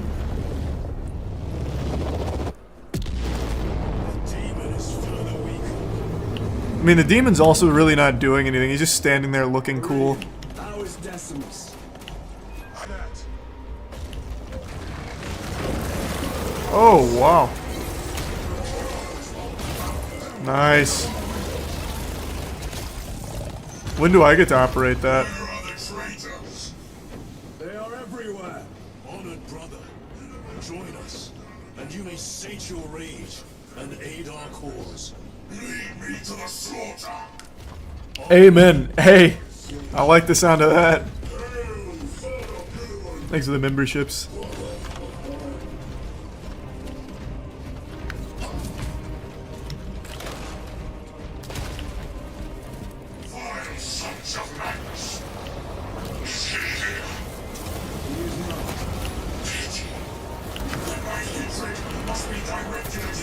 Oh my god, he is wiping their ass! Holy shit! Why don't we use more dreadnoughts? Oh my!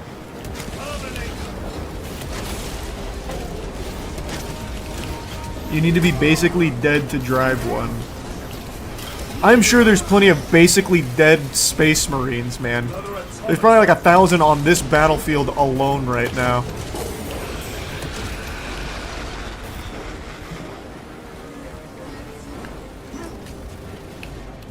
They're armored coffins. That's cool.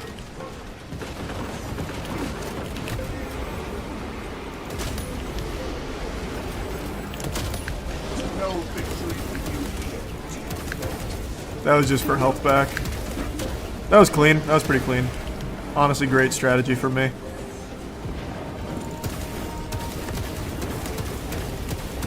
How many waves do we have to destroy here? Holy.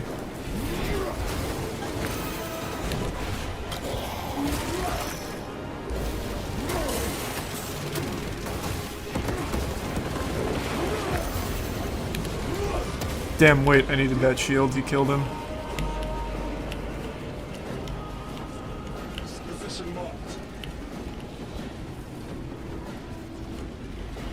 Is he just gonna, like, bare hand close that? Oh, God. There's more. I'm coming. Yep, that's pretty much exactly what he did, but with his feet. Jesus Christ, it's a hell drink!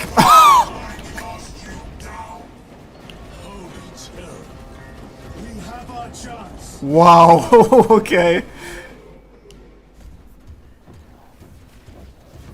This one's mine, brother.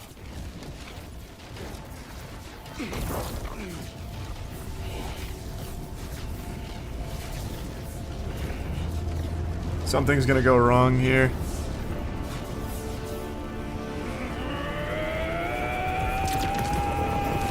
No, maybe not.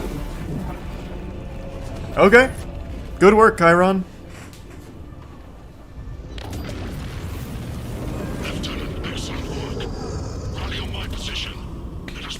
They've all been flipped. Yes, my lord.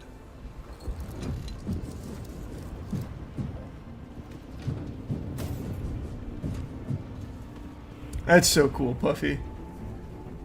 Yeah, Sonic trailer looked good. Thanks, Risa Brogue.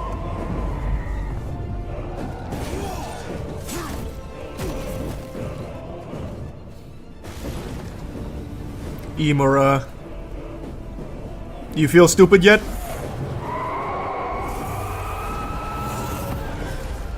So what is Imura in the warp? Because he's not like Nimoroth.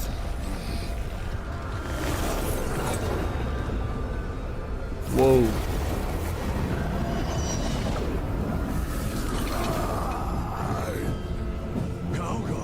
Jesus Christ, Calgar. Don't do it, I'm already too wet. Please, I can't handle you being this badass.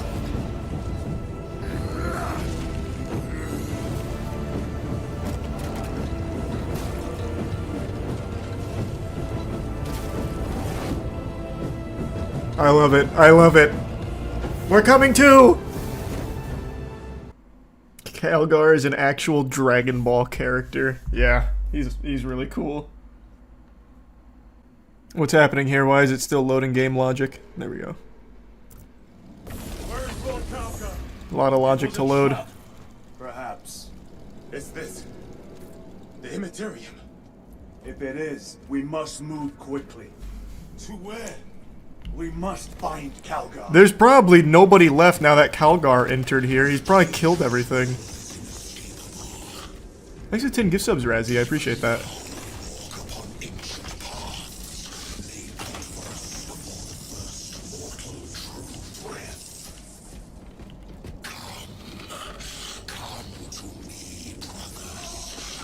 This is amazing.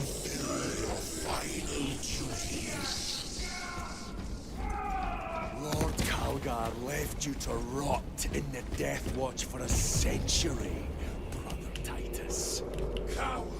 I don't mind. I get it. Oh no, the warp killed Iudix. He just left. The warp cast him out.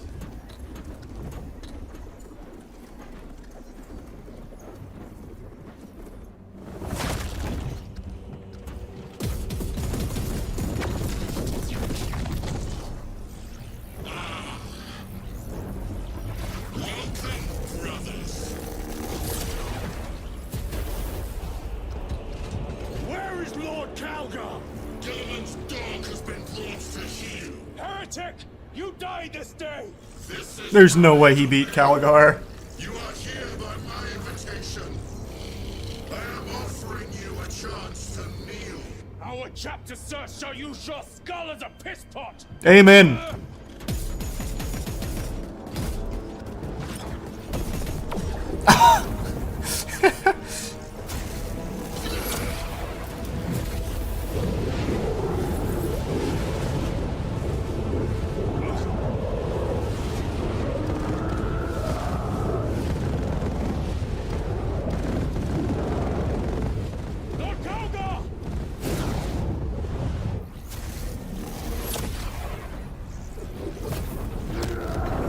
No!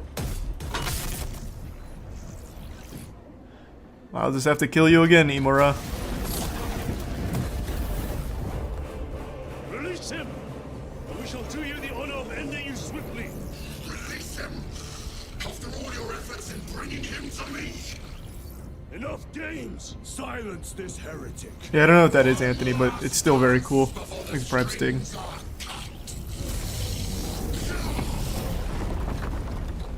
He could have blown those up at any moment. Come here, Imura! Yep! Okay. Coward. Oh, Jesus Christ. Thank you for the 25 gift subs, Razzie. I appreciate that. Thank you.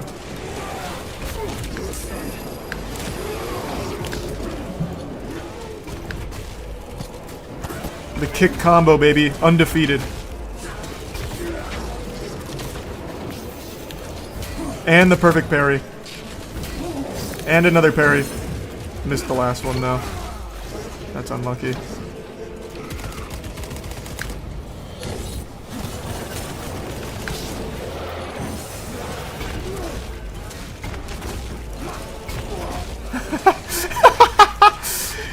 Do they not have feet in the warp here?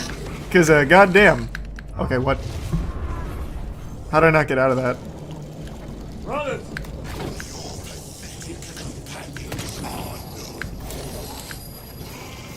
You lie! You are no match for them, heretic! And so you deceive! I think I just have to parry all that and we're good.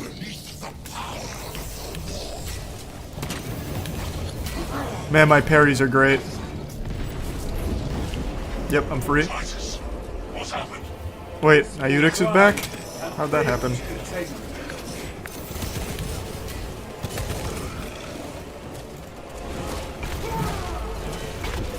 I got him back in the blender.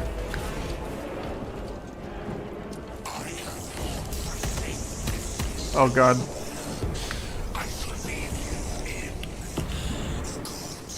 This looks like a weak spot? Maybe not. Can we have that dreadnought back to shoot it, or to throw a giant rock at it again? He's only at half. I didn't get the perfect dodge I thought I did. I need to go back to just the feet combo. Iudix, please! Stop! I really don't want to have to do all of these phases again. Iudix, I need you now more than ever to not die.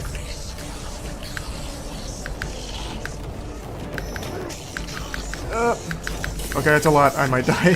Holy shit, that was a lot.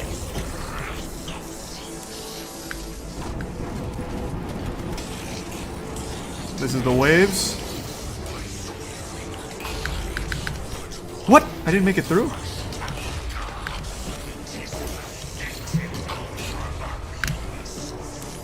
Alright. Damn it, Iudix. He had already died, it was over. Why? Oh wait, there's checkpoints in the fight.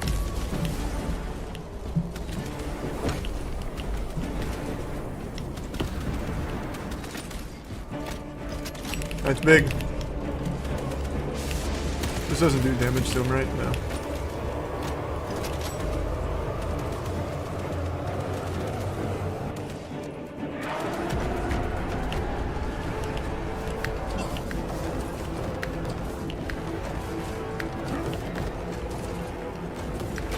Oh, I dodged into that last one.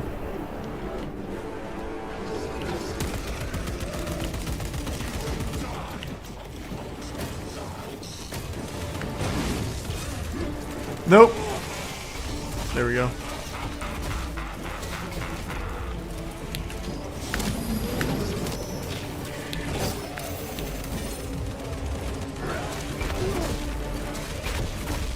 There we go. Gotcha, back. Perfect. What a parry.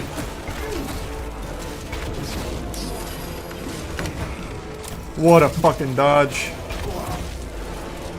Man, I am cooking him. Restocking. The demon roll.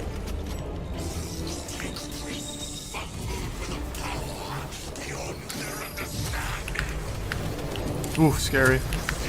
I didn't know which way that was coming through. This one's the big air waves.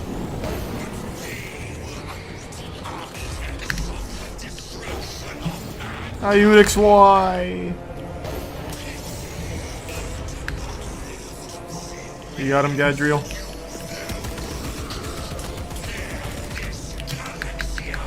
I don't know how you get out. Maybe you don't try and run out. Maybe I just have to dodge that. Like, time the dodges.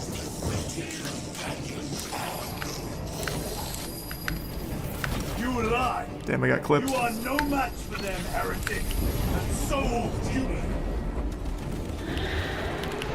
Go for the eye. All other attacks are useless. There we go, clean.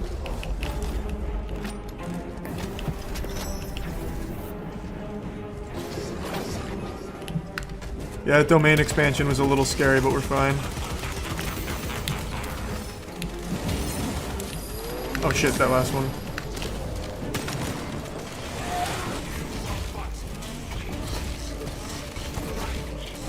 Oh! The ass whooping of a century!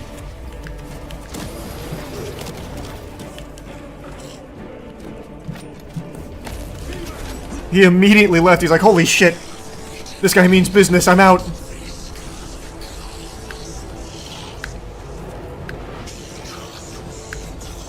I don't think he can even be reached here. Waves.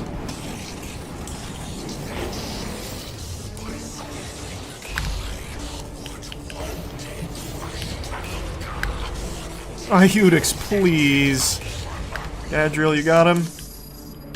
He just died. Okay. Oh wait, no he didn't. No he didn't. I thought that was him dying.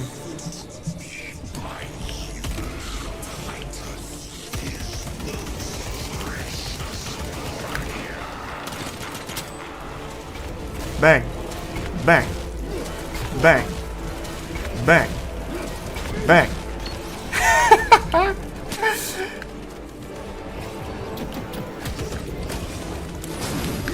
Oh no, how did I not dodge that? Fuck it.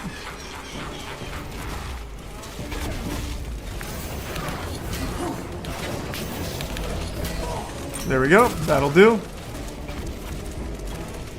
Oh, he's so low. And he's running away. Iudix, please. Good heavens, just don't die here.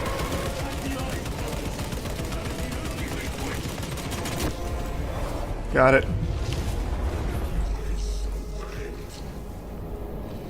That's the Emperor's stun lock right there with that kick combo.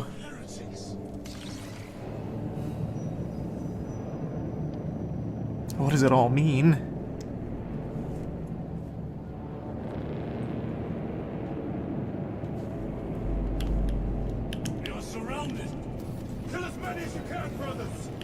They are mere imitations. More trickery. Guard yourselves. Timura is weak. That last fight with me is real. Where is he? Over there. Something is happening. Which are the best of it? Watch your step. I don't know if I killed him or not.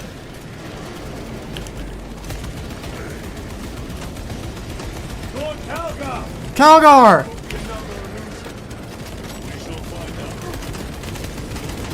I don't know if it's an illusion or not, but I'll fight by your side anyway. Lord Calgar!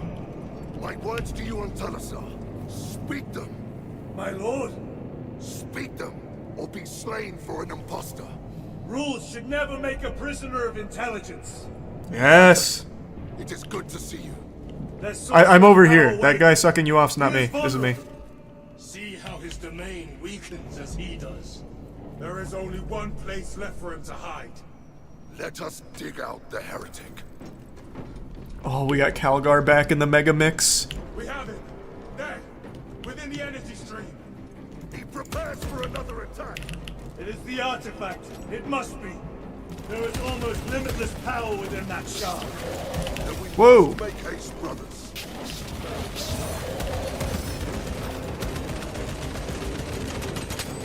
I'm just gonna fire from the hip here. Okay, I think I have to kill them first. Man, that asshole. Yeah, there you go, Calgar. Thanks.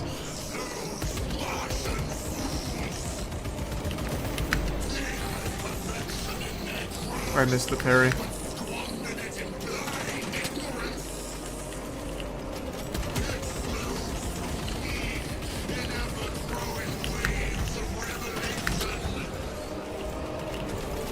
I'll just do the dodging, I think. That parry timing looks like it's going to be tough. Oh.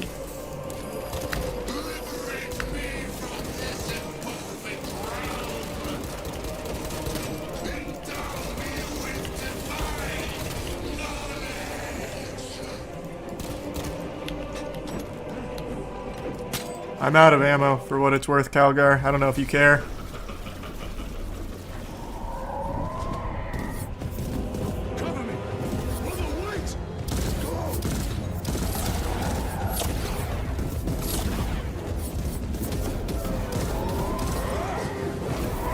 Good grenade.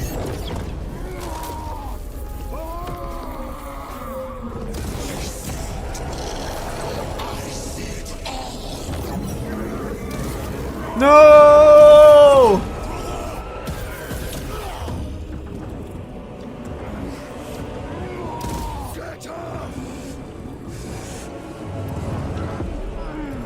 All your service, all the suffering of humanity for the Tarian Emperor.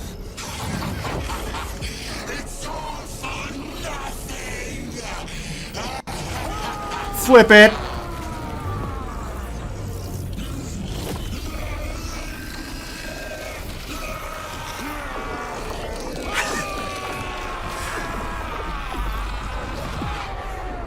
Good shit. There you go, Titus.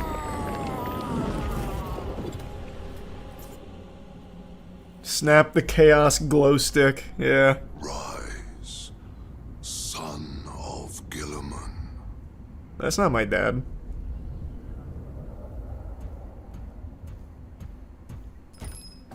Brother, it is over. You did it. Brother! So I'm surrounded by all my friends. Hey guys.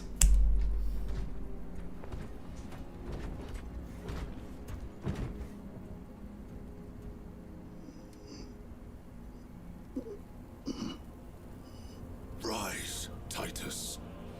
Your duty is not yet done. Well, how about like a vacation? You know, like it's been 200 years. You know what I mean? Is that blasphemous to say? Am I a heretic now? Like, what's up with that?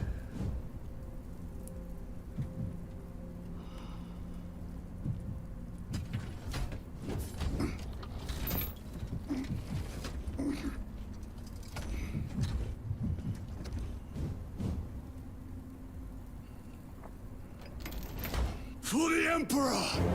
For the Emperor! Yeah! He knows just what to say.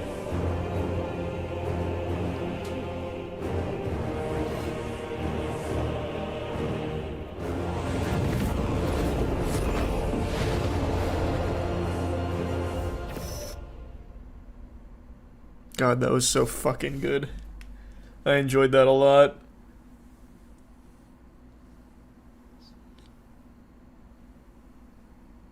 Thanks, membership, Noah. Oh, I haven't tried the Baja Blast gelato yet.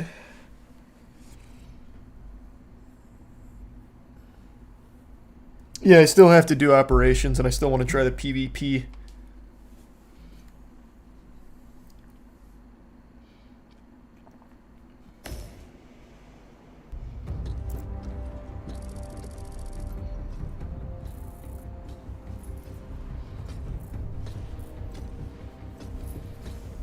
Hey everybody! Lieutenant Demetrian Titus, your decisive actions have saved this system from ruin. And so it is with great pride that I now present you with an honor worthy of your deeds. The Laurels of Victory. Oh, that's a very cute helmet. Of the Adeptus Astartes see that here stands the true measure of a son of Guilliman. For the glory of Ultramar! Courage and honor! Company dismissed. Forgive me, brother, that it took me so long to bring you home. Hey, don't mention it. I love the Death Watch. Fierce was my wrath when I learned of your detention. In their arrogant suspicion, the Inquisition failed to recognize the truth. That no evil will ever overcome a devotion such as yours. Thank you, my lord. There is a mission. It will take you away from the Second Company for a time. As you command, Chapter Master. The Brother Chaplain will brief you. God, living in this universe must really suck ass. There's always a mission, there's always a threat. You can't just fucking relax. Thank you, Captain. My ship will convey you to your destination. I shall be glad of your company. Titus, it has been an honor. Man, shut up. You didn't believe me. Indeed, my captain. I hear you'll be taking your leave of us. Not for too long, I hope. Emperor guide you. And you, sir.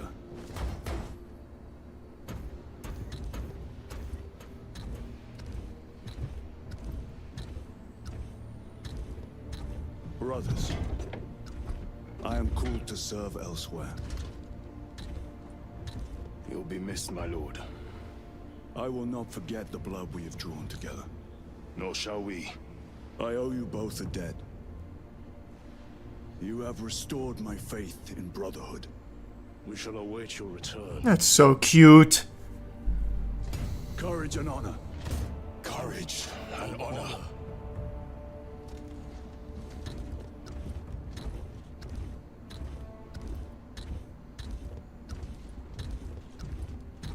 Titus. Lord Calgar has informed you of your assignment. Good. I will brief you en route. You are joining us. I am. Very good, my lord. You have done well. You have won the trust of your brothers. And of the chapter master. But not you, I'm guessing? But know this, Titus. The stain of suspicion never completely fades. I will be watching you. Should you falter on the path for even a moment. It's Leandros. No mercy. Leandros. You son of a bitch. Oh, that was so good. I never expected that. Legitimately did not expect that at all.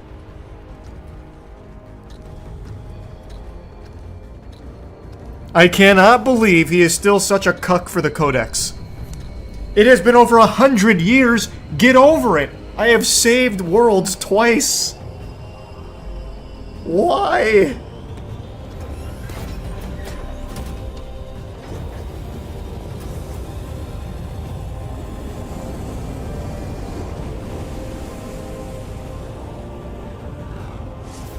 That was really, I did not expect that at all. That was a good twist.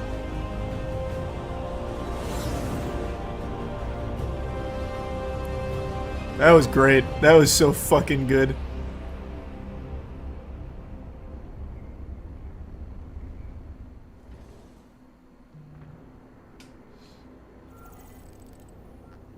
Yep, that was a banger. That was a banger. And I know there's still a lot to do. So I know there's operations, and there's a lot of operations. And there's PvP. So I finished the mainline missions. I've only done one op. So I've still got a lot to play through, which will be nice. Maybe insufficient. Maybe I'd play that.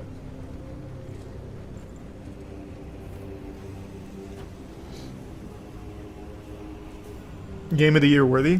I don't think it's going to win Game of the Year. Competition's just too stiff this year. I do think it'll win Action Game of the Year, though, in particular.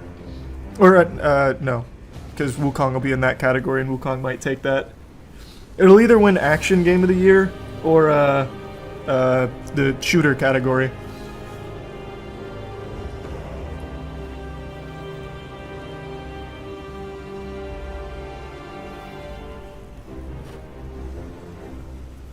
Yeah, for sure, Nautilus. Yeah, just keep me updated. Is this my favorite game of the year? This is my second favorite game of the year. I still think Wukong is my favorite game of the year. This is right behind it.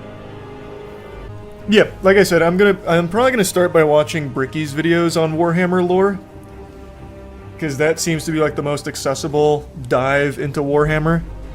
So I'll probably start there, and then who knows? Yeah, maybe I get into the tabletop. We'll see.